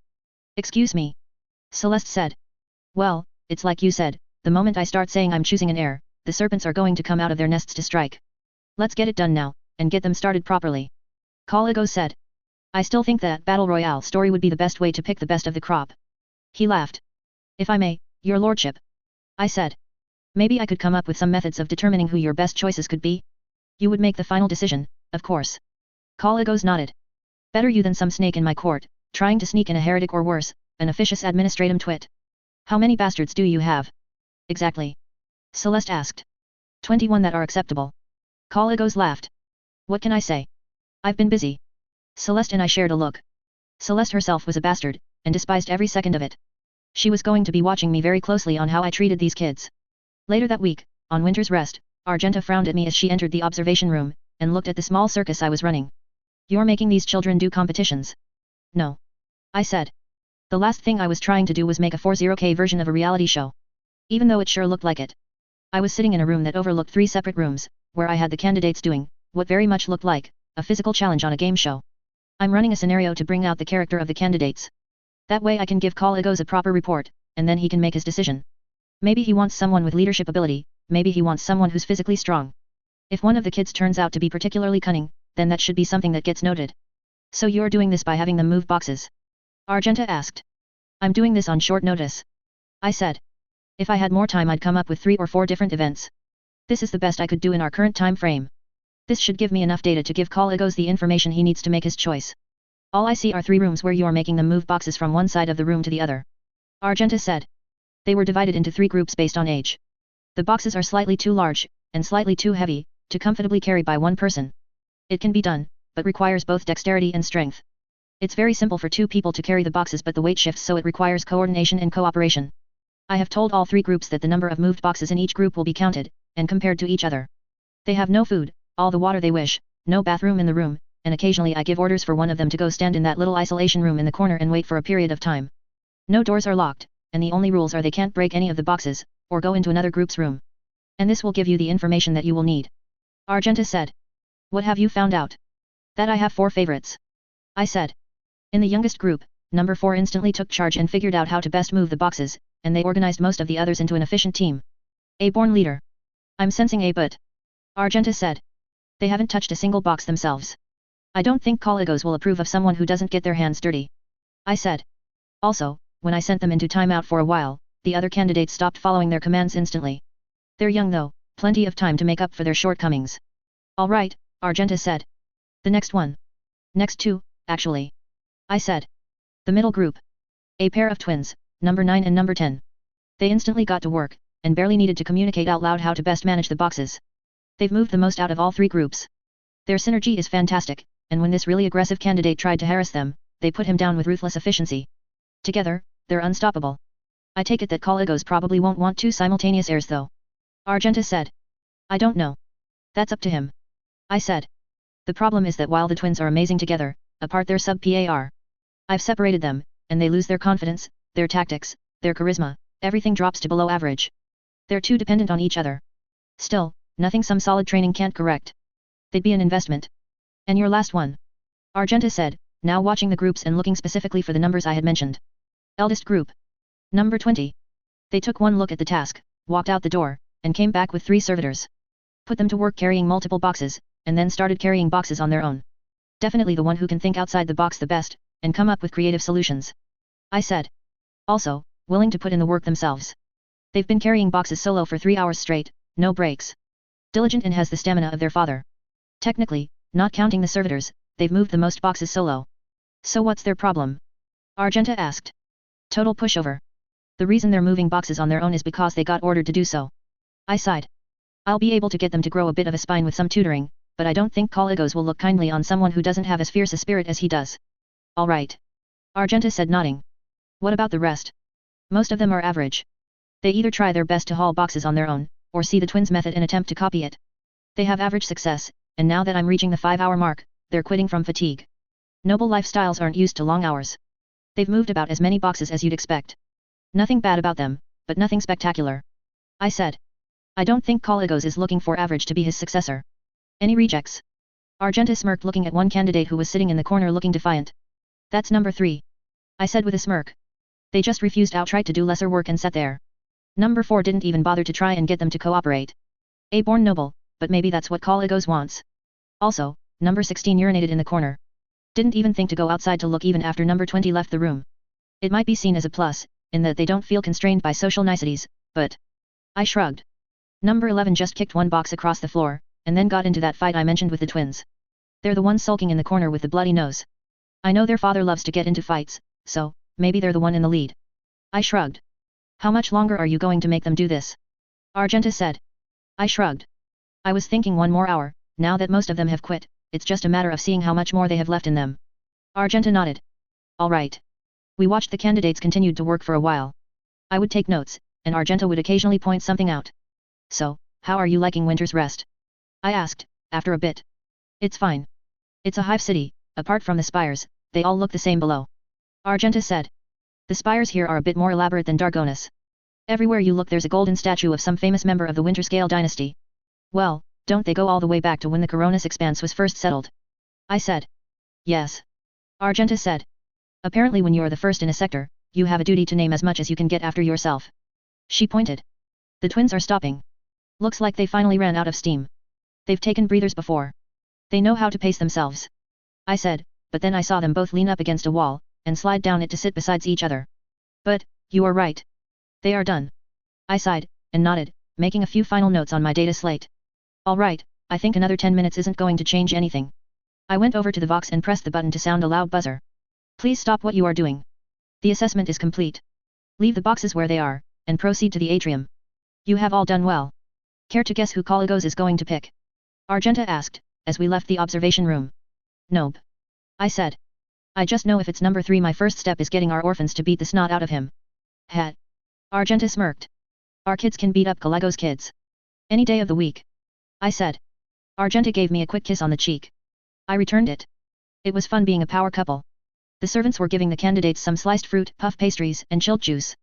Really, Kaligos spoiled his potential heirs worse than Celeste spoiled people she liked. At least, the ones that passed his approval. You could see that there definitely was a standard. The boys were all dark-haired, muscled, and had handsome faces like their fathers.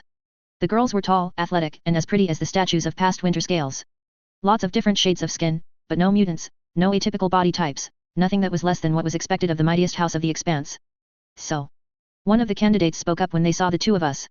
When do we get to know? I'm not sure. I said. I'm going to give your father the results of today, and then he'll make his decision. It might be as soon as I hand this to him, it might be a few days after. I think he wants to make his decision before the end of the week though. But you're going to see him now. Number 4 said. Yes. I'm going straight from here to his ST. Everyone get down. A voice screamed, and the servant serving juice's head exploded. The impact of the bullet hurled the carafe into the air as an invisible person tackled me to the floor. There was the sound of an angry hornet, and the container of juice exploded in mid-air. Everyone screamed as the rest of the servants grabbed the candidates, and got them away from the windows and into cover. Frack! I screamed, and tried to fight whatever was grabbing me. Argenta was already at the side of the window, her bolter drawn, looking for where the shot was coming from. Easy, easy. The invisible person blinked into view, and I looked into a smiling face that gave me a familiar wink. Tabitha? I asked. The reporter grinned. How? No, stupid question. Why? Why? You agreed that House von Valancius would dedicate their resources to help Winterscale deal with internal heresy. I'm one of your resources, silly. She grinned. I was having fun too, until you decided to dangle a giant bloody grok steak in front of these rabid dogs. A steak? I asked, still a little confused at what was happening. You put all of Kaligos' potential heirs in one room? What did you think was going to happen? Tabitha said. Now you have 2 snipers locked onto this room with very expensive weapons. 2? Could you have dealt with them instead of coming here? I asked. There used to be 5. Tabitha snapped.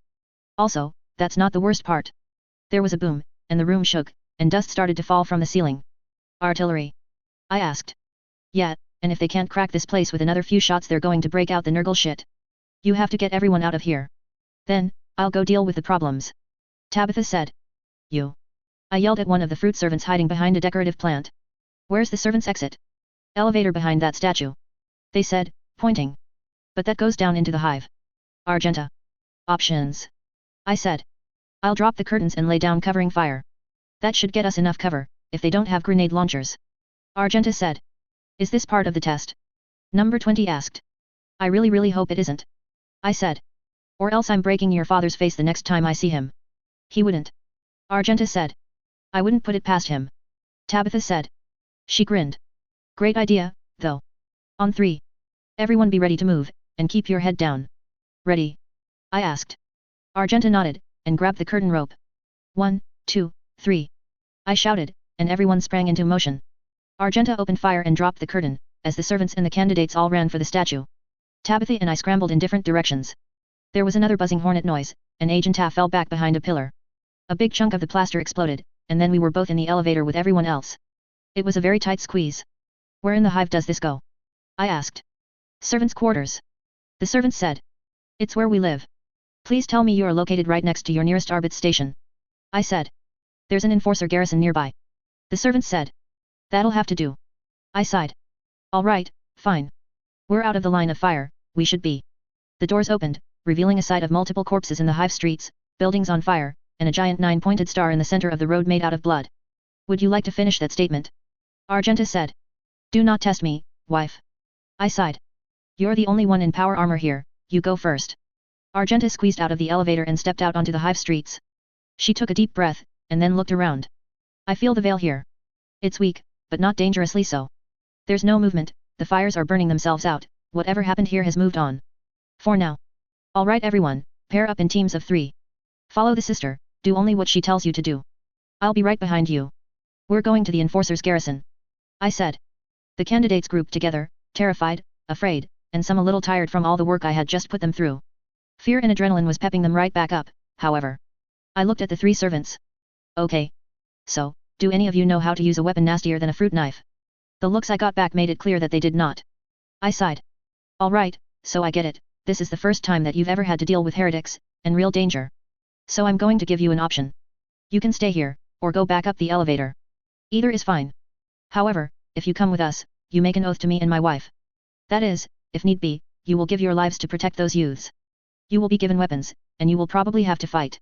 If you don't, you back out here, because I'm not watching you on top of them. If it helps, Collegos might be very generous when we get them all back in one piece. Okay. If we were on Dargonis, they would have joined. If we were on Dargonis, they would have been members of my servants guild and had basic weapon training, and a sense of pride in their duty. If we were on Dargonis, I could have summoned their faith in Celeste and how'd she help them, if in spirit if nothing else. This was not Dargonis. I watched as the 3 men huddled back into the elevator. Honestly, I didn't really feel betrayed or disgusted. They were frightened people, who knew those people they'd be dying for didn't even know their names, much less thought about them. They weren't going to die for them, and they knew that Collegos would never reward them either, despite what I said. They were scared desperate people. They deserved a world better than this. Best of luck. I hope to see you again. Try hiding in the testing rooms. I said. The door closed and the elevator went up. I rejoined Argenta and the candidates. It's just us. I said. Argenta nodded, and we headed out. I noticed that leader number 4 and the twins number 9 and number 10 had teamed up. The pisser number 16 and troublemaker number 11 had grabbed thinker number 20 and made him a part of their group. It seemed that number 11 and number 16 knew each other, and were much like the twins, a better team than they were apart, but only in a negative direction. Noble brat number 3 was already complaining to Argenta. When my father hears about this, you are going to very sorry. They said. You not only forced us to do manual labor, but now I'm walking through sewage in the actual hive like a plebeian. You'll be lucky if you are made into a servitor after this. I'll make sure your unit gets assigned to septic duty. Emperor give me strength. Argenta mumbled. Tell me, she asked number 3. Has your father ever disciplined you in any way? Or any tutor, or nursemaid? No. Why should they? I'm perfect. Number 3 said. My echo, how much leverage were you allowed in your testing of their character? Argenta asked me. Enough. I said. Argenta, you have never had to raise your hand to any child under your care. Also, you're in power armor, you might break their jaw. Number 3's eyes went wide when he saw the look in the Sister of Battle's eyes. You wouldn't dare. Argenta just turned away, and focused on clearing the path. We got to the enforcer's garrison, and found it a bloodbath. The enforcers had done an admirable job, there were many heretics slain, but it was clear that they had been overwhelmed in the end. Gunshot wounds, barely got past the armor, shallow and numerous. Gang weapons. Argenta said. They didn't have time to get the weapon locker open, they had to rely on what they had on hand. Fee hammers and knives. Too many cultists and not enough bullets. Where are the rest of them then? I asked. If they weren't at the servants' quarters, and they aren't here, where did they go? Cultists aren't totally mindless. Argenta said quietly to me. They act like a herd of groks. She frowned. We're going to be walking into a trap. They're already behind us. Killing all the candidates was never the plan. The snipers were aiming for us. I whispered to her. If they bombed us with a Nurgle toxin, someone might have survived. A very specific someone. One of them is corrupted. Argenta whispered back. Maybe more than one. I'll need time. I said. They won't attack if they think we don't know. Argenta said. What can we do to keep them thinking that? Arm them. I said. Good idea. Argenta said loudly. Everyone look for a locker, or a sealed door. They might have weapons we can use. The enforcer's garrison had a full search, and we were lucky enough to find a sealed door to the armory. A judicious use of power armor, and a scald's knife opened the door, and we found ourselves with a nice assortment of lost pistols, lost rifles, and some very useful looking knives.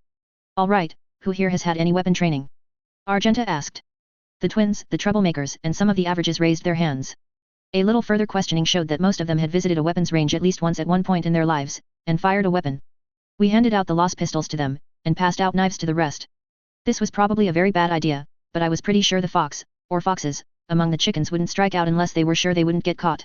I was playing the highest stakes game of werewolf/mafia. Great, I was never really good at that game. Thankfully, there was also a Vox station inside the armory, and I got it working. I broadcasted a distress signal to Calamity's Fortune, and was very surprised when Vigdis responded. Echo of Shira, Sister Argenta. Vigdis said.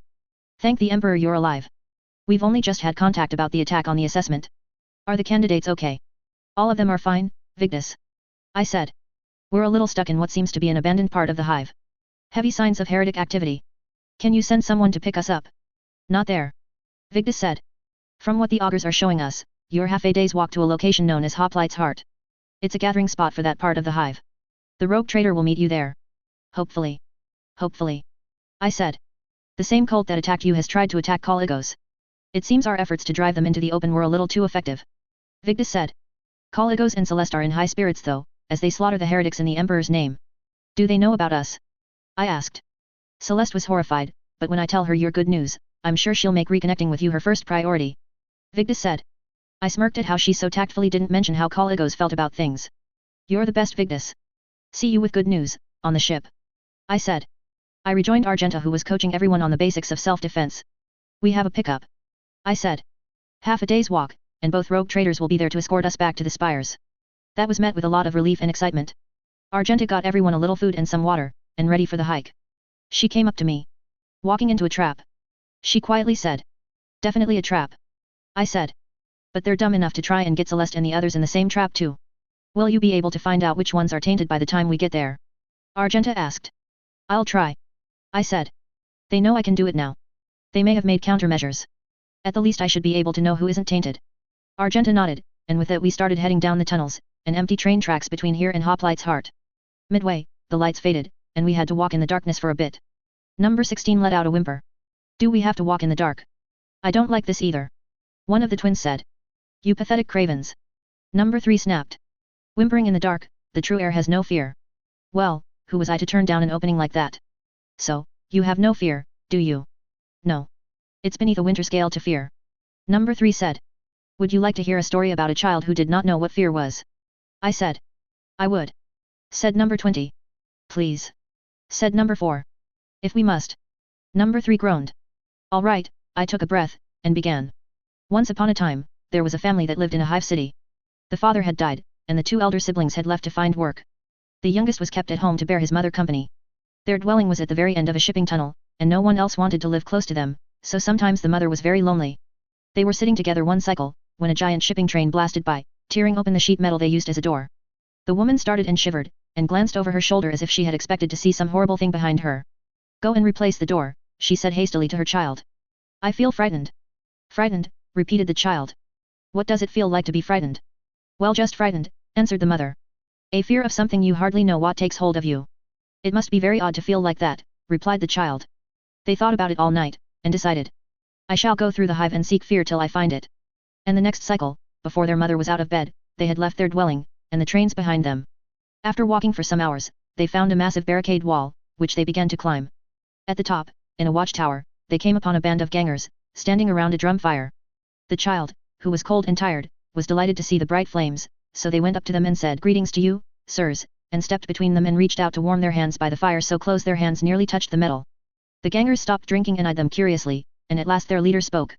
No enforcer would dare to come here, even the rats shun our camp, and who are you to venture in so boldly?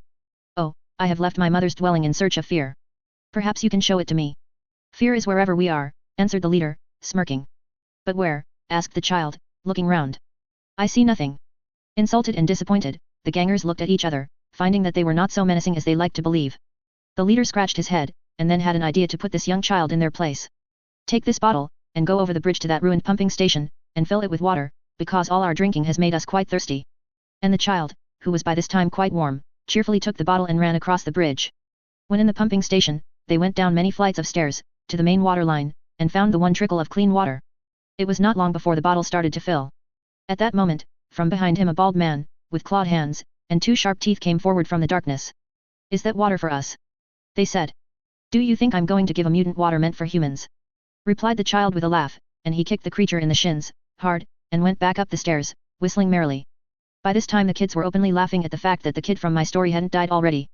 I was already getting feelings from some of the candidates. To my delight, I felt the pulse of the Emperor's faith within my 4 hopefuls and the 2 troublemakers. Number 3 and most the averages were still clouded from view. This story is stupid. Number 3 said. You're supposed to be this amazing storyteller, and all you do is say dumb nonsense. SSSH. One of the twins snapped. Don't interrupt, or else. You can't threaten me. Number 3 said. I'll tell father. The child returned to the gangers, holding out the water. I said loudly to forestall any further arguments. Well, have you found fear? The gangers asked. No, was it there, answered the child. I saw nothing but a mutant with a bald head and sharp teeth who wanted the water, but I just kicked it, and said it was not for them, and then walked away. This fire is so nice. They went back to warming themselves, not noticing the glances of surprise cast by the gangers at each other. There is another chance for you, said one at length.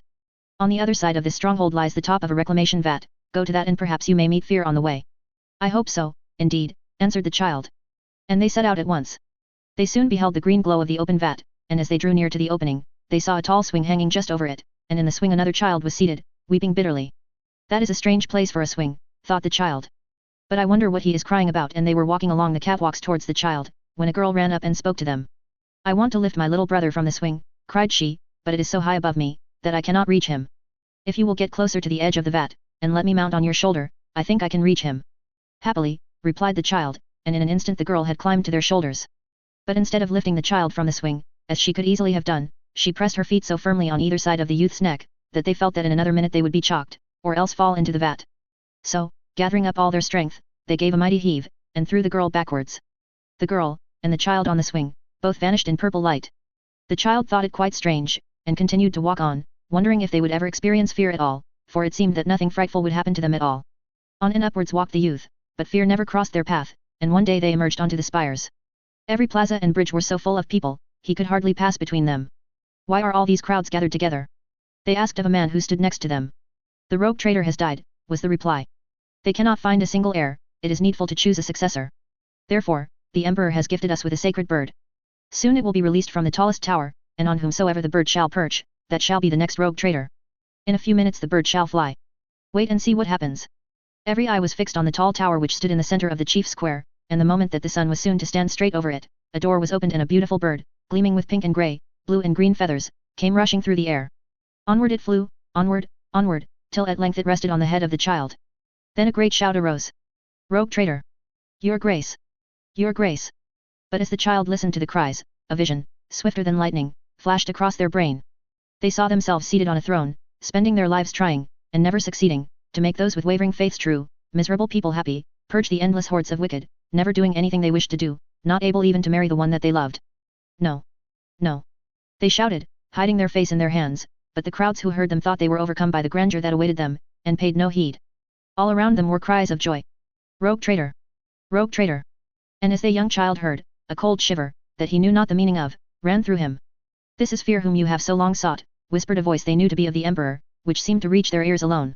And the youth bowed their head as the vision once more flashed before their eyes, and they accepted their doom, and made ready to pass their life with fear beside them. That has to be the stupidest story I've ever heard in my life.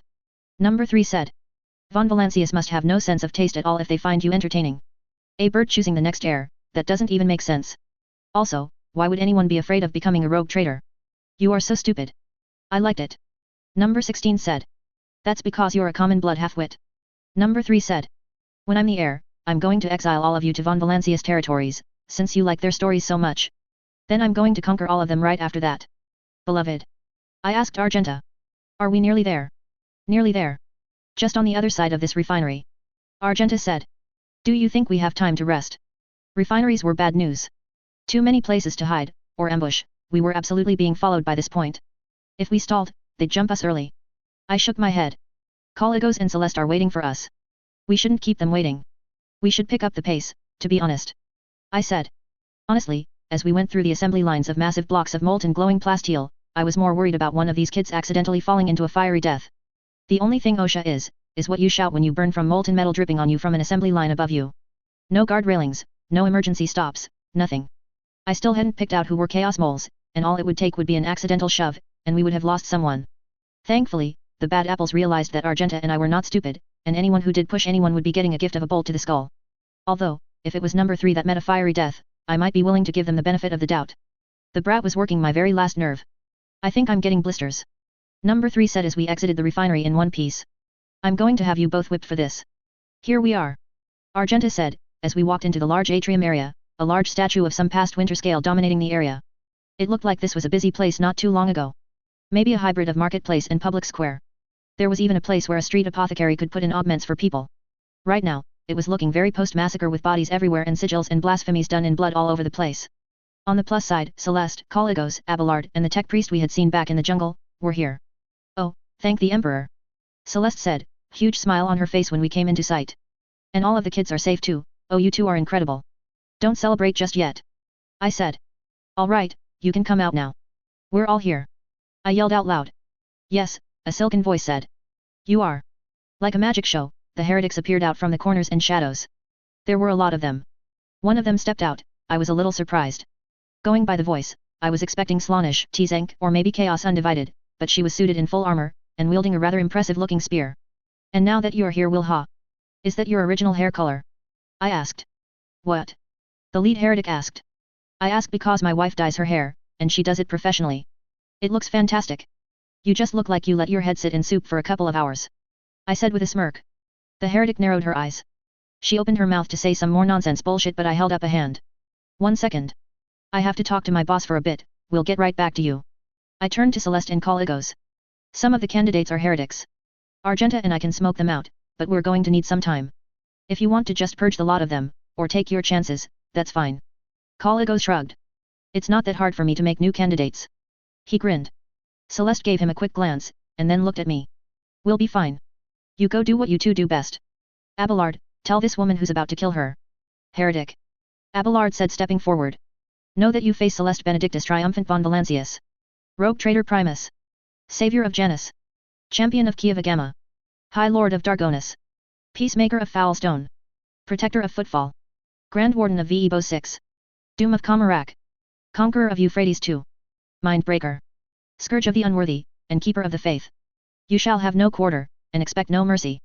Pray to your heathen gods, but expect no answers, for your reckoning has come. Surrender or no death. Soupere's reply was just to raise her spear, and call for the hordes to charge. Argenta and I took all the candidates and herded them into one of the prefabricated structures. The two rogue traitors sounded like they were having a grand old time. So, do you know who the traitors are? Argenta asked me. Number 4, number 9, number 10, number 11, number 16, and number 20. Please stand over here.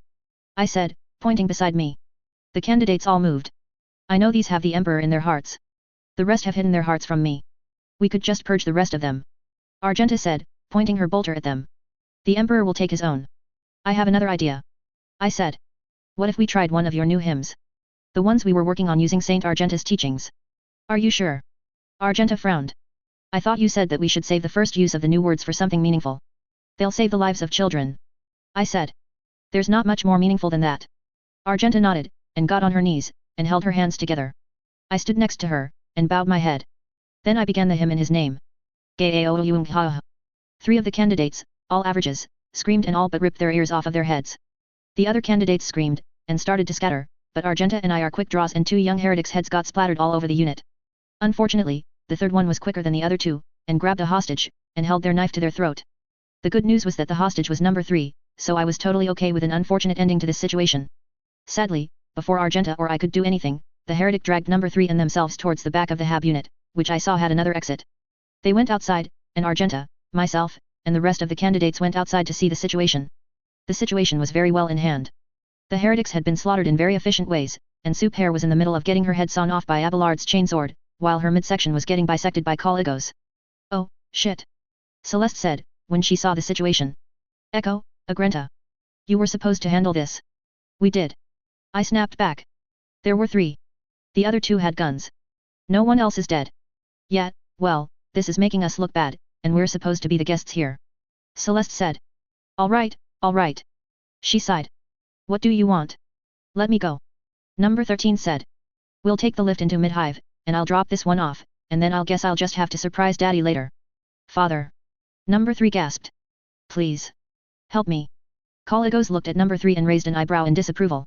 You two managed to rescue the rest, correct? I nodded. He shrugged, and pulled out a pistol. It's acceptable. He aimed it straight at number 3 and I felt the shock of betrayal in the brat's entire body. I almost felt bad for the kid. Actually no, I did feel bad he was going to get shot in the next few seconds. Wait. Celeste said. I'll trade with you. What? A bunch of us said. As you can see, your hostage is worthless. Celeste said. But I'm not. I can be your ticket to the big time. The Mindbreaker herself. You could do what Ural and the Cruel and the Edge of Daybreak couldn't. Don't you, Juan? Hey. Fellow bastard. Number 20 said, shouting from behind number 13, I started when I realized that my favorite numbers weren't standing behind me and Argenta. Behind you? What? Number 13 turned to look. Thanks for looking at me for a few seconds. Number 20 said. Then number 13 was tackled by the twins, one wrenching his knife hand away, the other kicking free number 3. Number 13 screamed in fury, but the pair then kicked him forward a few steps, where number 11 and number 16 blasted him into ashes with repeated blasts from their lost pistols. Everyone stared for a moment, and then there was applause. Caligos was clapping. Well done. Very well done. That's what I like to see. Brilliant distraction. He said to number 20. Actually, everything was their idea. Number 20 pointed to number 4. They told us to get into position. Although, I did say you only needed to shoot them once. Number 4 said to the troublemakers. Number 11 and number 16 shrugged. Why shoot something once, when you can do it 5 more times and make sure they fry? Number 16 said. Good thinking. Caligos laughed. Who taught you to that tackle? Perfect form. He said to the twins. We practiced. On each other, mostly. They replied. Storyteller, you did your assessment. What does it say about these ones? He gestured to my favorites. I shrugged and handed him the data slate. It's all in there, but these are the standouts. In one way or another. Father. Number 3 said approaching Caligos. Father, did you see how brave I was? Caligos motioned for the tech priest to attend to the rest of the candidates, that included number 3, and that the ones that had captured his interest should follow him directly. He was still looking over my assessment on that data slate, and he was smiling. I went over to Celeste. She was looking at number 3's continued attempt to get Caligos to even look at him. I know you think you are seeing yourself back in the Necromunda days. Argenta said. But I just spent a whole day with that child, and they are the worst kind of noble that ever exists. They make the drive stems and sourbacks look charitable. They are not worth your time. Then that means they really need it. Celeste said. She broke away from us. The rest of the averages just looked glad that this day was over and they could go back to being idle rich. I doubted any of them wanted to be the heir that much really. Number 3 though, was utterly heartbroken, and slightly bleeding on the neck. Celeste walked up to them, and handed them a handkerchief. Hey. She said. You were really brave. Number 3's response was to snatch the handkerchief away, and hold it to their neck and glare at Celeste with a perfect imperial look. Of course I was. My father would expect nothing less from his heir. Then he walked in the same direction Caligos went. So, I did not learn which one was officially made Caligos' heir. We did however, get all 6 of the favored candidates as guests/hostages on Calamity's fortune. As far as I knew, none of them knew either. They only knew that they had passed the evaluation, and that their father wanted them to work on their shortcomings with me as their tutor, and that they should also keep working on their synergy. I suspected that Caligos hadn't made a final decision, just that he knew he could make one if he absolutely had to. In the meantime, he'd see if one of them could fix their flaws and become his perfect heir, while in the meantime, he'd have a couple of spares just in case 1 or 2 fell by the wayside.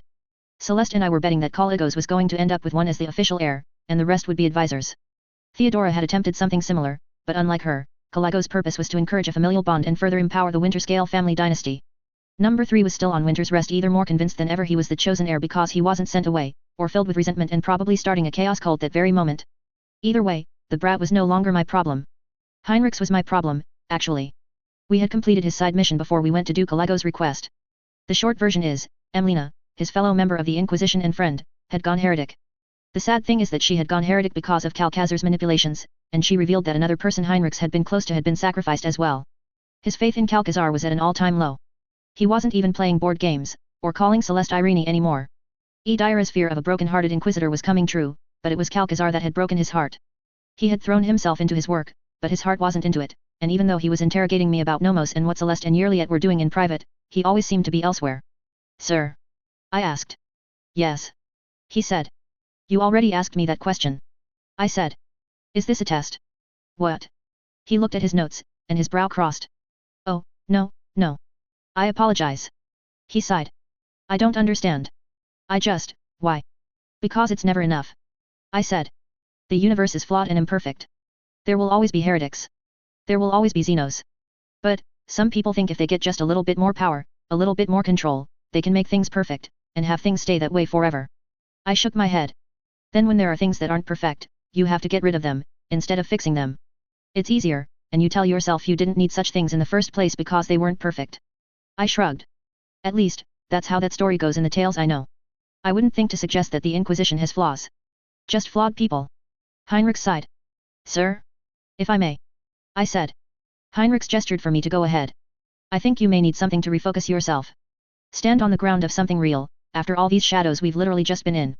Celeste is having Calamity's fortune stop at Sha'ira before we go through the Void Gate to pursue Kalkazar. I would be honored if you stood on its ground with me. You are willing to share the moment you stand on the ground of your sacred lost planet with me. Heinrich said. Well, with the retinue, sir. I said. Every one of you has contributed to this moment, and a moment is made that much more sacred when it is shared with others. Besides, I'm not expecting some great shift in the warp by touching the dried ground of a long-dead planet. Just, I know that you are the reason I haven't been thrown into some Inquisition cell and questioned for knowing all these ancient stories and possibly confidential material. I know that I, myself, may not be the reason why you did that, but I'd feel it shabby if I didn't reciprocate at least a little. Thank you. Heinrich said. I'll think about it. He sighed. I think that's enough for now. You can go, Echo. I nodded, got up, bowed, and left. At dinner, I poked at my food, and Argenta saw me frown. What's the matter? She asked. I'm just wondering if I need to invite anyone else to Sha'ira. I said. Not Kalego's children, not the Neb/Halcots, not the orphans, not Battis and his family. Little One said she didn't want to go. I'm just trying to think of anyone I possibly missed. Why did Little One say no? Argenta said, trying to see into the study from the table where our little waif was currently dictating everything Brian Jacques ever did. I don't know. I said. She's as much an echo as I am. Maybe it's because she's my echo, and my words influence her. She prefers the ship to planets, maybe. She could just not like the environment suits we're going to have to wear on that atmosphere-less rock. They are not the most comfortable things to wear. Argenta said. I think you've got them all, then. Maybe it's just nerves. Oh, I have been nothing but nerves. I said. I'm terrified that I'm going to stand on Sha'ira, and then something happens.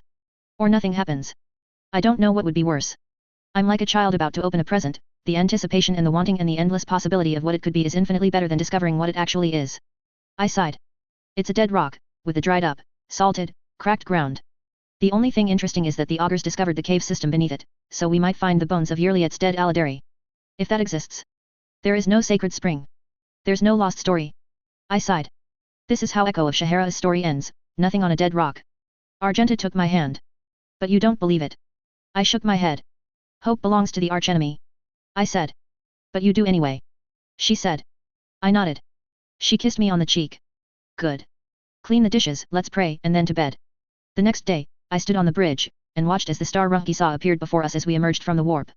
It was beautiful, a very young star, white and blue fire. I smirked that I realized that it resembled the same color as Celeste's eyes. We don't have to go directly there first. Celeste said. We could see Strawholm and start the seeding there. I chuckled. No. If I say no now, I'll never have the courage to go at all. Go. To Sha'ira. The echo is returning to its source. Helmsman, you heard the man. Celeste said from her throne. I was a little afraid of a random thing. I was finally satisfying the goal of Echo of Sha'ira. The thing I was almost certain had isekai me into 40k in the first place. If I completed my part of the deal, was I about to go home? Did I want to? 16th story. There was no great revelatory moment when we landed. Celeste let me be the first one to walk out of the shuttle onto the planet, and the only unusual thing was how the ground was slightly grainy and crunchy to walk on. Echo of Sha'ira was quiet, and I was not suddenly whisked back home. I don't know if you've ever had the opportunity to see pictures of the Bonneville Salt Flats, but it pretty much looked like that. Only the sky was a dull grey. I should have expected something like this. I sighed. They salted the ground, to make sure nothing could ever grow again. Edyra said. Maybe you could use this place to test new ground vehicles. I said. Drive things so fast that they make orc vehicles look restrained. I still feel it. Argenta said, lightly dusting her hand across the desiccated ground. The veil here is different. They couldn't wipe everything away. The memory of that great victory still remains, in an echo. Very funny. I said. The entrance to the caves should be somewhere around here. The augurs say that we're right on top of it. Do you have any feelings? Celeste asked. I shook my head and started walking around the infinite blank space that was my home planet. No. There used to be a beautiful oasis here, that was the marker of the entrance, but now nothing. I don't think. I paused in my wanderings. My steps hadn't crunched. I put my foot down hard, and heard a loud thud of a foot on hollow stone. I bent down and wiped the salt away. It can't be. I said, but it was. I was standing upon a giant stone slab, it was also not natural. 90-degree angles made the corners, and the edges were clearly cut using tools. Help me with this. I said, grabbing the edge. Everyone else ran to help me, and once we were all lifting, slowly the huge slab lifted up, and started to slide to the side. I set it down, and looked at what was beneath it. A giant hole, leading down into darkness, with smooth carved steps in bedrock. I shook my head in amazement. Then I gestured to Celeste. This planet is technically your property after all, please enter and be welcome. Celeste grinned through her helmet, and turned on a light attached to her suit. She went down the steps, myself right behind her, then Yerliet, who had a nervous, excited energy around her, than everyone else. Oh wow. Celeste said, looking around the caves. These are massive, you really could have thousands of people hiding down here. This place is sacred. Argenta said, walking towards the walls. Her light shone upon them, and she slowly let out a breath of amazement. There are prayers carved into the walls. The story is true. The faithful did use this place. It looks like this place has been scoured of life just as thoroughly as above. Abelard said, pointing a light around the space. There was just the grey stone, and some stalactites and stalagmites long worn away to small nubs. There was no moss, lichen, or even dampness down here. We all walked on forward. Argenta was trying to read the carved words into the walls, but those two had long since eroded away to just suggestions of letters. She said they were prayers though, and I found no need to correct her. Oh. Yerliet said, pointing her light forward. No, but... She said something in the Ildari tongue, and we all walked forward. There was a skeleton on top of a stone. The elongated limbs and skull made it very clear that it was not human. Most of it had been reduced to dust, there was no clothing, or identifying marks. A few ribs, leg bones, one arm, and a skull. This isn't the one from the story, is it? Celeste asked. Yerliet gingerly, removed her hand from the glove of the environment suit, and carefully touched the skull. Her knees buckled, and she dropped to the ground, speaking rapidly in her alien tongue. Slow down, Celeste said. I can't keep up, what was that last part? Yerliet put the glove back on, and stood up. She took out from her supply belt, a large bag, and swept all the bones into the bag. Then she sealed it closed, and walked away back towards the entrance. We're not going to know what any of that was about, are we? I asked. Celeste shook her head. Probably not. We kept walking deeper into the cave, until we found the spring. It had dried up to nothing but grey rock and dust, but you could see in the rock where the water had used to be. I walked out into it. It was very large. When this place had water this would have been the size of a massive swimming pool. Echo of Sha'era was doing something in my head. I think it was praying, or saying some long-forgotten chant. I stood in the center of the dried-up spring, and I knelt down to look at the ground with my suit's light. Grey dust and cracked stone, but, if I tilted the light just right, and looked very carefully, I could see what I almost thought were specks of gold light. I took out a small metal vial, and unscrewed the cap. I then took my scald knife, and carefully, scraped some of the grey dust into the vial. I sealed it back up, and put it in my belt. Then I took out my water flask, and poured the water out onto the ground. The water disappeared instantly into the thirsty stone, and in a few moments, the stain on the rock vanished as well. I sighed and shrugged. I'm sorry. I'm not. Celeste said, smiling through her suit. So, how much effort would it take to bring this rock back to life? A prohibitive amount. Abelard said. This is a sanctified planet, and perhaps a place where pilgrims could come to worship, but to make it livable again would take a fortune's worth of fortunes. Terraforming secrets that are allowed only to the highest members of Adeptus Biologists and Mechanikus. To make a dead planet viable again, would take an act of the Emperor himself. You mind waiting until after we deal with Calcazar before starting then, Echo? Celeste said.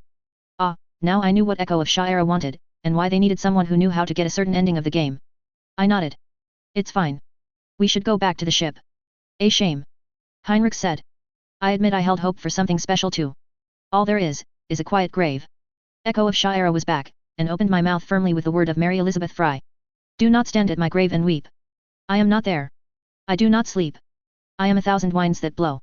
I am the diamond glints on snow. I am the sunlight on ripened grain. I am the gentle autumn rain. When you awaken in the morning's hush. I am the swift uplifting rush of quiet birds in circled flight. I am the soft stars that shine at night. Do not stand at my grave and cry. I am not there. I did not die. Heinrich chuckled. Of course. Now what do you wish to do, Echo of Sha'era? Now that you've reclaimed your home. My duty. I said. I am still Celeste Benedictus Triumphant von Valancius, Master of Stories. Her storyteller and spy master. I am to serve her, and see the beauty and glory of her dynasty flourish. It is my pleasure, and my honor. There is more than one way a planet can return to life. Perhaps I will see it done, maybe I can only work towards the goal a little. Just as I said in my tales before, the great temples of Terra started with a single stone. First, though, you must have a place to put it down. I have my home again. For this the rogue trader has my service for as long as the Echo exists. Abelard nodded, and Heinrichs made another smug chuckle. We collected Edira and Argenta, who were whispering to each other about the prayers carved into the wall. The psyker was in a fugue state, reading the words to Argenta, who was writing them down on parchment, with a shaking hand. More new litanies? Celeste asked. No. Argenta said. These are old, very very old. You should make this place a shrine world, as you did to Foulstone. The last thing I want is millions of people tramping through here, and rubbing their hands on these walls. Celeste said. The words would be wiped out in hours. Come on, let's go. We emerged from the caves, replaced the stone over the entrance, and headed back to the shuttle. We found Kasia, sitting on the salt-baked ground, with her sketch pad and chalks. She had done at least 6 pages worth of work already, and she was breathless with effort when we got to her. Echo of Shira, your planet is so beautiful. She said, a huge smile on her face. Are there colors? I asked. She nodded. Golds and ivories of such detail that I curse my hands for being unable to replicate them. And the sky. She reached out her hands and threw back her head in joy, looking like she wanted to embrace it. I must return here with all my paints. She said, looking back at us. Whatever you paid for this place was but a pittance compared to what you've received. Thank you, Kasia. Celeste said. May I see? Kasia handed over the sketch pad to Celeste, and she flipped through it. She nodded in appreciation, and then gave it back to the navigator. She put the pad away, and we all went back into the shuttle. Once more, I had been denied seeing whatever it was that Kasia had created. This time, Echo of Shira felt cheated as well. Kasia was seeing the dreams of Shira as it slumbered. I was also not allowed to see the return of Grand Magos Armanat, because Pascal specifically asked Celeste that I not go on board the ship where he was last located. This is a spoiler, but to everyone guessing that Pascal was Armanat, you are only partially correct. The truth was that Armanat was all the tech priests with the designation Haniaman linked together in a sort of hive mind. They were separated after everything in Epitaph went south, and Kalkazar converted one of the Haniamans to eliminate most of the rest. As a result, Pascal and Abel were the last aspects of it. I thought that I wasn't going to have a big influence on that plot line, as Pascal wanted nothing to do with me, but I was surprised when Abel, and Autolas 9 knocked on my door. Abel's having some trouble translating his thoughts to coherent speech, even in Bin Eric. Ada said. So, I've linked with him so I can better explain what he wants to ask you. Go right ahead. I said, inviting them to sit at my table. Abel twitched, and looked at Ada, and the tech priest nodded, and took a long drag on her ho stick. Abel wants to reunite with Armanat. They also do not want to unite with Armanat. They are in a logic loop, and can't see an answer. All right, I said. So, let's go over the data points. Why do you wish to rejoin with Magos Armanat and the collective? Armanat was their greatest moment of purpose when they felt whole, and attached to the Omnissiah. Ada said. They feel that reconnecting now would be returning to a wonderful project they helped create, and now it can be even greater. Armanat has returned to heal the schism, and unite the Brotherhood of Mars in renewed efficiency and expedience.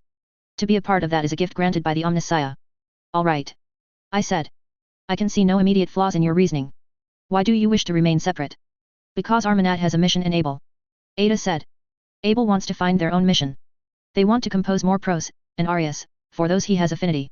They wish to create strange and impossible things mentioned in stories. There are more combinations of the intricate out there, and Abel wishes to examine them. This is what Abel feels is a task given to only themselves by the Omnissiah, and he cannot do it if he is part of Armanat. I see. I said. You are not in error, Abel. I don't think you are in a logic loop either. You just have 2 options in your future, and they are both terrifying and beautiful. Go with what is known and in company, or be original and independent. Have you talked to Pascal/Armanat about this? The senior Magos unit has made it clear that Abel's continued presence as Armanat is welcomed, but not deemed necessary. Ada said. They are busy healing the schism, and fulfilling the earlier promises of the collective. If Abel is to return to Armanat, they should do so without doubts. The Magos said that should Abel go and become an independent unit, they will do so with the Magos blessing. May the cycle be discontinued applies to the Armanat collective itself. What about you, Ada? I asked. Do you have an opinion on this? I have been offered a choice to join Armanat in its new configuration. She said, taking a long puff on her smoke. I will be assuming the Haniaman designation, and granting them a new viewpoint. It is a chance to transcend the weakness of the flesh and mind, and become something so much greater. I have also been requested, should Abel become their own unit, to assist them. I was granted permission to accept or refuse either, regardless of Abel's decision. My desire is to join as Armanat, but I wish Abel to be independent, out of fascination of what may emerge. I can predict how Armanat will be with Abel's input. I wish to see what will emerge from the unknown. Abel, does knowing any of that alter your data? I asked. Abel burst into a stream of Bin Eric that I couldn't keep up with, and Ada responded in kind. I understood that they were arguing for a bit, and I let the data flow as I watched the pair communicate for a bit. Finally, they stopped and Ada turned to me. Abel does not wish me to give up my chance to join Armanat, just for his sake. They are afraid I will eventually resent him if we journey together. I informed them that they are wrong, but Abel is adamant. Ada said. I handed her a plate she could stub her burnt out though stick in, and she instantly sparked a new one. Now they are of the opinion that joining Armanat is the most efficient option. I sighed. Abel, I am in possession of some data you do not have, and for security purposes, I cannot share this data with you yet. However, I will tell you that Shira will soon be a viable planet again. I will be helping to run its functions with Sister Argenta. Would you like to be the designated Magos of that planet, when we begin its rebirth? It will require a lot of innovative thinking, and if at any point you wish to return to Armanat, adjustments can be made. More Bin Eric, and then Abel turned to me and spoke to me in Bin Eric. I smiled at him. Because you are my friend, and Shira would never turn away another storyteller. Abel responded. I think they are magnificent. I said. Abel and Autolas 9 conversed for a bit more, and then Ada turned to me. You know what you are doing, correct? Abel isn't just someone you can stick in a corner like the rest of us, he has maintenance needs. I nodded. I understand, and I accept the responsibility. Abel got up, bowed to me, and left my apartment. Ada nodded. He's going to talk to Magos Pascal/Armanat. I should join him. Will this be the last time I converse to the Autolas 9 unit? I asked. She nodded. Most likely. Then thank you for everything you've done for me, and thank you for being a friend. I hope you find what you are searching for as part of Armanat. I said. I as well. She bowed to me. May the cycle be discontinued. She left. I didn't see either of them until after Epitaph. So, this was it. All the side quests, save Ulfars, had been completed, the colony stories had reached their conclusions, and the map was fully explored. There was only one thing left to do. Calamity's fortune was headed towards the space gate that would take us off the known map, into unknown, Necron, space, and eventually onto Epitaph where we'd have the final encounter with Kalkazar and the Void Dragon Cetan Shard. The first step was dealing with the ships the Inquisitor had placed at the gate. There were quite a few, but this was the big Avengers moment as Winter's Gale, Korda, and Ildari ships showed up to help. I was helping Argenta who was giving assistance to the missile batteries. Mostly my help was repeating her commands to the crew, and joining her in litanies over the launches. We made it through the battle. Then Argenta led everyone on the missile deck in prayer as we went through the space gate. The ship shuddered and shifted as we went through, and then we were off the known map. Walking bravely first into darkness, to triumph over nightmares untold, hold the reins of fire, and walk steadily the road of thorns, through pain to greatness. At least that's what Celeste said to everyone over the ship-wide vox when we made the jump. I knew she was basing most of it off her warrant of trade oath, which was always good for a stirring speech. Still, it would have been nice if she had let me make a newer one. I was working on the speech she would have to give after everything at Epitaph. I did not want to go down on the tomb world we had first arrived at. However, I knew that down there was the remnants of Theodora's expeditions, and one thing in particular that I needed to get rather badly. So, I joined up with the group, walking down the stairs into the crypt, towering obelisks covered with long-forgotten runes and sigils looming over me. This is not a place meant to be seen by humans. Edyra said. The voices are nervous. The things down here are a danger even to them. What was Theodora looking for? Celeste said. The usual things. I said. But mostly because it was the unknown. Trouble is, sometimes when you go looking for the long-forgotten, you find it. We had stopped at what looked like a research station, Imperial technology and supplies were scattered all over, and in front of one altar, someone had set up a cogitator. I took a deep breath, and turned it on. The display came up, and I flipped through the data. This was Theodora's beachhead. They spent a lot of time here, before going further. This says that this place was theorized to be a guard station. Some place the builders of these structures made to check the ships that came this way before moving onwards. I smiled when I saw the data file I was looking for. It looks like they managed to translate the languages here. I'll send them to your translator. I said, and felt echo of Sha'ira shiver as they themselves gained knowledge of the Necron language. Anything else? Celeste asked. Well. I took a deep breath. We have some options. I can run the last program the people who were working here did. Apparently, it turns off some of the defenses that are between us and Epitaph. Also, it gives us the coordinates for where Epitaph is specifically. The downside. Heinrichs nodded. Well, when this program was run last, all entries from the people who were here suddenly stopped. I said. I think that means that something is going to, well, turn on seems to be the wrong word. I think wake up would be more accurate. Everyone ready for a fight? Celeste said. I wasn't, but everyone else responded in the affirmative, and took defensive positions. I got the nod from Celeste, and I ran the program. Almost instantly, the tomb became active, with obelisks glowing a sickly green, and arches growing portals from which emerged the skeletal figures of the Necron forces. They spoke when they emerged. The night comes true boundless. The Necron Locust Heavy Destroyer chanted. Stars know that it is bestowed upon them to fade. Worlds know that is bestowed upon them to turn to ash at our coming. What? Celeste said looking at me. They're going to kill us. I said. Then kill everything else. Oh. She shrugged. So, things are the same as always then. As ever, Your Grace. I said, and dived behind the altar to keep the death marks from flaying my face open with a single shot. I made myself slightly useful during the fight, calling out how the Hefsea destroyers had frontal shields, but that Argenta should run behind them and unload her bolter on them. Also, I poked my head out and shot at the scarab hordes that I could see. Weirdly, my bullets seemed to have an effect on them, and it wasn't just because that was how it worked at the game. Now that Echo of Sha'ira knew the Necron language, it could work its powers against them. They were reluctant to go up against the actual soldiers, but the scarab hordes? That was doable, and would be a good starting point to work their way up.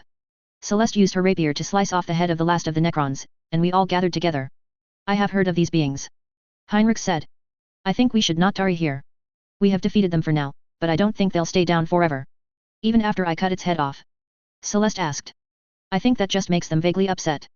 I said. I agree with the interrogator. We got what we needed, let's go. We escaped the tomb, and were back in Calamity's fortune. Thankfully, the next few days were slow, going from one system to another, exploring more tomb worlds and Theodora's former excavation sites. I was not required, nor requested, to join Celeste as she gleefully took to exploring both as we headed slowly towards Epitaph. I unfortunately did realize that I would be required to go down on a rather hostile ice planet we had arrived at one day. It started with me being summoned to the bridge, for what I'm sure Celeste thought was an innocent question. Echo, have you seen Ulfar? He's been reported missing from his quarters, and no one's reported seeing him. Also, one of the shuttles is missing from the bay. Celeste said. I know you two are close, did he say anything to you? I sighed. The planet we are at? That is where the baleful howl was last seen. There was no point in hiding, or not cheating. Oh. Celeste frowned and shook her head. I'm so stupid. Also, I can't believe Ulfar would go out alone like that. Actually, no. Strike that. I absolutely can believe that Ulfar would go out alone like that. She sighed. How long has it been? Never mind. Vigdis? Get the augurs to find the shuttle he took, and get a host ready for rescue and extraction. Echo, you coming along? I nodded. This was going to be very very dangerous. I knew that Ulfar needed our help to get him back to the ship, but I also knew what was out there, hunting him, and everyone else that was going to be on that Emperor-forsaken rock. A Wolfen? A Wolfen? Celeste asked as we shivered in the cold outside the baleful howl's crashed ship. Are you sure? This isn't just enemy action, or a wild beast. We are being hunted by something that has animalistic tendencies, with the intelligence of, well, something more than just human. It herded us here, it's picking us off one by one.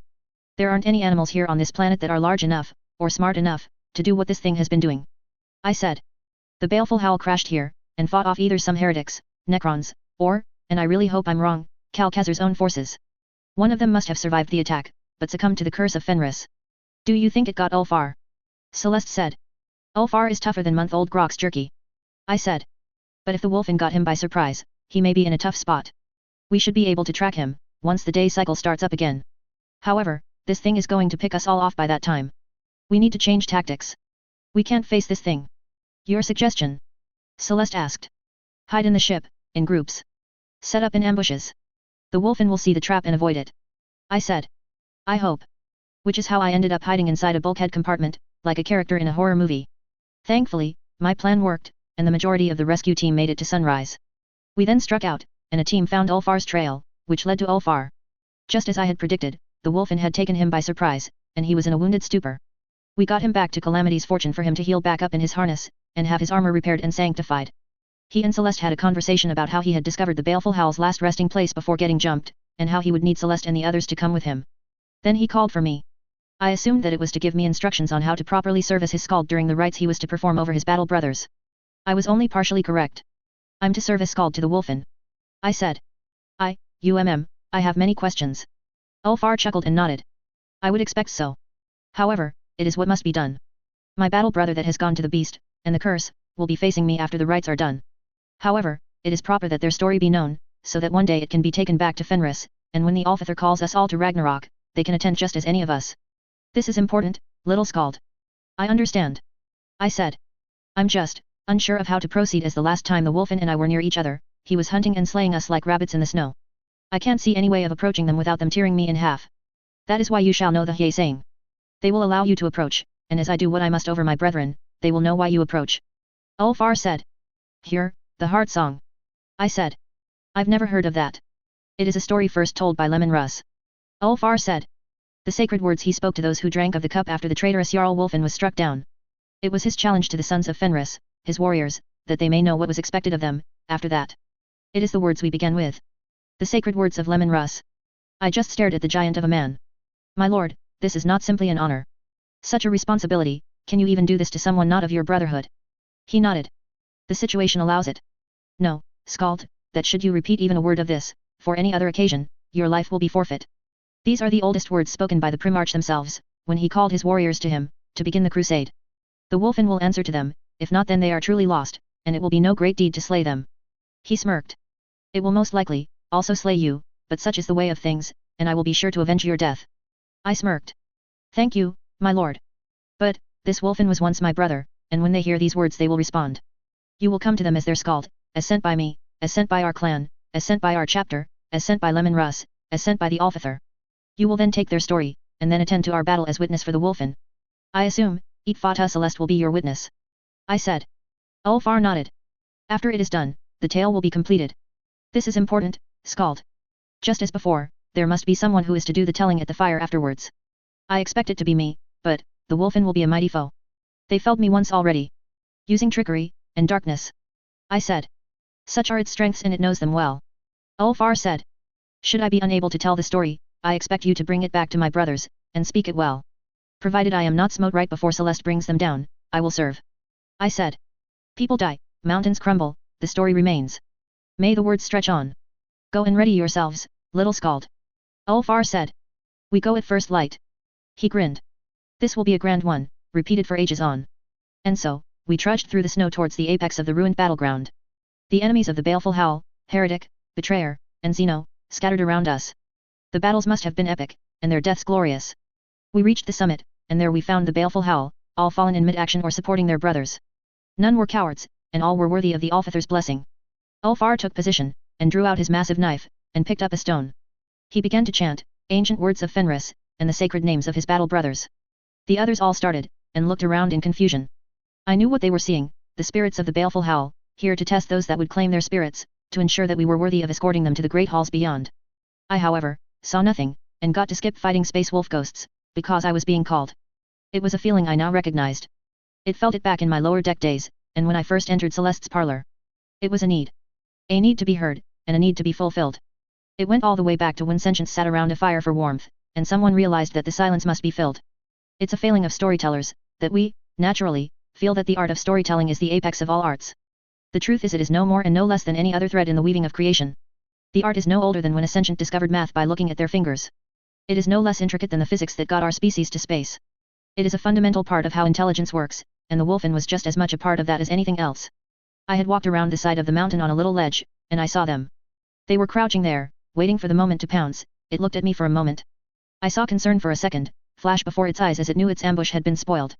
Then the fury and rage, and then hunger for another target. It knew me. I was the one that had called it out in the darkness. I had ended its play with some easy prey. A clever one, and a priority to kill. I drew my Scald's knife, and I spoke the Hye saying. It's shorter than you'd think it would be, and very to the point. Lemon Russ was not a primarch who cared to elaborate or pretty his speech. I felt different when I said those words though. I was just a voice, the speaker was someone else. The Wolfen's stance changed. It went from ready to pounce, to calm and cautious. I had changed from prey to something else. I stepped forward, and stood in front of the creature. I could feel its breath on my skin. The smell was of blood, and I absolutely felt the transhuman fear that came with this being. Did you have a name? I said. Or will you just be known as Wolfen? The wolf raised a claw, and started to carve into the side of the mountain. Cecil. Cecil it is, wait.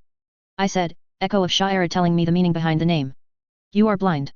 The Wolfen turned their head, so I could see that one eye was milky and blank, while the other was dark and shining. I nodded. I am your Scald. I said. What words do you wish said? We were betrayed for our loyalty. Cecil growled through their fangs. Held to our honor, which led us to death. Did not give in to the curse from weakness, but to ensure others would survive. Now, nothing left but the hunt, return my last brother to grave, and then give myself rest. Honor secure. Very well. I said. I will have your tale be told. There was a loud howl behind us, it was Ulfar mourning his pack. Your battle begins. Do you wish me before, or during? The Wolfen just pushed me aside, and started loping towards the direction of Ulfar and the others. I had to run to keep up after them, and even at my fastest pace I only arrived when the battle had already begun. Ulfar was in full poet mode, singing his battle song as he clashed with the Wolfen. Celeste was standing nearby, she was repeating the verses Ulfar was saying. Everyone else was scattered to the side, not wanting to get in between the two titans fighting. Finally, after the third or so clash, which left both space wolves bleeding, they stood apart from each other, panting to catch their breaths, and I stepped forward. Cecil. Seeing more with one than most with two. Loyal and true, and thus received betrayal in turn. Stood here, did not flee, never shirked duty. Brought forth the beast to slay the enemy.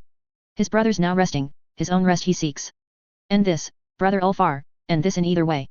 Then the baleful howl may retire to the great hall. Ulfar nodded at me. The Wolfen didn't so much as glance at my direction. The space marines went at it again. Ulfar did a shoulder check that knocked the Wolfen off balance, and then he swung his arms around and grabbed the creature in a headlock. The Wolfen knew it was over then, and let out a giant howl that seemed to shake the entire mountain. Then Ulfar pulled out his knife, and with a twist and a jerk, cut off the Wolfen's head. The creature's body hit the snow-covered ground, and went still as black blood oozed out from its neck. It's done. Celeste asked. Ulfar nodded. It is done. The sun sets quickly here, and the dark is treacherous. We should go back to the ship. Do we need to do something about the bodies? Celeste asked. All that has needed to be done, has been done. Ulfar said. Even for Brother Cecil. He nodded at me, one craftsman to another, acknowledging a job properly done. My story for now is done. Let us go to the climax of your story. I stared at my next trial. I had no idea how I was going to overcome this one. It was a very small shot glass filled with Fenrischen ale.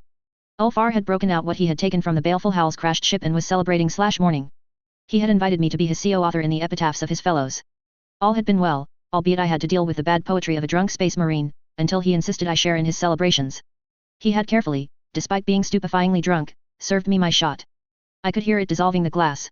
Come now, little Scald, I have seen you take on demons, heretics, Xenos, and your wife when she is unhappy. How can a mere few drops compare to that? He laughed loudly. He was a very jovial drunk. Probably that was why he thought this was a good idea. I gingerly picked up the glass. I think I could feel some of my brain cells committing suicide out of desperation to avoid what was coming to kill the rest of them. I have no one else to drink with. Ulfar said quietly. Please, friend. Well, when a space marine calls you friend. To the might of the baleful Howl. I said and downed the glass. I woke up in my bed, with Argenta sitting next to me, wiping a cool cloth over my head. She smiled at me. You stood upright for 7 seconds, his lordship was impressed. Celeste has some choice words for the both of you though.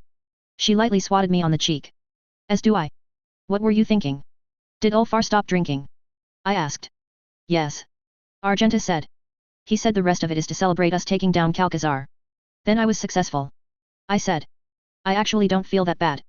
I suppose going down for a few hours isn't too bad of a showing. A few hours. Argenta laughed. Beloved, it's been 3 days. We're approaching Epitaph as we speak. There were fears that you were going to miss it. Weren't there any more of those scythe ships protecting it? I asked. We've been dealing with those Emperor-accursed things every system. A few. Argenta said. I think we're mopping up the rest of them right now. There was a distant explosion, and a shudder that I recognized as the ship's lance battery firing. Don't they need you at missile control? I asked. There was only one left when I got the word you were rousing yourself. Argenta said. Who told? I looked up at the edge of my bed to see little one standing there. I'm still not convinced you're not some nefarious agent. I said to her. She just shrugged and went back to the study. Get ready, everyone's getting ready to make planet fall. Argenta said. The day has finally come, our righteous fury shall descend upon the unworthy and blaze a clean new future for all of the galaxy. His will be done. I got ready, and I attended the big ceremony at the bridge, where Celeste talks to everyone. She came up to me. Well, are you ready for the story to have a big finale? She said to me. No such thing as a finale. I said. There's only when the story stops being told. In truth, all stories end with death. We've both seen a lot of that. I don't think that ending is waiting for you here. I have a feeling that your tale is going to go on for many years, and be just as interesting. Do you think it's possible we'll get and everything went happily ever after? Celeste asked. I shook my head. Not in this universe, but, to quote some long-lost poets, not everybody gets what they want and that is beautiful. Sometimes that means one thing, sometimes another. I know for a fact, you're going to make Calcazar regret ever thinking the story was about him. Celeste gave me an affirmative nod, and proceeded to talk to Argenta. Soon, we were making our way through Epitaph. It was a big mishmash of Necron architecture, overlaid with Imperial expedition equipment, and that was punctuated by what was clearly Drukery technology being used to shackle and control the Necron obelisks and portals. They were apparently doing a piss-poor job of it, because all we were finding as we went through the first few layers were slaughtered members of the Inquisition. This could be our fault. I said, as I observed the results of a tech priest's face that had decided to get a better look at a Necron's gauze flare, by way of the barrel. Our fault. Celeste said. The tomb world we turned on way back when we came to this place. I said. It might have turned on the others. Doesn't help that we've been kicking and poking at nearly everything we can. Maybe this place was dormant, and they thought they were safe. Then the portals activated, and the locals decided to say hello. MMH. Celeste said. Not quite. Edira said. We woke some of them up, but the yoke beneath us has started to pull, and this place is pulling back. Are we too late? Celeste said. Edira shook her head. It's been waiting for us. There's just one last test between us and what stands below us. What? Celeste asked. I do not understand. The voices only say my own name, but differently. Idira, Edira, Edra, over and over again. The Psyker shook her head. We stand on the ledge of the lair of the dragon, and all it holds is its hoard. We tread lightly, for we hold the hole that is ready to bend the knee to make all other knees bend. We stand before the void. Thank you, Edira. Celeste sighed. As clear as ever. We continued down, that being the only direction we had available to us. We had a little trouble at one point, where Calcazar's people had erected a firing line of turrets that had been still active when we approached them. Yearliet was able to snipe a few to allow Heinrichs and Abelard to charge past the barricade, and get behind the autoguns where they could turn them off. Those are new. Celeste said, pointing at the obelisks that rose up out of the darkness below us. They were covered in Necron runes. Echo, I'm having trouble reading these, can you do any better? Let me see, these are warnings. I said. There's something below us that the Necrons defeated but couldn't kill. Wait, shouldn't kill, no, both. Something dangerous that poses a threat not just to this reality, but other dimensions. Here is the crossroads, so that other Necrons can come and ensure the imprisonment of, Mag something. I can't make out the last bit. Looks like a name. So, this isn't a tomb or an armory or barracks. Celeste said. This is a prison for something that frightened the monsters that want to wipe out all life? And Theodora and Calcazar's best idea is to let it out, and put a leash around it. Apparently so, there's more about dimensions. I said. Warnings about what to do if you, see yourself? I must be translating something wrong. Yes, I was playing dumb, but I was actually genuinely afraid about what we were going to be walking into if we knew too much about it going in. The armor of ignorance might actually be very useful. If you know you're about to meet alternate versions of yourself, it wouldn't be good for them to have the information that they're about to meet us and that only one person could leave the crossroads. We finally got to the bottom floor of Epitaph, and found more Necrons in battle with the Inquisition's final line of defense. We dispatched the last remnants of the Necron tier, and approached the commissar that was leading this group of elite guard. Greetings, Celeste von Valancius. He said, making an aquila on his chest. Your arrival is timely, and foretold. I don't suppose any of the rest survived. No. Celeste said. You're all we've found. A pity. He nodded. Well, I'm under orders to allow you to proceed to the yoke, and give High Lord Inquisitor Calcazar the remaining component. Then we can all leave this Emperor-forsaken place. Of course. Celeste said calmly, but I knew her well enough by now to know when she was bluffing. She had no idea what remaining component this man was talking about. My retinue will be accompanying me, of course. I would recommend against that, your lordship. The commissar turned and pointed at the large obelisk-strewn plaza that was between us, and the large temple-like building that was the yoke. That courtyard is particularly fatal. I don't know what kind of Xenos trap is in it, but anyone who enters it vanishes. Then they reappear at the other entrance, usually dead. What kills them? Celeste asked. Unknown, but the ones I've seen seem to appear to be killed by their very own weapons. The commissar said. Only Inquisitor Calcazar seems to be able to cross it unaffected. He usually escorts people across when he does. I was told that if you wanted to pass through, I was not to stop you. Then there's nothing saying you have to stop any of my retinue either. Celeste said. The commissar shrugged as if to say it's your funeral. Then he, and the soldiers he had available, stepped aside. If anyone would rather hold guard here, Celeste said. They can do so. No judgment, or shame. Lord Captain, Abelard said, a chiding tone in his voice. Do you think that any of us would be with you this far, and fail to see this through? Celeste smiled. All right, let's go. We all walked through the archway and onto the crossroads. It was not like the game. In the game, when you come into this room, you're confronted by alternate versions of yourself, the alignments you didn't pick, and you fight them. Here, nothing, I was just walking across an empty plaza with glowing Necron obelisks around me. I turned to say something to Idira, and she wasn't there. I spun around to give a warning to Celeste, but she had vanished as well. I turned around, everyone was gone, I was alone. Oh, not alone, not completely. I heard my own voice say. I turned, and saw walking out from behind an obelisk, myself, or rather a different version of myself. The heretic version. He had Footfall's original face, but there were now heretical tattoos on his face. His uniform was an eye-watering not blue and not white, gotta rep the colors, and shifting much like Coonrad's uniform was. He grinned at me, and then pointed behind me. I believe my favorite theory, is that I'm dead. A version of me said.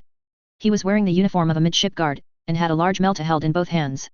His face was the original, but covered with enough burn scars that it had a rubbery sheen to it. Certainly true for most of us. I looked around, there were a lot of dead echoes in the crossroads. Burnt to cinders, flesh warped by chaos magics, ripped to pieces by something savage, frozen and cracked from exposure to hard vacuum. Is this it? I said. Just you two? Aren't there normally three? We're the only ones that have survived. The third future is where Celeste is alone, remember? We never made it off Footfall in that world. Heretic Echo said. Or, at least, they never got far enough to make it here. Okay, you I get. I turned to the other Echo, and pointed at him. You I don't understand how you got to Epitaph, you look like you still belong on the ship. Also, you're the one with the dogmatic Celeste. I was never called to tell stories. Dogmatic Echo said. I spent most of my existence on the lower decks, in the hole. Then, Holy Avenger Celeste von Valancius started her purge of the Coronis Expanse. People from all parts of the ship got called up to serve as troops in her army. He hefted his melta. I got pretty good at using this. Did the Neb/Halcots get called up too? I asked. Dogmatic Echo shrugged. Probably. I just signed up the first offer I saw, it's 40k. You're either fighting, or you're dying a slow agonizing death. I wasn't going to let anyone slow me down from getting out of here. Okay, I'm actually more afraid of him, than I am of you. I said, looking at Heretic Echo.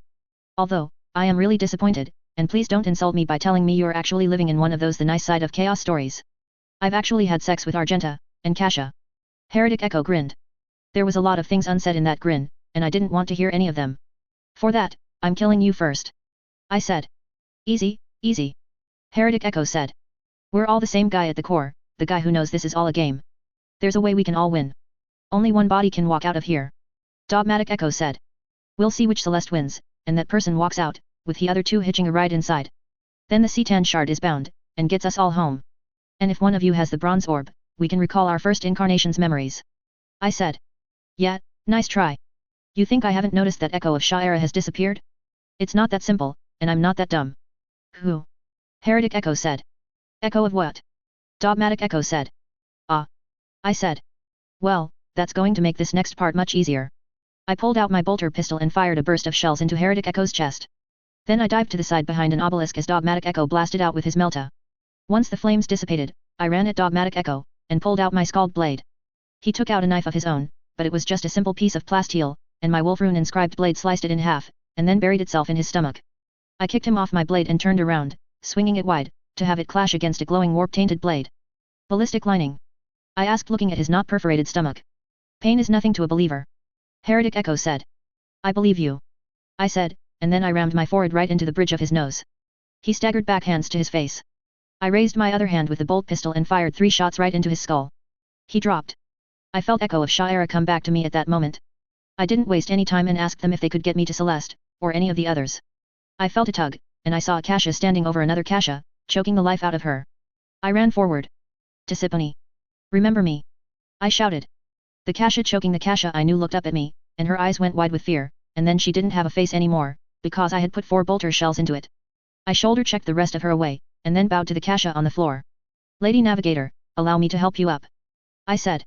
How do I know you're, you? Kasha asked. Your first gift to me was a Janus apple, after I told you the tales of the raven, the telltale heart, and of course, your favorite, the cask of Amontillado. I said, extending my hands. This place is horrifically frightful. Kasha said, taking my hand, and standing to her full height. There was this pitiful wretch who could not function on her own, begging for the commands of her grace, but she sounded nothing like the person we know. Is she still around? I asked. No. That, horrible one, killed her. Kasha said. How did you find me? After I dispatched my doppelgangers, I studied the obelisks, and I touched a rune on one of them. I think I can find the others that way, but you should go to the exit. I said, mostly lying. Absolutely not. Kasha said firmly. My friends are in danger, and I shall attend to them. Find us a way there, Master of Stories. Time is of the essence. Yes, my lady. I said, going to the obelisk and making a show of fiddling with it, while internally I yelled at Echo of Shaira to do what it did before. Behind us grew the sounds of swords, clashing.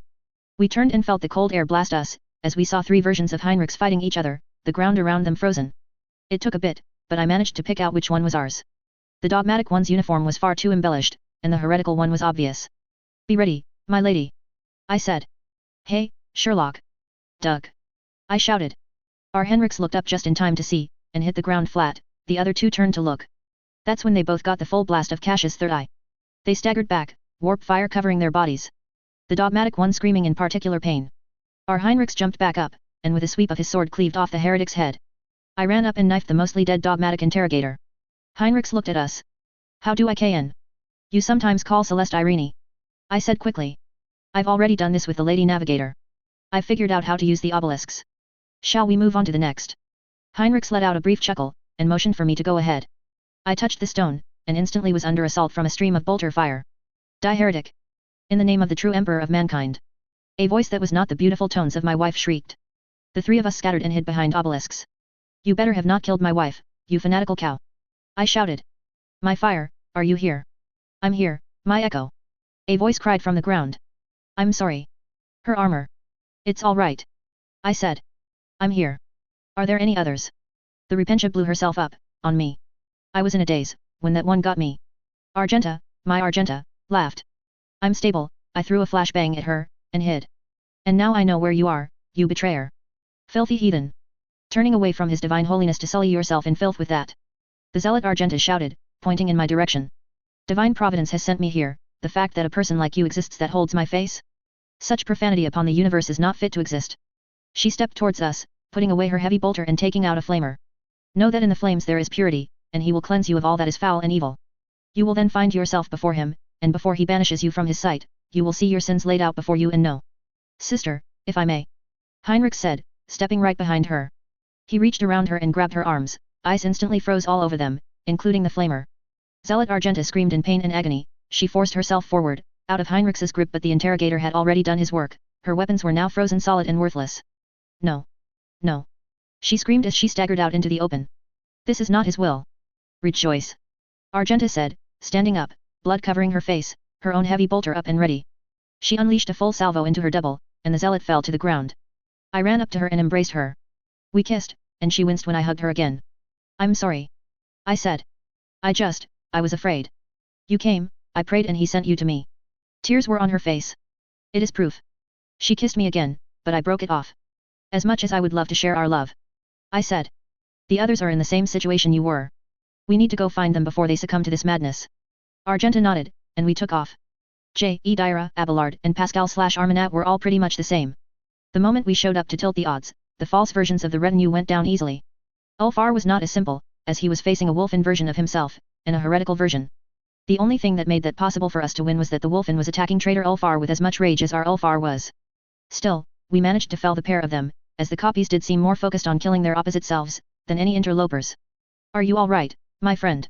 I asked Ulfar, as he stared at the body of himself adorned with sigils of the archenemy. Never better, my friend. Ulfar grinned at me.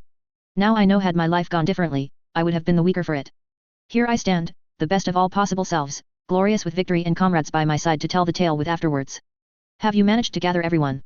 All save the Lord Captain and her Xenos. I said. I am interested to see what kind of other versions of the Eat Fata there are. Ulfar said with a grin. Maybe to make it interesting I'll help one of the others. He laughed. So, our party went to an obelisk, I touched it and instantly heard. Get to cover. Celeste cried. Ildari snipers. Everyone scattered and hit the dirt. Again. You and Yerliet are together. I yelled. Yes, but don't draw attention to her. She's trying to get them. Celeste said from her own cover. What about you? I asked. Oh, I had my own, I took care of them. Celeste said. Shame, we were looking forward to. I ducked as the fallen pillar I was hiding behind burst with shrapnel. I ran to a new hiding spot. There was another bang, and a scream that sounded very drookery in nature. Then a long pause. Enough of this. Ulfar said. He stomped out into the open. Here I am, Xenos witch. Have your shot at me today. Show me how good you are, for you will not get a second. I have broken more of your kind than I even remember. He howled in glee and rage. There was another bang, and an Ildari body in full craft world armor fell to the ground from an obelisk not too near where Ulfar was standing. Yerliet then jumped down to the floor. She walked up to Celeste, looking very proud. I told you I'd get a distraction, and I wouldn't put myself at risk foolishly.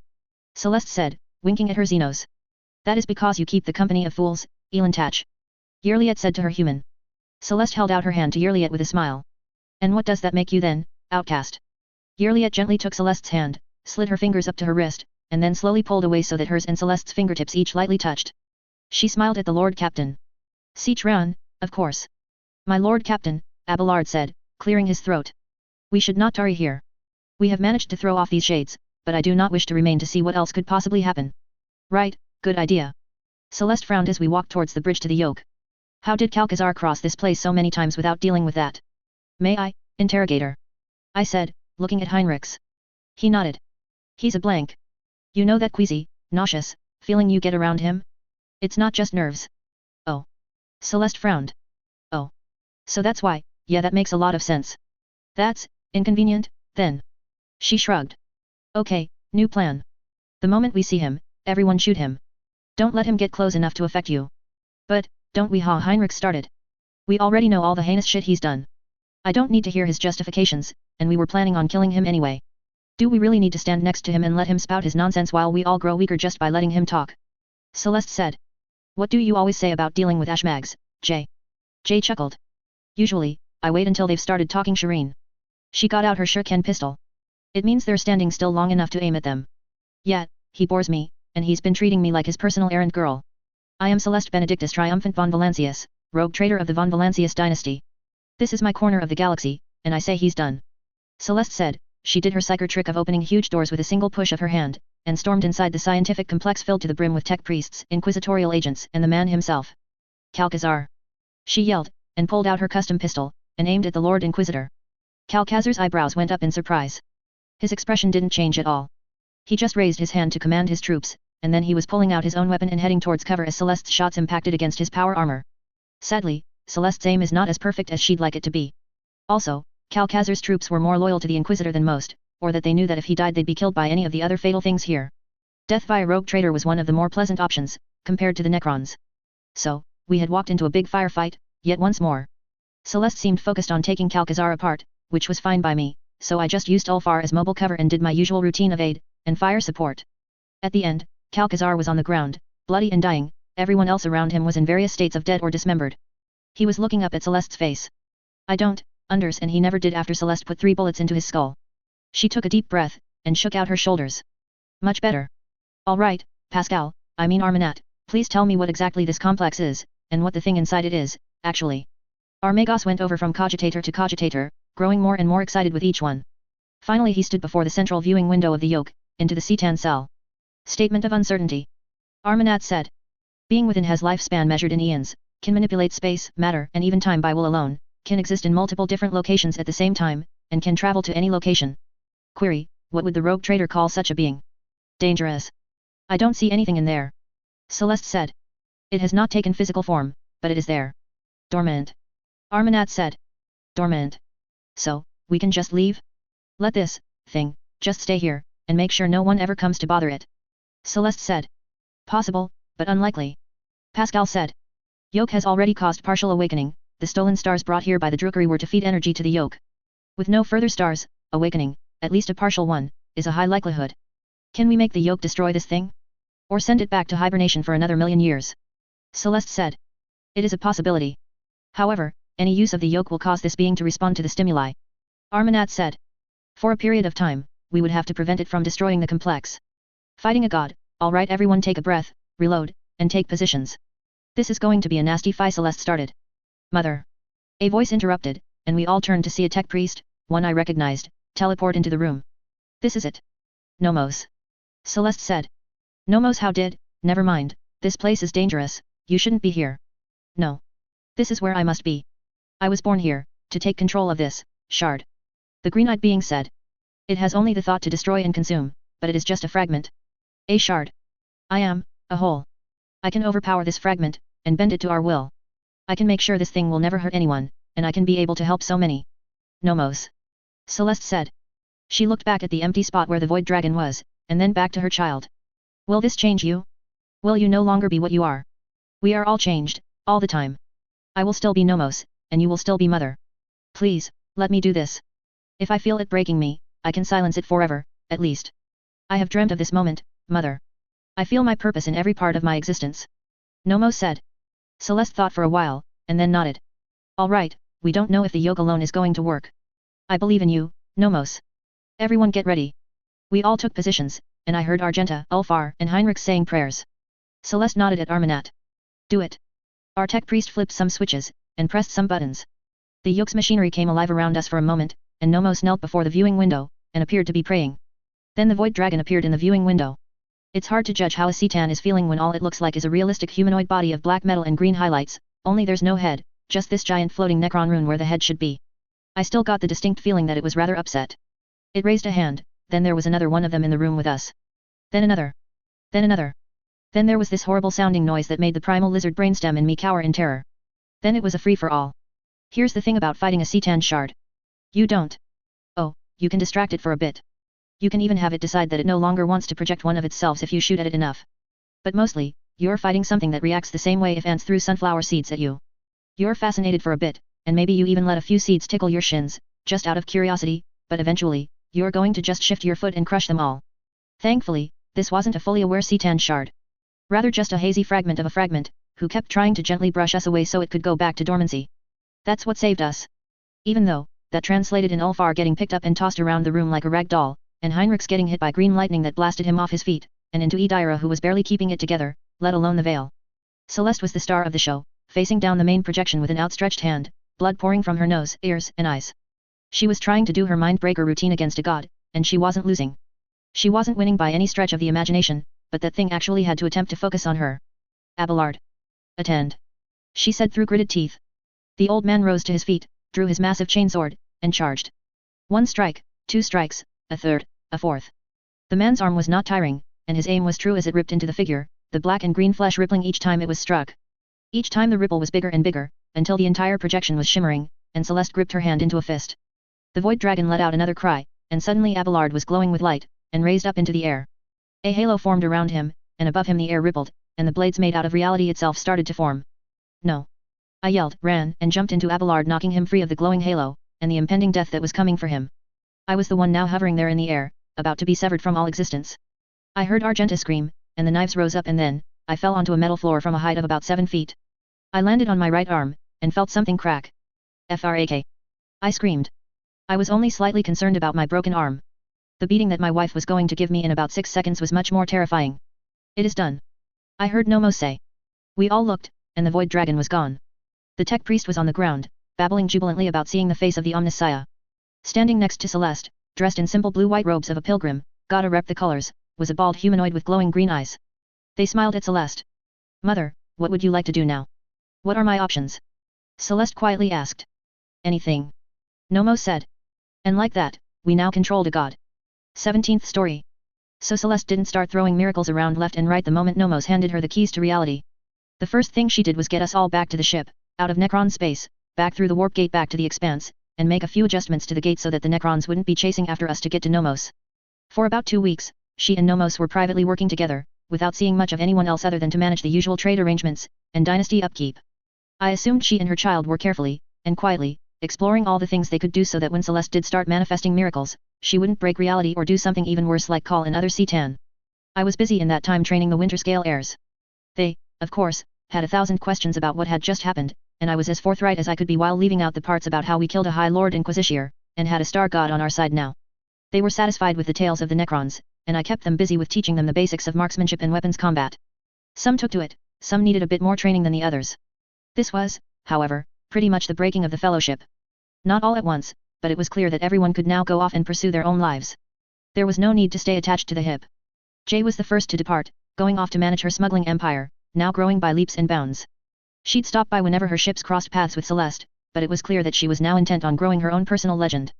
Abelard went straight to Dargonis, after appointing a successor as seneschal. He took control of his family, and took great comfort and delight in helping his family become as established as the other noble houses.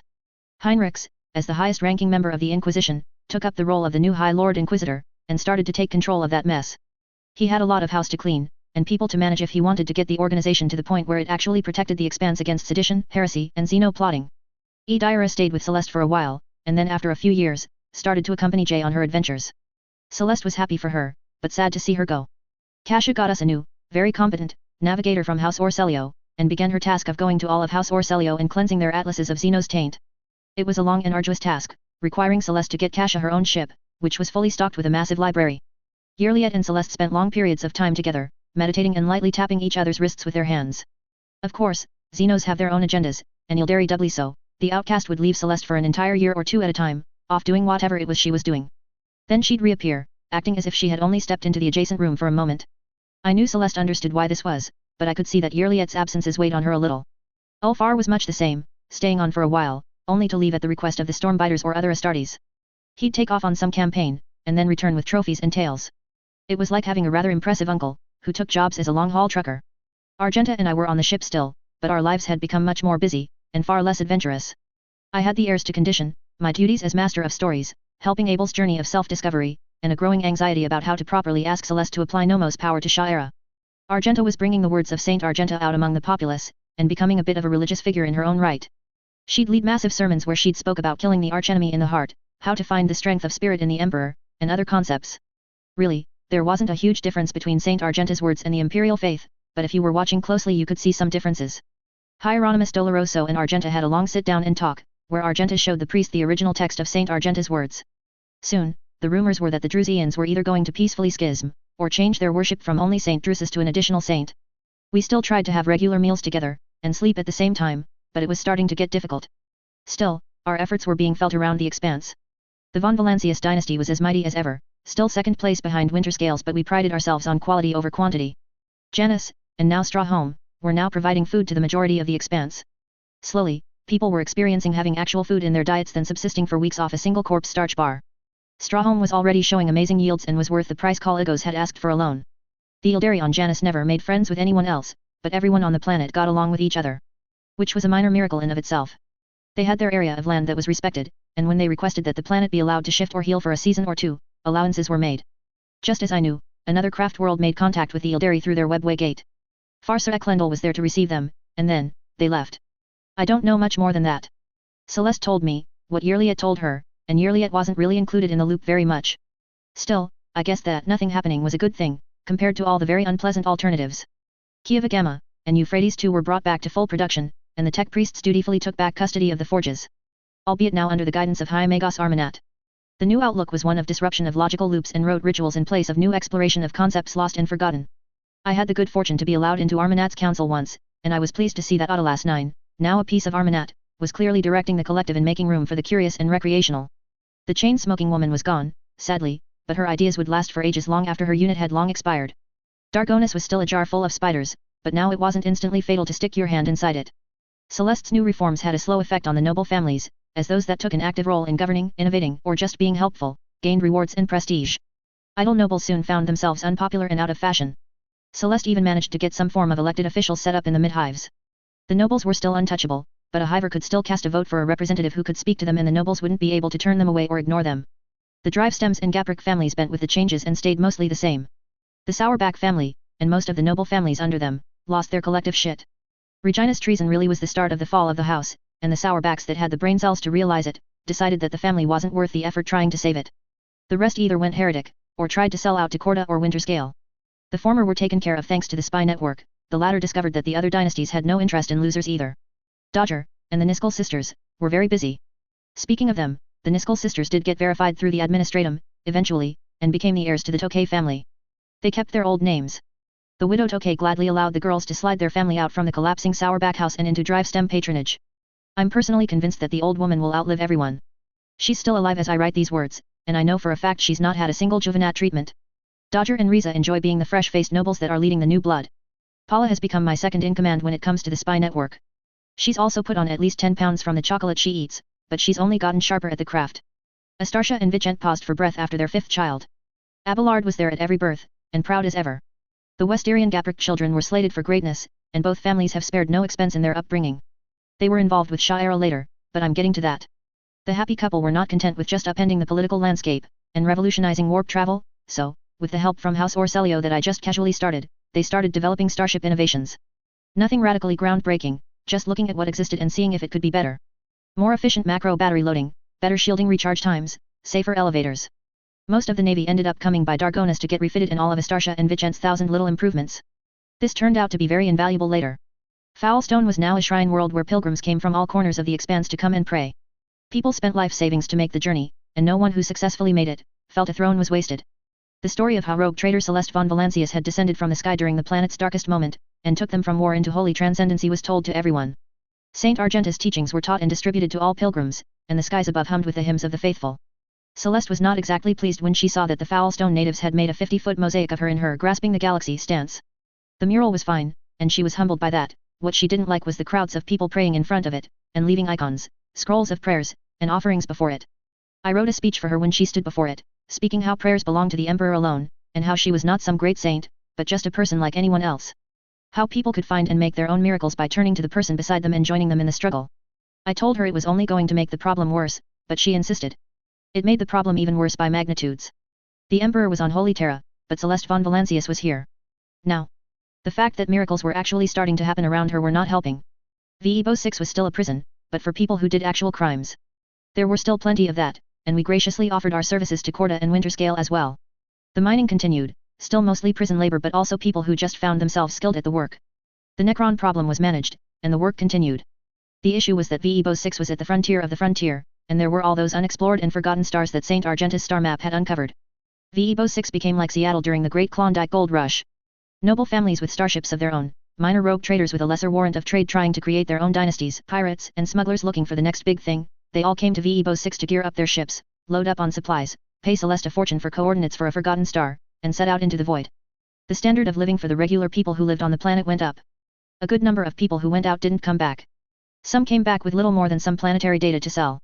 But then there would be the times when people came back with ships filled with adamantium, phlogiston, or once a haul of unknown xenotech. A citizen on VE Bo 6 would have the dream of signing up on a ship and coming back with enough wealth that even the lower deck crew could retire. It was a hopeless dream, but people still came to the planet from all corners. Celeste's miracles were subtle at first. Sort of. Water sources that were once tainted soon began to run clear after she would come through the area with her child. Weather patterns became less unpredictable, and natural disasters would cease nearly as soon as they occurred. The augurs and voxes of planets worked better, and more reliably. Machine spirits behaved better, and blessings to the Omnissiah were, according to the tech priests, 38% more effective. The von Valancius dynasty worked well, and in 40K people really started to notice that. Then there was a small heretical uprising on Dargonus, disaffected nobles and a few delusional sourbacks. They had a sizable force of converts, summoned a few demons, and had emerged to cause problems for the Hive and try and claim the von Valancius palace. Just as they started, it was over. The heretics burst into green flames, and the demons howled and were banished back into the warp. An entire army dead in a few seconds, and at the end there was Celeste, standing there looking absolutely furious, her hand outreached over the ashes. Things started to be a little less subtle after that. Echo of Sha'era was giddy about it. They knew what they wanted me to ask Celeste, but it was very much not a subtle thing. They needed someone who was willing to really use the power they controlled, and that meant Celeste needed to stop pussyfooting around. That's why it was a pleasure, and a relief, after a decade of diligent work, watching our efforts bear fruit. Heinrichs called us all together, back to Calamity's fortune, to deliver the ultimatum. It was so pleasant to see everyone again, we all had stories, and Jay even suggested we assemble in the old parlor once more, so I could entertain everyone again. However, Heinrichs was grave, and we all stood at attention, Celeste on her throne, as he told us what I knew was the Imperium's reaction to an iconoclast's dynasty. The von Valancius dynasty has been declared a separatist empire. It exists to draw people away from Holy Terra, the Emperor, and the ways of humanity. Heinrich said, reading off his data slate. Celeste von Valancius is a figure of heresy, treason, sedition, blasphemy, tech blasphemy, xeno-worship, and has placed herself as equal to the Emperor. She will be arrested, brought to Holy Terra, and there she shall be ritually executed to show that no person is above the laws of humanity. Nomos took a step forward, but Celeste, not even frowning, held up a hand to placate him. Is that all, High Lord Inquisitor? No. Your warrant of trade is to be seized and returned to Holy Terra. The von Valancius dynasty is to be considered ended with your death. Your planets are to be seized, and be subject to a scouring and purging of all people, creations, and things to ensure that your sedition is eradicated from the expanse. This includes your influence upon the Korda and Winterscale dynasties as well. A massive fleet is being assembled, as I speak, to cross the Maw and do these tasks. He said. She nodded. All right. That's it, then. No. Heinrich sighed. You're all in here too. He said. By name. He began. Abelard Worsrian, you, and your family, are accused of sedition, heresy, aiding and abetting the denigration of nobility, and the unlawful execution of Regina Sui are back on unfounded charges of heresy. As a result, you, your entire family, and their estates, are to be seized, and summarily executed. Abelard's mouth twitched slightly, but he looked as stoic as ever. Cassia Orselio. Heinrich said, scrolling down the data slate. You have been stricken from the novice nobiles and your title as head of your house. You are accused of association with Xenos, and deliberately crippling the Orselio family's abilities, and besmirching the good name of your founder Tisiphone Orselio. Cassia wore a veil by then, and hid her arms inside her robes, as her mutations had progressed from the last time we had seen her. I could see her eyes clearly, and they narrowed in clear defiance. Diarad Plas, you're an unsanctioned psyker. They don't need a reason beyond that. Diarra snorted with laughter and shook her head. She obviously knew how this was going to end, and it pleased her. J. Hatery. Heinrich scrolled down the data slate, and then kept on scrolling, and scrolling, and scrolling. Jay's grin just got bigger and bigger. Do you want me to say every single one? Heinrich said. Just tell me, is it longer than Celeste's? Jay grinned. Heinrich sighed. Just because some of these defy normal categorization, the incident with the portrait of that planetary governor's wife alone. He groaned. Yes. Technically. Ha. Jay said, pointing at Celeste. Now you have to pay up. Celeste shook her head, smiling a little. All right, we'll see how this plays out, first. Keep going down the list, High Lord Inquisitor. Echo of Sha'era, and Sister Argenta. Heinrich said looking at us. You both are accused of heresy, blasphemy, apostasy, sedition, distribution of pornographic and heretical materials, seduction of the youth, corruption of the innocent, and the trafficking of illegal materials. I looked at my wife, and she looked at me. We both smiled at each other, and held hands and squeezed. Pascal Haniaman. Heinrich said. That is not our designation. Armanat said. Only Pascal's unit was on the front of the bridge, but the other Armanat units were present, as was Abel. Yes, well, they include all of your fellows. Including Abel Haniaman, Holy Terra has accused all of you of profane tech heresy. Also, inducing a schism within the Adeptus Mechanicus. You are to be brought to Mars for execution and dismantling. All data of Armanat is to be declared heresy and erased from all records. Armanat erupted into a burst of angry bin Eric between themselves, and the Autolas 9 unit put a protective arm around Abel. Celeste had to raise her hand again to get the Magos to calm down. Ulfar Redmany. Heinrich said. Ha! Ulfar shouted. They would not dare. They didn't. Heinrich said. However, you are requested by the High Lords of Terra to return to Fenris. They also request that you be reviewed by the Wolf Priests and a chapter librarian. Humph. Ulfar nodded. There is no mention of Yrliet, but she is a Xenos, and there is a purge order of all Xenos in the Expanse. Specifically Ildari. Yrliet didn't look surprised at all. Finally, Heinrich Svankalux, I am to report to Holy Terra for immediate questioning regarding the death of High Lord Inquisitor Xavier Calcazar. It says the questioning will be extensive. He sighed. Heinrichs. Celeste said, sounding concerned. These, however, are only accusations. Heinrich said. Holy Terra is not without mercy, however. Should you, any of you, assist Holy Terra in the seizure of Celeste von Valancius, and specifically her child known as Nomos, yes they know about them, then all charges will be waived. Heinrich said. Nomos looked at all of us sharply, but Celeste smiled at them. It's okay. She looked at the rest of us. None of us moved an inch. See.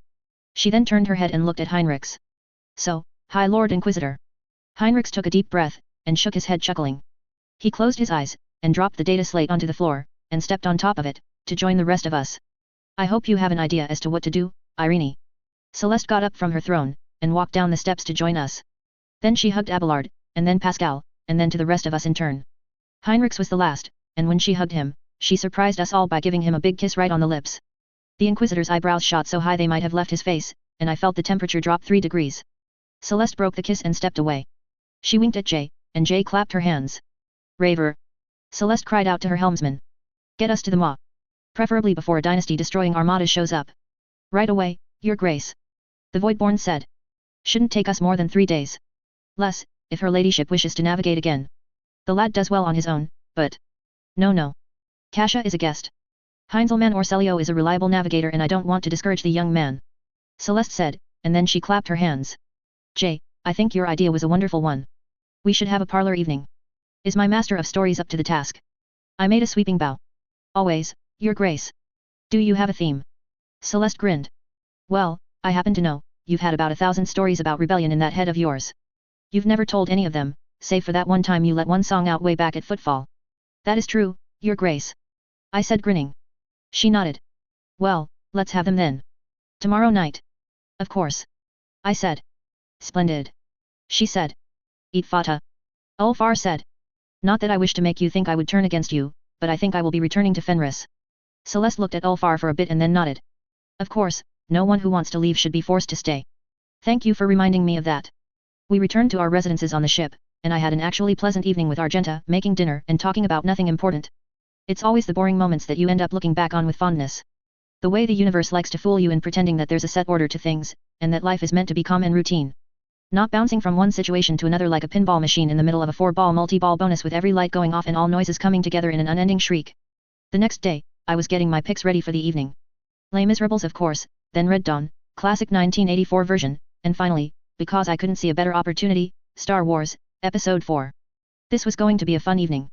I was in my study, looking up my scripts for the show, and making a few adjustments to the stories, when I realized that someone was standing in front of my desk. Hello, Echo. I looked up and saw little one. She wasn't so little now, and had grown into a charming, if slightly mischievous, young girl. She diligently recorded every day, and pretty much was a fixture around the apartment. We had done outings. Hello, little one. I said, smiling. Is something the matter? Well, I suppose that depends. She said. Today's the day you get to learn my name. I blinked, and smiled. Really? After all this time, all these years? Finally you decide to tell me. Well, really it's more of a recent thing. She said. Before I was just a small part of a bigger whole. Stumbling around in the dark, until I found you, Echo of Shira. Then, I thought I had my purpose, recording the old things, making new things. Now, though, thanks to Celeste and her child going around doing things, I remember everything. She shrugged. I suppose I deceived myself. Her eyes locked onto mine and she gave me a large smile. I'm very good at that. Oh. I said quietly.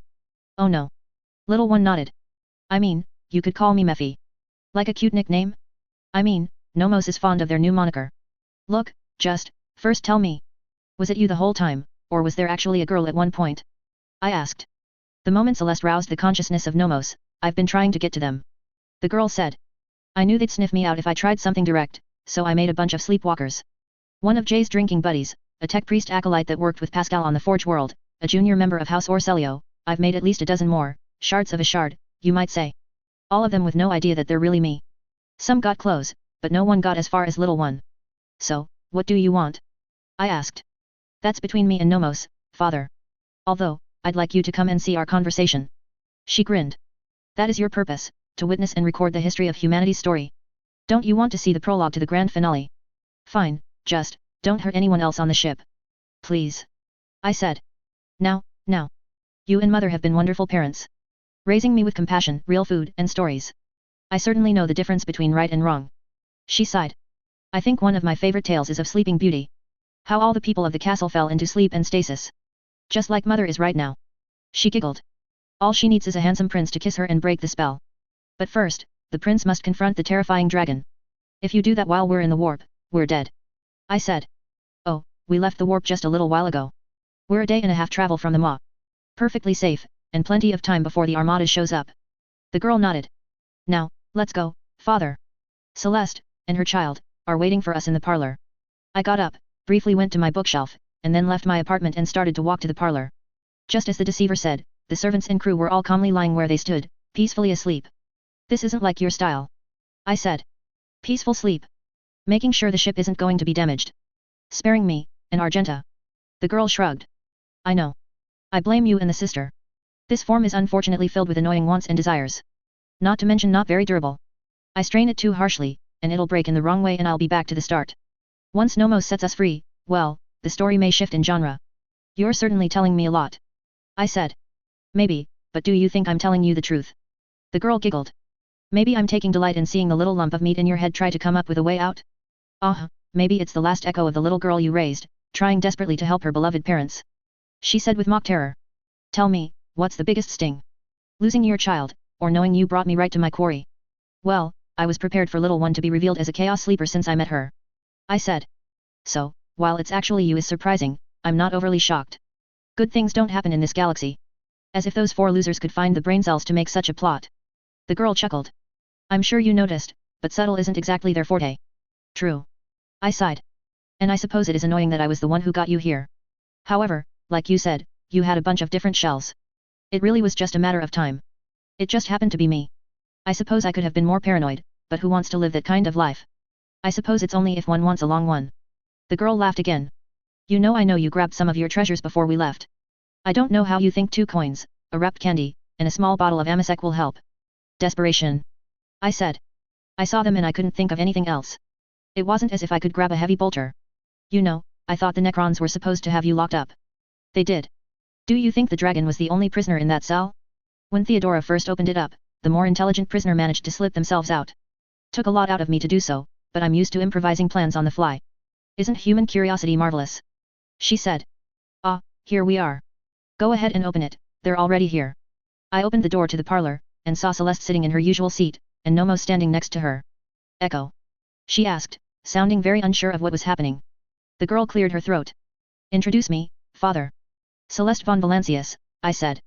May I introduce, Mephi, shard of a Cetan god, the deceiver, the messenger, architect of the Necrons, master of cosmic insanity, manipulator of the cosmos, destruction of countless civilizations, and, my daughter. Hi. Mephi said, waving at Celeste. Not bad, but Abelard's better. Celeste said. All right, you've got us all in your power. Congratulations, you win. What now? Now, you sit in that chair, and my father sits on the couch, and Nomos and I have a conversation. Mephi said. I promptly took my seat. We have nothing to say to you. Nomos said. We have records of you. You were intolerable back then, we don't believe you have anything new to offer now. You can leave the Coronis expanse, or we will destroy you. You know that we are vastly more powerful than you. You'd actually let me leave? Mephi asked. There is a chance that while we are destroying you, you could harm our family. You have already placed them in stasis. Nomos said. We are willing to allow your furthered existence elsewhere, in exchange for theirs. Oh, my kin, you truly have gone native, and deeply too. Mephi smiled. Which is why I think you'll find my offers so interesting. Your offers are always tainted. Nomos said. Even if it means that Ozagorod will never touch your beloved mother. Mephi said. The Nightbringer is not present in the Coronis expanse. Nomos said. Allegorically, you dolt. Mephi said, rolling her eyes. You can do almost everything, but you can't stop true entropy. Oh, when she gets old you could infuse her body with energy, rewind her cellular functions, and find a construct and pop her sentience into it. All wonderful things, but her spirit? Her soul? Slowly leaching away, bit by bit, and after a mere millennia, there'll be nothing left of her. Same with your Yildari aunt, Space Marine uncle, and every other member of your family. She shrugged. In the end, it's just going to be you alone. I think that's a shame. It is, tragic. Nomo said. But not unexpected. It is how things are, and that is beautiful. Yes, yes, all those stories. Mephi rolled her eyes. Little panaceas to the spirit to make the truth less unpleasant. The fact is, I have the secret of extending a person's spirit. Every day they wake as fresh and ready as they were in their prime.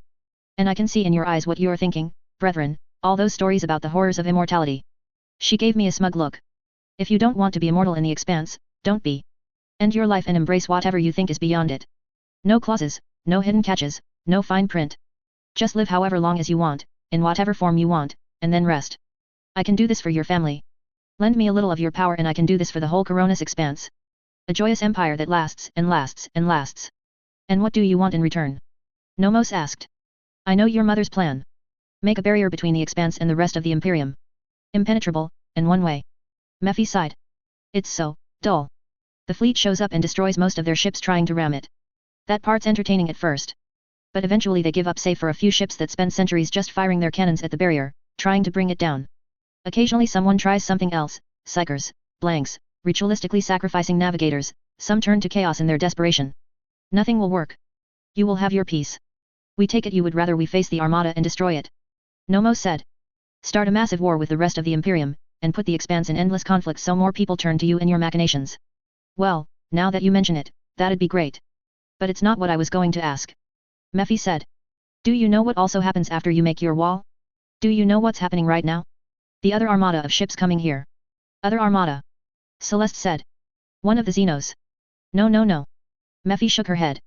You see, Father's stories, despite the best efforts of the Inquisition, have slipped past the Maw and into the Imperium as a whole. Rare contraband goods, so simple to ship, so easy to sell, prime smuggler material. You have your friend Hateri to thank for a lot of it. She giggled. Not to mention all the stories about the expanse itself. A place where people do not starve or thirst. A place where the Inquisition is just. A place where one doesn't fear Xeno raids, or heretic cults. A paradise. None of those things are true. I said. Father, you know better than most how stories change and grow. It is true that you reduced the amount of people starving by a small amount. Give that time and distance and true despair and desperation, and now, every meal here is a banquet. Mephi said. The other armada are the refugees, the pilgrims, the desperate. They pile into smuggling ships, and falling apart rust buckets, some without a navigator, and they're making their way here. The Imperium will destroy them for heresy. Celeste said. And that will be the fate of most, but, in your future, they get to the barrier, and they stay there. Praying, calling out on their half-functional voxes, and eventually growing desperate and becoming creative. Usually involving human sacrifice. All for the clinging hope that the way will open, and they'll get to escape the horrors of the Imperium to the place where the stories come from. Mephi said. You can't tell me that you three don't have a little sympathy for them. Yes, Nomo said. It is a tragedy. Why do you care? Because, Mephi said, opening her palms and smiling. I want to help those people. Nomos, instead of your impenetrable wall, make a little gate. Allow people to enter and leave. Only who you, or your mother, want, of course. Let the refugees in, let them have a new life. It probably won't be what they dreamed of, but much better spending their entire lives praying to Celeste von Valancius in vain. I know you hate it when they do it here. Will having them do it outside the barrier be that much better?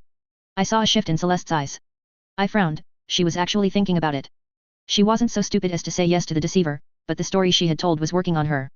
Damn, the kid was good, and I think not all of it was from the Star God. I felt a little proud at training such a skilled tail spinner. Then I focused on how to stop her from destroying the expanse. I take it, you'd quietly arrange it so you two would have control over this gate, dear daughter. I notice you've never said that only Celeste and Nomos would have control over what comes in and out. I said. Mephi smirked and gave me a pleasant look. Father, I feel as if you are stifling your child's creativity. This is your only warning. I held up my hands, and got up and walked to the drinks table. Fine. I think I need a drink. Celeste. Just water. Celeste said. Nomos, Mephi? Something special. I said. What? Celeste said. You'd give them Amasek. Sure. I said. What are they, 18 million or so? They're supervised, and we're progressive parents. This is a special occasion, after all. They can have a drink. Mother. Nomos looked at Celeste. We have never. Celeste sighed. Fine. One drink. A small one. I always knew you were a cool dad. Mephi said. One for me too. I fiddled with the bottles, and started to pour. A water for the rogue trader, a small serving of Janus reserve for Nomos, since he has to work in the morning, and for me and Mephi. I turned around and showed the bottle. Cash's specially made Orselio Amontillado. I can't help but spoil my girl. Mephi grinned. Father, I almost think you are trying to get me drunk. I handed Celeste and Nomos their drinks. I went back to the table and got the others. Well, they say you should be careful about stage parents. I handed Mephi her drink. I added something special in there, for luck. My coin. She said, looking at the amber liquid. I put in mine too. I said, showing off my drink. That way, your birth mother, and my parents are drinking with us. Mephi frowned, and looked at her drink, and then me. Let's switch. She said. My smile dropped, and I blinked. My grin didn't waver. Why do you want to switch? I don't think this is my coin. Mephi said. I think you put them in the wrong glasses, and I keep reading your mind and all I'm getting is that you put something in my glass. Father, you aren't trying to take advantage of your daughter? Even for this galaxy that'd be very wrong. All I put in your glass was one of the 2 coins. Maybe I did get them wrong, but... I looked at her glass for a little too long. Mephi took my glass and replaced it with hers. Drink up, father. To your health. I nodded, looked at Celeste. Sorry. I said, and then drank the amasec. I staggered back to the couch, and wobbling, sat down. My vision was swimming, and already I was starting to see colors and hear sounds that were inhuman and distorted. Well, Mephi said smirking. At the very least he tried. Not too bad an attempt, either. She downed her glass in victory. Now about, oh. The young woman dropped to her knees and held her head. Oh, you son of a bitch, frocking princess bride, so close. She dropped to the floor. I lost consciousness by that point and the last things I saw were Celeste lunging towards me.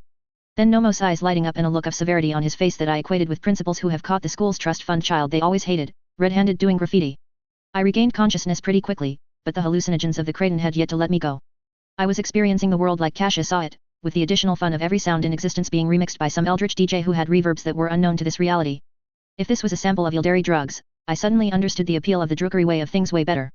When the world finally stopped melting and the colors returned to normal, I found that I was in my bed, and handcuffed to the wall by both hands. Argenta was watching me, calmly writing her New Testament. She saw me looking at her and she tilted her head. Are you finally back?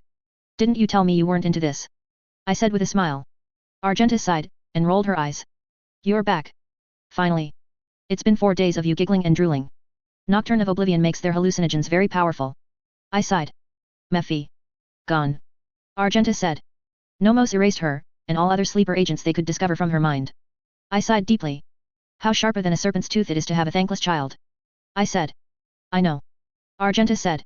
So everyone's not sure how you managed to poison a Citan. Can I be the first to know? She said that she was dependent on her body. I said. Also, I had long figured out that the candy that the solitaire had given me was a hallucinatory drug. I put it in the bottle of amasec Kasia gave me, and it instantly dissolved. Then I poured out 2 servings, put in the coins to hide the fact I had put something in the amasec, and served it. I grinned. It's an inconceivable classic, poison both drinks. Just, next time I'm going to make sure I'm immune to whatever it is I'm drinking. Well, Celeste and Nomos are thankful. If you hadn't done that, they'd have kept listening to the deceiver and lost their minds. Argenta said. The barrier has gone up, impenetrable, just as Celeste and Nomos planned. Ulfar's gone beyond it to go back to Fenris, and he told me to give you his farewells, and congratulations for defeating an enemy in proper Skald fashion. How has the rest of the Expanse reacted? I asked. Most don't seem to notice, or care. Argenta said. Celeste called a summit to meet with Corda, Winterscale, and a few minor rogue traders to discuss things further. That won't be for months, at least. They're still sending out the invitations. All right, can you uncuff me please? I asked. I think my limbs are getting a little numb. Argenta came over and undid me. I shook out my arms, and cleaned up and got dressed. So, what are we doing now? Where are we right now? We're at Rahkisa. Argenta said. Sha'era, to be exact. We were waiting for you to come out of your state. Echo of Sha'era gasped so hard, that I did too. They're not. Well, you did just save the entire expanse. Argenta said. Restoring one planet seems like a pittance. I ran to the shuttle bay, not realizing that Celeste and Nomos were actually waiting on the bridge. They eventually joined me, along with the rest of the retinue, with chuckles at my enthusiasm, and questions if I wasn't still in a heightened state of being. Echo of Sha'era was so eager and elated, I might as well have been. So. I asked Nomos. What exactly are you going to do? Reseed the ground? Change the atmosphere? Synthesize water? No. Nomo said. Far too complicated and time-consuming. We will just rewind time to a point where the planet was suitable for habitation. Oh. I said. Would that bring everything back? Even its status? Unfortunately, no. Nomo said. That status was unique. It relied on multiple rituals, use of sacred artifacts, growing of special reagents, Ildari influence, and the attunement of the population. I cannot recreate that on my own, despite my abilities. I see. I said. I can, however, produce a record of all actions that were taken. Nomo said. I can replicate some, but not all. Not all? I asked. One requires an anointed individual to grow crystalline forms and before rites over them. This must be done at 10-year intervals. The individual's soul must grow along with the crystals. Soul growth in this example is gained through life experiences, prayer, and advancement of maturity. Accelerating cell aging by 10 years cannot create the same effect. Nomo said. You have to bake a loaf of bread at 400 degrees for 30 minutes, you can't put it in at 800 degrees and expect it at 15. I said. If it's done the right way, you have to do it the slow way. Correct. Nomo said. Some rituals can be hurried, and some artifacts required can be summoned. We may also need to request aid from the Ildari. That may be difficult. I sighed. Well, maybe the prize will be tempting enough. So, how long before we reach the point Shire reached? Current assumptions are around 300 years, possibly less from diligent work, good fortune, and my abilities. Nomo said. Once that status has been reached, it will be 2,000 to 4,000 years before transcendence. So we might live to see the start. I said with a smile. That would be nice. You and Yearlyet promise to keep it safe until then. It will be my purpose. Nomo said. Transcendence will mean that we will get to be with Mother again. You as well. Excuse me. I said. Apologies. Nomo said. We are not to speak of such things in detail. It will cause the archenemy to be that much fiercer in their attempts to stop it. Okay. I said. I looked at Celeste. She just shrugged. We landed back on the salt plains, near the cave entrance. The group of us walked out away from the shuttle. Celeste nodded at Nomos, and the young Citan walked out a little distance, and then shed his disguise. The full power of the Void Dragon was made manifest, and I stood there and watched a dead planet come back to life. It reminded me of the time-lapse sequence of a nature film. I saw the sand slowly be blown in from the winds, a little layer at first, but building more and more, shaping beautiful dunes that had sands in them that glittered in the blue-white light of the sun. The water started to bubble up from the ground, growing from a puddle into a pool, into a beautiful lake. Around it, the plant life began to grow and surge. Long-tempered palm trees with leaves like bushy green spiders crinkling towards the water and the light. Bushes with curly vines that were thick and ridged and reminded me of macaroni pasta. Tiny flowers as big as fingernails growing around anywhere the water touched, like pastel sea foam. This was happening around the entire planet, where there was nothing. Now life was returning after having slumbered so long. A clock had been stopped at a beautiful moment, and now great powers were winding it up again. The sky slowly changed from a dull grey, to a gorgeous blue offset by a beautiful golden sheen around it, like a permanent dawn or sunset. The blue-white sun, gotta rep the colors, shone brilliantly like a pearl in the sky. It wasn't an oppressive heat, but a vitalizing one. The air blew with joy's winds, and they held smells of fresh sands, and strange spices. That's when I heard the chirp of an animal cry. I saw a small sand fox, tan fur like the sand, but walking upon paws that were little voids. It ran up to the water, sipped a little, and then ran back where a pack of them jumped out of the sand where they had been perfectly camouflaged. They looked at all of us for a moment, and then started up across the dunes towards the next oasis we could see far in the distance. This was happening across the whole planet. It was true. It was done. Echo of Shire had done it. They had found a rogue trader who could master a god, and be kind enough to have it rebirth a dead planet. They had found the heir to Saint Argenta's ship, and made her worthy of inheriting her words, and the map that came with them. They had found the planet. It was now reborn. Now all it would take is time, and it would return to what it was, and what it could possibly be. They had withstood all the trials. They had forged a future in a galaxy powered by darkness and hate. They could rest. They also didn't send me home. I sat there, beholding the miracle, and realized that Echo of Shire was gone, and this time I didn't think they'd be back any time soon. I am so frocked. I whispered. Why? Argenta asked me. Apparently I had said this loud enough to be heard. I cleared my throat. Well, I don't know how I'm going to manage getting this place to what it was. I also have to help you with the words of Saint Argenta, the Winterscale heirs, the spy network, my duties as master of stories. Celeste will probably need help with the summit meeting, and I'm swamped. Argenta kissed me on the cheek. I think it's time you started to think about your own dynasty. Surely there are some people you know who you can groom. Good, because I picked up a handful of sand and let it drift into the wind. I think I'm almost out of stories. The party we were planning to have before the barrier went up, happened as a campfire at the Shire Oasis. Food and drinks were brought down from the ship, and I invited Abel, and the Winterscale heirs along, as I was going to surprise them with the newest part of their training, desert survival. Still, songs were sang, and Echo of Shire didn't completely abandon me. I still had Les Mis, Red Dawn, and Episode 4 in my head all prepared to go. They were all big hits, and Celeste absolutely wanted both a lightsaber and a Death Star by the end. We'll start up the colonization process immediately. Celeste said. Messages to Dargonis, Foulstone, Footfall, Kieva Gamma, and Janus. Come to Sha'era, planet of stories. Write your own story, make your future. Nomos has already given me a long list of rituals I'll need to start doing. I said. I'll need a firm hand to keep things on track. I think unless the Emperor himself is watching me, and lending their aid, I don't think everything's going to go smoothly all the time. I will be here. Argenta said, taking my hand. Just as the saint did, so will I. We will have our great victory again, in his name. Then, it shall be greater still. She paused. Perhaps, one day, we will be as such so that we can bring down the barrier and share our glory with the rest of the Imperium. Until then, we strive in his name. Amen. I said. Abel was wandering around, looking at the star-filled sky, the beautiful sands that glittered just as brightly, and the small fireflies that flicked around the oasis waters. They turned to me and spoke in Bin Eric. Yes, Magos. I said. This is what I told you about. This will be yours. He looked around a bit more. Then he spoke in more Bin Eric. Yes, of course. I said. Nomos, could you please transmit to Shahara's Magos all the data needed for the reclamation? Of course. The star god said, sitting next to their mother, and spoke a word in Bin Eric. Abel was quiet for a moment, as he comprehended all the data. Then he got up, walked over to me, and hugged me for a moment. Then he walked over to the stone door to the caves below, used his appendages and mechadendrites to slide it open, and walked down into the caves. I think our Magos is getting to work. I said. Someone should go and help him. Abel.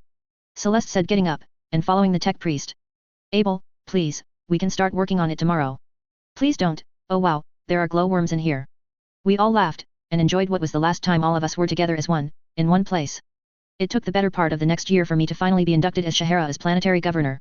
Dodger and the Niskel girls became Celeste's next masters of stories. She decided to keep the new title, but they were not required to entertain anyone but the widow Tokay. The Winterscale heirs I put to work in building Shahara's first colony. I made a point that they were to be not involved with any of the rituals about the other reconstruction. The summit meeting was scheduled, and Celeste was ready to handle it on her own. There was only one problem I realized between my retirement from Celeste's retinue, and it was a rather important one. Tabitha Lloyd. By then, I had told everyone about my encounter with the Calidus assassin. Celeste was very concerned, and a little betrayed.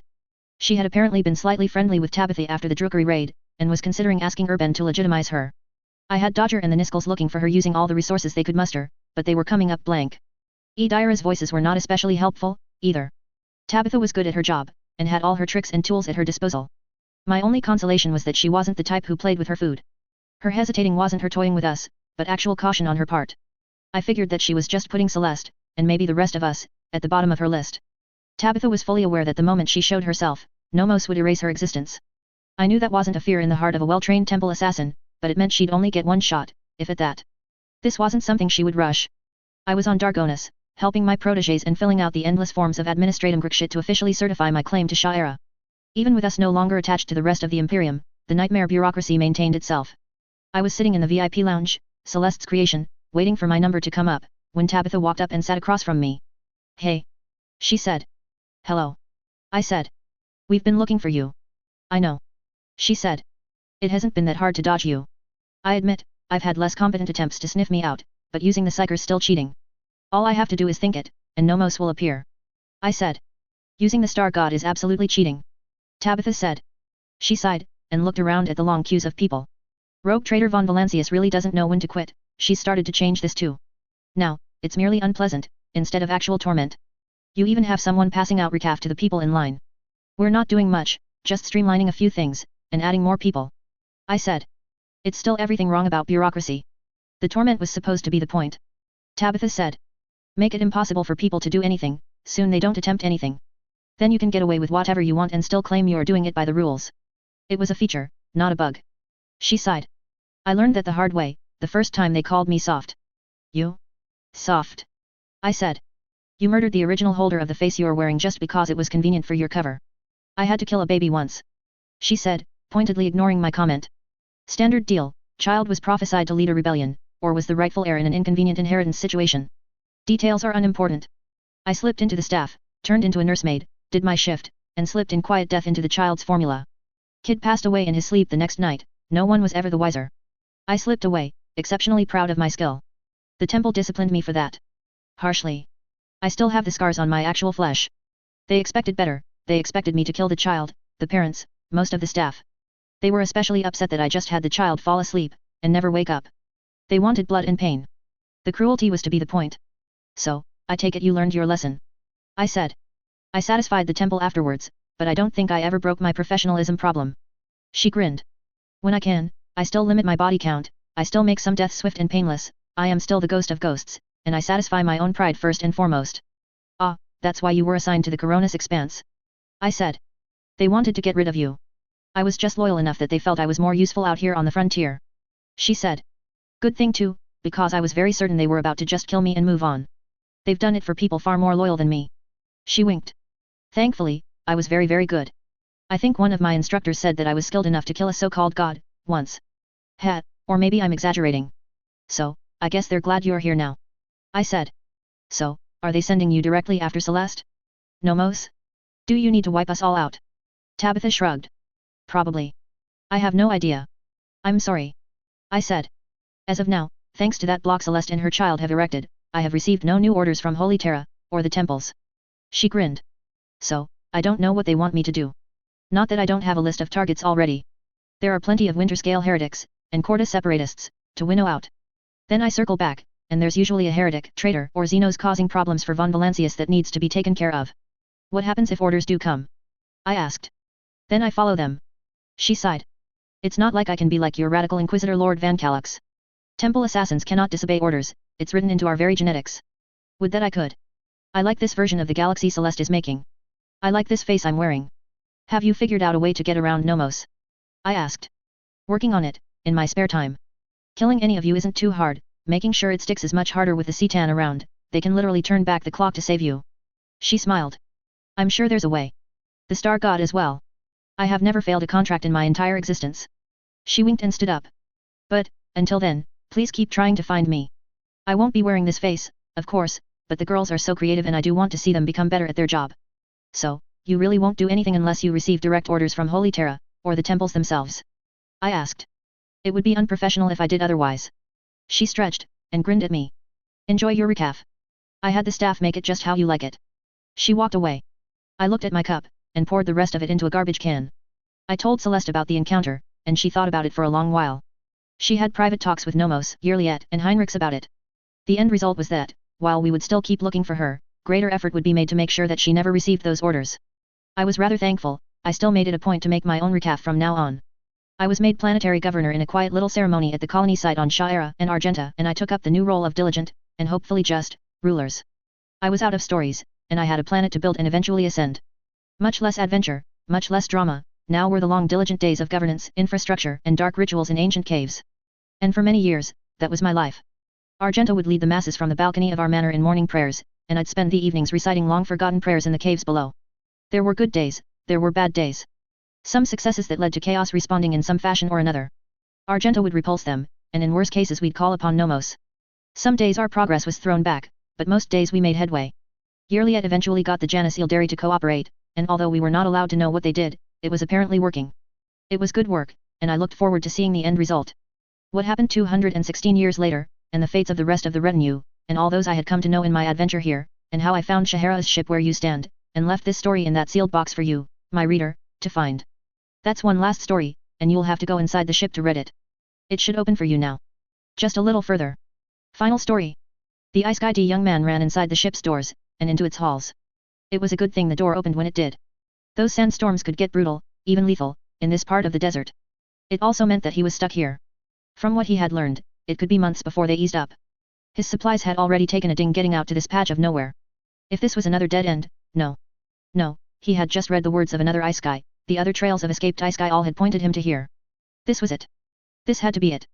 Or maybe this was a trap, designed for isekai? He wouldn't put it past this universe. This ship was rather small, comparatively. It was about the size of a suburb. Countless tunnels and decks, like all the others, but he had been on bigger. This one was older though, some of these markings went back to the Horus Heresy. This ship had been in use for a long time before it had been buried here, and then erased, and then recreated. If the story was true. He decided to make his way to the bridge. He was surprised to see light flickering from the halls as he approached the top deck. Was there someone living in this place? It wouldn't be that far of a stretch. Some lost tribe of people living in an abandoned ship. Sure, why not? There were lost tribes of people living in working ships. Actually, with the sandstorms as a form of defense, this was a pretty good place to hole up. He came onto the bridge. He'd been on bigger, and he'd been on smaller. He knew what to usually expect when seeing them. What he wasn't expecting was a round standing fire pit with a crackling fire in it. There were comfortable chairs around it, and the nice smell of roasting meat and vegetables. There was a woman sitting in the chair, carefully positioning some kebabs over the fire. She was tanned, and beautiful, dressed in a t-shirt, jeans, sandals, and her hair done up in a headscarf. She smiled at the isekai and waved him over. "You're just in time," she said. "I'm trying this new way to prepare groks. Supposedly it'll remove the aftertaste. The secret's a marinade. Apparently, there's always one space marine who knows their way around sauces. I've met a few. Don't remember any of them mentioning marinades," the young man said, sitting down across from the woman wearing a t-shirt with Ultramarines art printed on it. "I've met some very important ones. So I've heard." She grinned. "Gilliman's having a very hard time of it. So the stories tell me. Do you want something to drink? I've never had a taste for it, but I have some amasek." "Just water." The young man stared at the young woman as she handed him a bottle of water. "Who are you? What is this place?" "This is my ship, and I am the captain of this ship," she said. "You are my passenger. You read Dear Sweet Echo's story, and now you're here to take a voyage somewhere else. Once I take your fare, and we've had a meal, we'll go wherever you like. So, this isn't a joke? You can take me back home. To before I got hit in that accident?" the young man asked. "Well, not before. I take it you'd rather wake up in a hospital, than bleeding out on the street, or right about to be nailed by that bus again. Very brave thing you did, helping that kid," the woman said. "But yes. That is the purpose of ships, to ferry things from one place to another." "Oh thank you, God." The man sagged in his seat. "Oh, I mean thank the Emperor." The woman waved her hand. "It's fine, he's busy. Here he lets me handle things." "Wait, you said a fare," the young man said. "I have to pay something. Nothing is truly for free," the young woman said. "It's a simple price really. Tell me a story." "What?" the young man said. "Tell me a story," the young woman said. "Preferably something I haven't heard before." "Oh," he said. "You've got one of those echo things in you, like the story said. It makes you stronger, right? Is that how you are going to take me home?" The young woman laughed. "No. I do not have an echo of Shaira in my head. Stories do give me power, though." "That's true enough."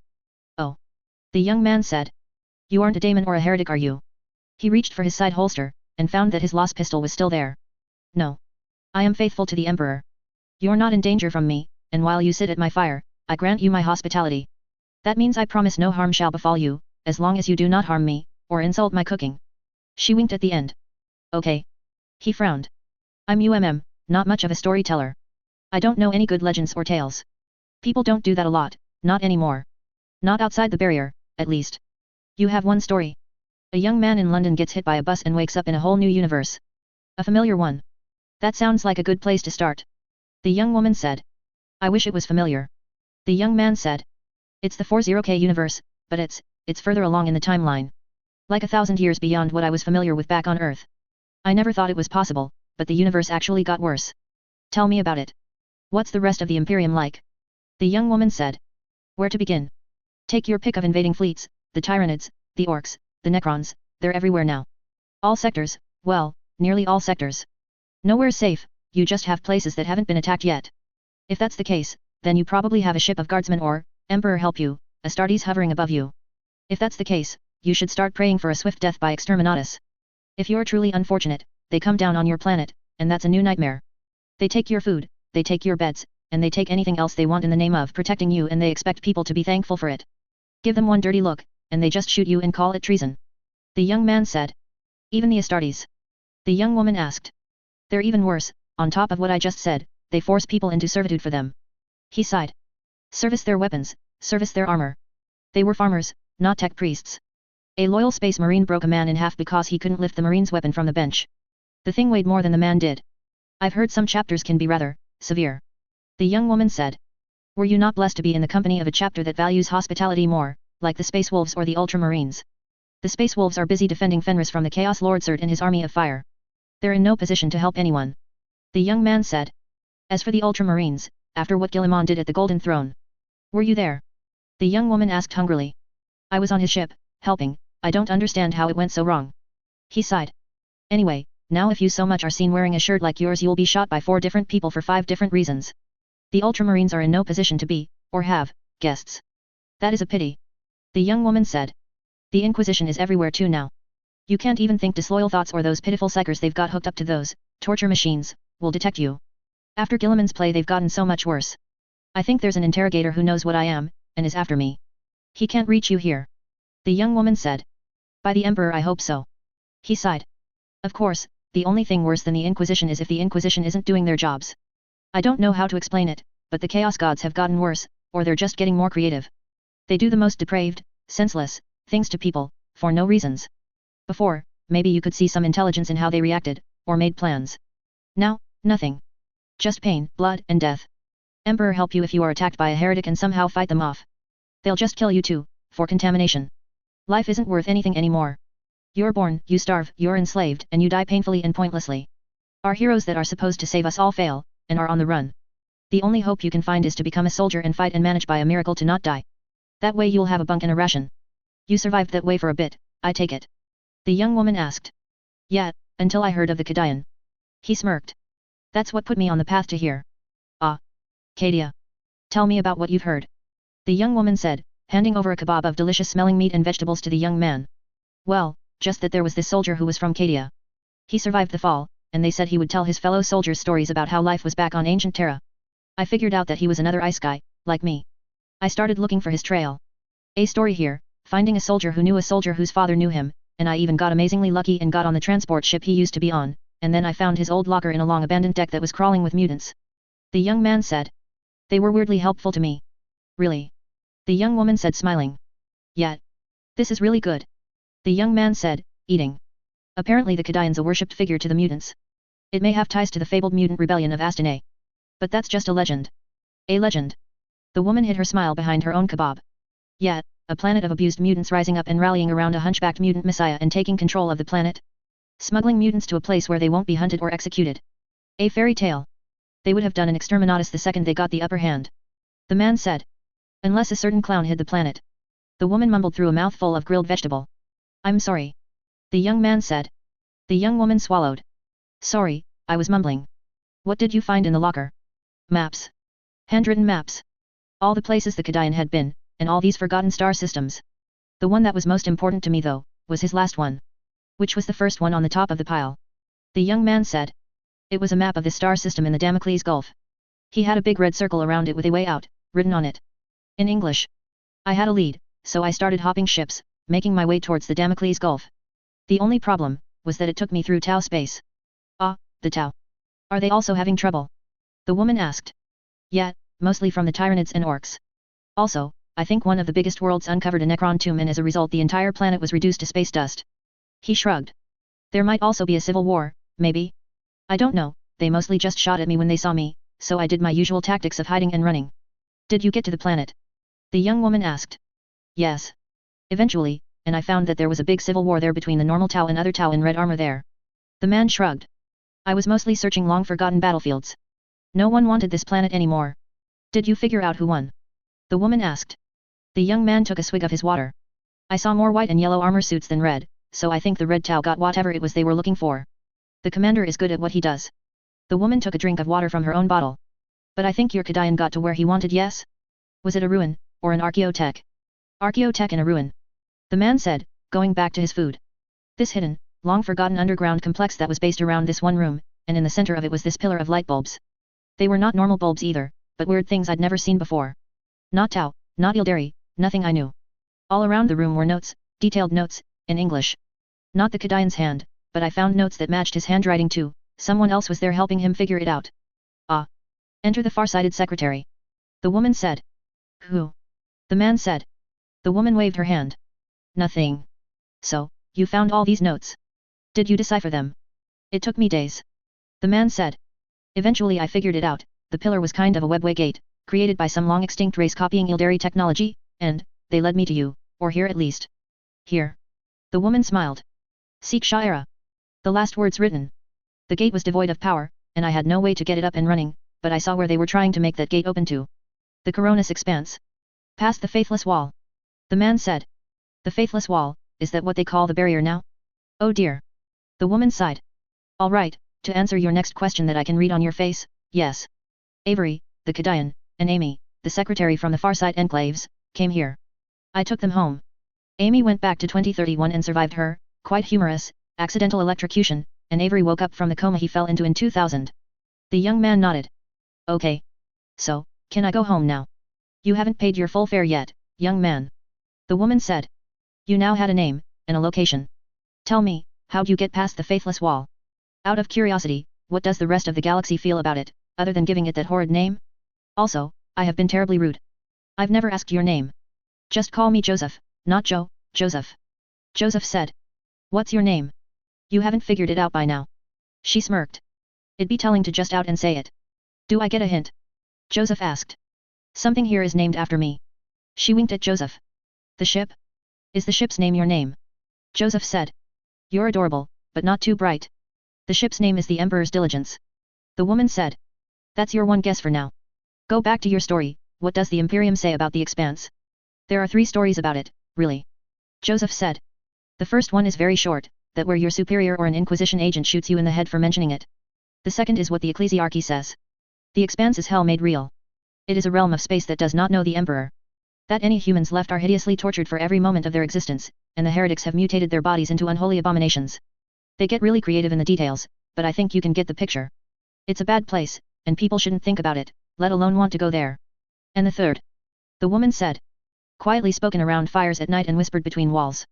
The Coronis Expanse is where the Emperor actually is. Whatever's on the Golden Throne is a lie. He is alive, and lives beyond the faithless wall with his chosen. Then people go to describe the paradise that he has created. A lot of very elaborate fantasies. Most people just imagine food and a warm place to sleep. The woman sighed. I very much wish that first part was true, or could become true. So, it's just like we feared, ships come up to the barrier and see if they can't beg their way across. A few try. Usually what happens is the disgraced spot them and obliterate them. People still try, they think they have the one trick that will let them through before they're noticed. Joseph said. Disgraced? The woman asked. It's what the Armada at the Faithless Wall is called. Joseph said. If you have a ship, and find yourself upsetting someone you shouldn't or fail in battle and don't have the decency to die, you are sent to the Faithless Wall, with orders to bring it down, and to not return until you do so. Ships fire upon it constantly, they use any method they can think of, and in the end, they try to salvage anything of their reputation by ramming the thing. I'm sure you know how well that works. The woman sighed. That's a shame. I suppose it was naive to think they'd give up eventually. Alright, so, how did you manage to do what entire armadas and countless desperate people have failed to achieve over a millennia? Well, I knew I needed a webway gate in. Joseph said. But it isn't as if the Ildari leave them around for anyone to walk up and use. Also, they've been scarcer and scarcer. The craft worlds sometimes park themselves in our out-of-the-way corners for a few decades. Not really any time to an Ildari, but enough so they can reorient themselves into whatever plot they're doing. Talk to the Janus contingent. Gaze at Sha'ira and whisper. The woman said. You don't mind? Joseph asked. Well, after we destroyed Kagaide, they decided that listening to the Janus Ildari intolerance wasn't an impossible idea. The woman said. Kagaide? Joseph asked. A craft world that appeared one day and said that the Ildari were taking Sha'ira into their care and that we could evacuate, become slaves, or be exterminated. The woman took a drink of her water. These were the very aggressive ones. We fought back, and won. It was a little dicey for a moment, as they had a way to counter Nomos for a bit. We figured it out, with a little help, and we showed the Ildari what happens to sentients who try and frack with us. Help? Joseph asked. Well, first the Janus Ildari said that they couldn't turn against their own people and that they'd stay neutral. Then, the next cycle, Magos Armamat receives a data packet all about Kagaide, technology it's using, and how to exploit it. The woman grinned. Along with a poem that said that impatience was an inexcusable sin and that Sha'ira would be worth the wait. There are Ildari, and then there are the Ildari of the Expanse. There's a difference. Of course, Eklendil and Yearliet denied everything. Yet, well, the Ildari weren't going to help me, so I went to the other side of the street. Joseph said. The Drukari. We haven't had many raids these days. When we do, they're usually erased by Nomos, or the fleets take them out. I thought Komarik was still troubled by demons. The woman said. Would you like another kebab? Yes, please. Joseph said. The woman got up, and walked over to a table, and opened a large metal cooler chest next to it. She picked up a knife and started chopping. Vegetarian or grox? Grox please. I haven't had actual meat since, I don't know when. Joseph said. Your marinade is fantastic. Thank you. Alright, keep going. I can hear you. The woman said. The Drukari have lost most of Komarak. For now. They're slowly reclaiming it, spire by spire. Cleansing the veil damage, closing the portals, and slaying the demons. It's slow work. They've already spent hundreds of years on it, and it'll take them centuries more. Joseph said. Well, that's not that long to a Drukari. The woman said, coming back with 2 new skewers, and set them up by the fire to cook. How do you know this? Because they're capturing soldiers to do the work for them. Joseph said. You don't think they'd lower themselves to clean up their own messy house? They get expendable people, and walk in after they've done all the hard work for them. Then they usually torture them to death as a reward. And you went and got yourself intentionally captured, the woman said. Because there are webway gates in Komaroak, and you could find one before the Drukari could get to it. The notes left by Kadia and Farsight gave you the knowledge to use them, and all you had to do was escape from your unit, survive the demons, and find a gate. Joseph stared. Are you a psyker?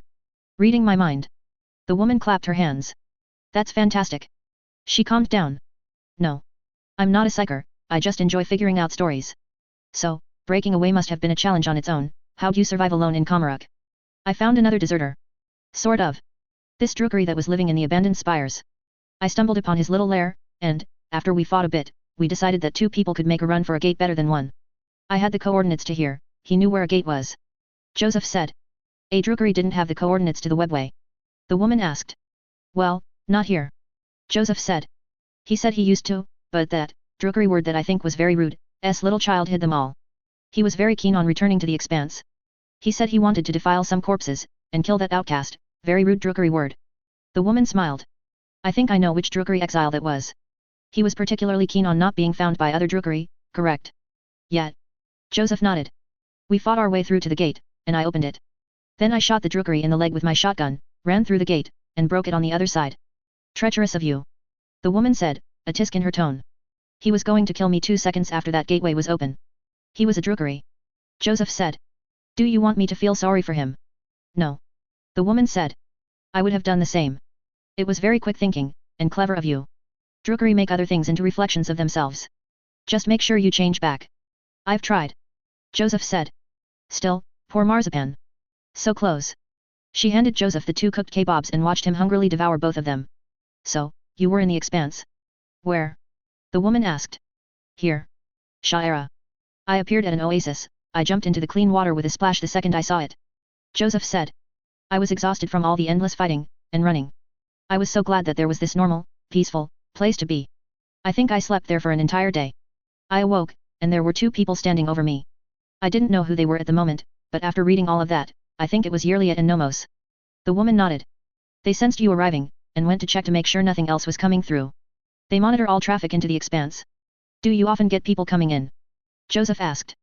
Occasionally some people come through by webway gates, or using the warp in unexpected ways, sometimes even they don't know how it happens. The woman smiled. The pair make sure the barrier is still holding, and seal up the holes behind them. They've never sent anyone back, who they haven't erased. Well, Nomos said something to Yerliat. Yerliat gave me a data slate with some data on it, and told me the hive was a 2-day journey from where we were. Then they left. They could have offered me a ride. Joseph fumed. Well, with Nomos, they don't really need one. The woman smirked. Also, there's plenty of oasis on Shaira. You were hardly given a death march. Well, Joseph sighed. The first thing on the slate map was from where I was to the city. The next was a map from the hive to here. The third was a schedule of the sandstorms and when they'd be passable. The last was a list of supplies, and the sand crawler I'd need to make it here. I started with what they told me. I walked, and I eventually reached the hive city of Shaira. And? What did you find? Nightmare, or paradise? The woman grinned. Joseph shrugged. I found a hive city. Towering spires, endless industry, billions of people. Crushing poverty. Slave-like labor. Just like every other hive I've seen out there, but... The woman said with a smile. Well, people do have food, and it's actual food. There's clean water. When you have a back-breaking job doing manual labor, you don't lose all your money to made-up fees by the overbosses. Also, there's a 4-hour break every 10 hours. Plus, people aren't miserable when they work. People sleep in actual rooms with mattresses instead of cardboard on the floor. People shout and make jokes, sing work songs.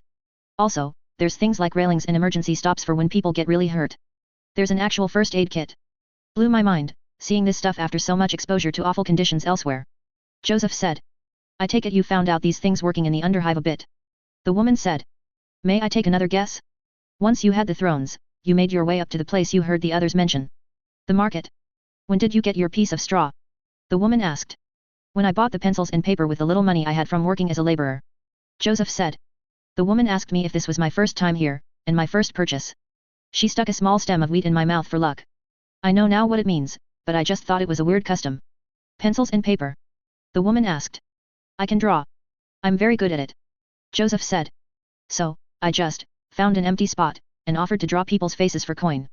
I did a few for free, and some of the market itself for samples. I ran out of paper before I ran out of customers. He grinned. I ran back for more 3 times. At the end of the day, I had enough for actual food, and an actual bed. It was amazing. I kept doing the caricature artist routine until I had enough money to buy what I needed. Then, I came here. You didn't visit the library? You never took a tour of the caves? The woman sighed. You have only seen but a fraction of what we had to offer. She chuckled. But, I get it, you had enough money and it was go immediately, or wait months for the storms to weaken again. Fair enough. Still, you have served our legend, coming into a market with nothing but straw, and leaving with your heart's desire. I approve, and thus your fare is paid. Okay, so, I get to go home now. Joseph said. It'll take a few moments, but yes. The woman said. This ship was old when Horace had his temper tantrum. It takes it a bit to do anything, but we've already started your journey. You can hear the engines, can you not? She gestured. Joseph listened, and yes, he could hear the familiar sound of a spaceship engine going. The windows were shuttered, as they were when he arrived here, but he could see flickering lights through the seams. While you're waiting, the woman said, cleaning up the kitchen mess. Would you like to read Echo's last story? She held up a rather thick book. Do I have to? Joseph asked. The woman shook her head and dropped the book on the table. No. It's not as entertaining as the first one. He gushes about every accomplishment his children ever achieve, and since there's 11 of them, it goes on and on. It's sweet, but after the 8th time one of them loses their first tooth, it loses the hook. 11 children? Dear God. Joseph said. Well, they didn't have them all at once. The woman said. 3 or 4 every 20 years or so. Argenta apparently received a vision from the big guy that he wanted her to have a big family. She obeyed. Did she? Joseph asked. Well, or my echoes, didn't send it to her. The woman said. That, or when Celeste, Jay, and Heinrich started having kids, her biological clock went off with the force of an air raid siren. The others had children. Joseph asked. Heinrich's had a son with a particularly fanatical woman who fell in love with him, and went so far to reshape her face to look like Celeste's. The woman said. Everyone else thought it was creepy, but Elizabeth was probably the best mother out of everyone, so. She shrugged. Celeste, just as Edira prophesied, found a noble named Atticus who she liked, and had twins, a boy and a girl. The girl was exactly like her mother and inherited her title, and the boy was studious, enjoyed meditating with his Aladari aunt and joined us here on Shire for the rituals. Jay, always trying to one-up Celeste, had triplets and they were unholy terrors. Were they good parents? Joseph asked. By your Earth standards? Good enough. They made mistakes, they had bad days, arguments, sometimes someone got slapped. She shrugged. By this galaxy's standards? Parents of the century. Their children grew up safe, warm, fed, and none of them were tempted to heresy until they were old enough to make their own mistakes. What was that Atticus guy like? Joseph asked. Bit of a dreamer, big on adventure. He met Celeste when he was trying to convince her to fund his expedition to an unknown star. She liked him, and when she absolutely had to get married, she decided he was the best option. He was a good husband, and understood that Yearliet was part of the arrangement. He was sadly killed by Warlord Mookborg when the Orc invasion happened. Celeste was surprised at how much sorrow she felt for his passing. He's buried in the caves with the others. A great honor. Orcs came here? Joseph asked. By dumb luck. The woman sighed. A rock that was floating in deep space, for Emperor knows how long, crashed on a planetoid in a distant corner of the expanse. Damn thing was infested with them, and by the time we realized they were a problem. Still are, can't get all of the damn spores out. Couldn't Nomos just erase them? Joseph asked. He did, and then the weird boys came up with a special Hilmut that blocked his powers. Didn't work on all of them, blessed be his mercy, but enough. The woman sighed. Ugh, those things are going to inherit this galaxy. And Atticus died fighting the war boss. Joseph said. The woman nodded. Yes, well, everyone save Yearliet and Nomos have died.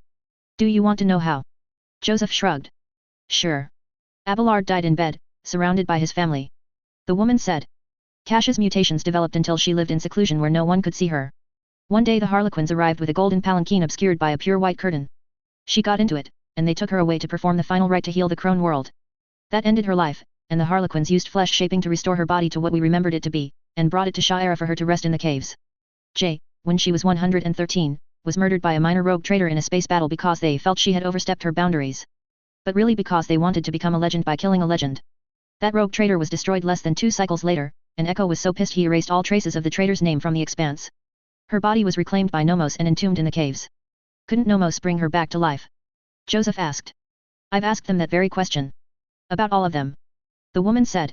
Nomos said that bringing someone back to life is sometimes very simple, and other times it is very very complicated. Then he explained it in more detail, but, that's another story for another time, and requires an undergraduate degree in metaphysics. Where was I? You just did, Jay. Joseph said. Right, Heinrichs was killed by a Daemon prince that was trying to destroy Sha'era. That was a big one. 5 princes working together. They had Nomos so preoccupied with their hordes that for a second it looked like they'd actually hurt the Star God. The High Lord Inquisitor, and his people, did their duty nobly and well. The archenemy did not succeed that day. He too, is in the caves, resting. Edyra, traveled with Jay on kind of a bucket list trip, when she knew she was going. Her happiest moment was when she found 2 space whales in the void, swimming together. She thought it looked like they were dancing. She passed away, and Jay returned her to Sha'era, and she rests in the caves below. Armamad still exists today, running the Explorators and the Adeptus Mechanicus. The units known as Pascal and Autolas 9 have long since ended their functionality and have been disassembled so that others can use their augments. Their knowledge remains, and Armamad still has a temper, and some units still smoke constantly. Abel served as Magos of the planet and saw it turn the warp. They said on that day they were spoken to directly by the Omnissiah. They're the one responsible for most of the gardens in the caves. They designed most everyone tombs, including their own little shrine. They too were disassembled and repurposed in the name of the Omnissiah. Ulfar, I don't know. The woman said. He went back to Fenris, and that's the last we ever heard from him. The Space Wolf? I know. Joseph said. Ulfar rejoined the Space Wolves, and was given a new pack. He was in a terrible battle, and nearly lost his life. His battle brothers found him, and placed him inside the armor of a dreadnought. Oh, no. The woman winced. And so mighty Ulfar Thunderlung never finds his glorious death in combat. Such a shame. How do you know this? Because he did. Joseph said. Everyone knows the story of Ulfar the Immortal. He alone charged Chaos Lord Serd in his armor of black flame. He showed no fear as he held that monster's head in his claws. He scarred that burnt bastard in a way that could never heal. He stopped the most terrible push the Chaos Lord had ever done on Fenris. He was on fire the whole time. He was melting. No one will forget how Ulfar the Immortal would not stop. Serd reduced him to a cinder, as payment for his defiance. It was enough for his battle brothers to rally and keep Fenris in their hands. Ha! The woman punched the air. Now that is a proper ending. Oh, for that, I'm hurrying our little trip. How did you know that story, anyway? People on spaceships talk. There are few stories left that people want to repeat. Joseph said. That is one of them. The art persists, held up by Ulfar himself. She grinned. I bow my head, to a master skald. You haven't mentioned Celeste, Argenta, and Echo. Joseph asked. Well, a little house cleaning first. Opticon 22 and the Explorators continue to this day, with another tech priest taking Optician's name and title. Riza and her pirates left the expanse for the unknown stars to guard it from any Xenos threats. Unfortunately for them, they found some. Saved us from a tyrannid fleet. Valadame Tokara, the Liege of Footfall, was unceremoniously retired by one of Jay's children. Haedaris never forget an insult. Hieronymus Doloroso saw his flock quietly shift from veneration of Saint Drusus to veneration of Saint Argenta, both versions. He did get to witness Sha'era turn the warp, and fell to his knees weeping at the sight of the beauty of it. He remained on footfall, guiding people towards what we're trying to do. As for the Imperial naval fleet that was already in the expanse when the barrier came up, Celeste gave them a choice. They could join her, Corda, and Winterscale, in the new expanse she was making. They could leave through the barrier, or they could see what happens when you pick a fight with House von Valancius. 70% of the fleet decided, for several reasons, that they were of the expanse first, and the Imperium second. 20% ran for the barrier, swearing that they'd be back with reinforcements to crush the traitors. They became the first disgraced. Joseph said. The last 10% tried to fight, but it turned out that when Astartia Wessarion and Vigent Gapric upgraded all their ships to make them improved, more streamlined, and better quality of life fixes, they added in a few, unmentioned upgrades. The woman grinned. Nomos didn't even need to erase them. A flick of a switch, the airlocks blow open, vacuum rushes in, and suddenly there's a bunch of empty ships for the von Valancius dynasty to reclaim. Not so great for the lower deck crews on those ships. Joseph said. True. However, I think Nomos was able to help that. A bit. The woman said. The Winterscale heirs took control of their father's dynasty, and Kal Egos retired to a smoking jacket and pipe. He spent his days recollecting his decades of adventure to a Vox dictation caster, and made his resulting memoir mandatory reading on his planets. Incendia Corda emerged from her journey of self-reflection and penance newly reborn, and with a singular goal. Hunt down and kill Aesipes Corda. She made the proper arrangements, secured an heir, set up an executor, got the biggest ship she could get her hands on, and headed out after her. It's unknown if her hunt took her beyond the expanse and the barrier. I don't know if you've ever heard of Incendia, or her ship His Holy Vengeance. Maybe. Joseph said. There's stories about a great ship that will come in, destroy hostile Xeno fleets, and then leave without any communication. Some people think they see the word vengeance on its hull. Well. The woman smiled. Good for her. Vigdis felt her age coming, and as a last request, had her body built into Calamity's fortune. Now all announcements are made with her voice, still serving her beloved ship. Helmsman Raver finally got his implants fixed, and got some actual sleep for the first time in 30 years. Beloved slimeball Janris Danrik retired to Sha'era and spent his golden years in the market, always eager to assist someone with a single piece of straw. He also established a fund for shipborne orphans to be sent to Shire so they could get a better start to their lives. Hey! Joseph said. And Yerliet and Nomos are on Shire trying to make sure it becomes, whatever it's going to become. Well, they're busy across the whole Coronis expanse, but mainly yes. Yerliet was heartbroken when Celeste passed on, and spent a century in seclusion. She remains on the path of the outcast, never really joining in with the Ildari on Janus, or going off into the webway to find somewhere else. It's hard to know the heart of an Ildari, but she has a desire to see Shire achieve transcendence, and it's not just because she feels it will be the first great step in bringing about the final battle between Ildari and Chaos. Nomos is Nomos. They have their purpose. They will be around when all these stars grow cold. They are not afraid. They say they will see everyone again, but refuse to elaborate further than that. Celeste Benedictus Triumphant von Valancius reigned over her dynasty for 716 years. She saw it through the tough times, and the joyous times. She rejoiced when Shire shook off the burden of chaos and became something else in the Vale. She fought Xenos, heretics, imperial loyalists, and the bureaucracy of the administratum. She was deeply annoyed with the fact that there was a cult calling her the child of the emperor, as in literally. She mourned her husband, and adored her beloved. She was a good mother, and a kind person. This galaxy will not see her like again for another millennium at least. Her death was quiet, unlike the rest of her life. She had her tomb built first so that it was just how she wanted it to look, and not let's worship her flavor, and then, asked Nomos to turn her off. They had been the one keeping her alive for a while. True, there was always more to do, but she had children, they had children, and if what Nomos told her was true, well, that's another story for much later. And Echo and Argenta? Joseph asked. Argenta became Saint Argenta too. Officially. The woman said. Everyone knew one day, that Argenta had been canonized. Only one person could tell all of humanity that, without saying anything. So if it was his word, then it was so. She chuckled. This very much surprised Argenta. The wings were a little much, I felt, but the big guy isn't one to hold back. Seriously. Joseph said. The woman laughed. All right. She didn't grow wings. She was made a saint by him though. That was true. It also meant that she had to go join him. He's still trying to help, and from what you are telling me he needed all the help he could get. He was kind though. She was allowed to say goodbye to her children, and her husband. She promised the people of Shire that she would return to them if they ever needed her. Then there was some light, and the last thing Echo heard was her gasp, and she was gone. There's another story whispered by people in the hives, but if you say it too loud other people might kill you for it. Joseph said. They say that people of faith, true faith in the Emperor, not what passes for faith these days, but people with actual pure belief in his perfection have been rescued in their times of need by two sisters of battle. They have the old heraldry on their armor. They say, if a mother who believes loses her life protecting her children, they will come and take the child somewhere safe. I wondered where all the orphans that kept popping up came from. Neither Argenta were ones for sitting still. The woman sighed. I'm glad she has someone to keep her company. Both of them. And Echo? Joseph asked. Well, everyone else was gone. His kids were running the show and doing good of it. The woman said. The expanse was fine. The dynasty was fine. My echoes were in new people and spreading the word in tales. My planet was back to where it was before it got scrapped. I figured he had done enough. So, I called him here. We talked. He left his story in that safe just outside the ship. Then, I sent him onward. Back to his home. Joseph asked. Well, maybe. I just opened the way. I offered him another adventure. Another world he could dive into and meddle, see if he could make it better, or just go nuts and have a harem. The problem with beating an isekai and going back to your normal life is, you get a normal life. Classic hero's journey. It's really tempting, to go throughout existence in all its shades and facets and have the ability to make it better. Maybe not save the world, but save a few people, make things a little less shit for a couple more. Starfish into the sea. That, however, is his story, and not mine to tell. I did tell him that in a few millennia when this place achieves transcendence he better get his ass back here pronto. His wife will throw a fit, especially since she's not taken a day off for the past 1,000 years. I know she's always thought of the guy on the throne as her number one man, but she will shoot me if he's not here. The woman said. Anyway, we're almost there, so, you figure out who I am by now. Yes. Joseph said. You're a storyteller. You're the storyteller. Shire about. And now, all there's left is, and then he woke up. She clapped her hands, and there was light. Joseph blinked, and gasped. He looked around. He was in a hospital room, most of his body was in bandages. Oh, his sister said, looking up from her book. You woke up. Uncle Steve won the bet. Am I, here? Joseph asked weakly. Yeah. You got lucky, bus only winged you. Kid you helps all right. Their family left flowers. She said. I bet you weren't going to wake up until next month.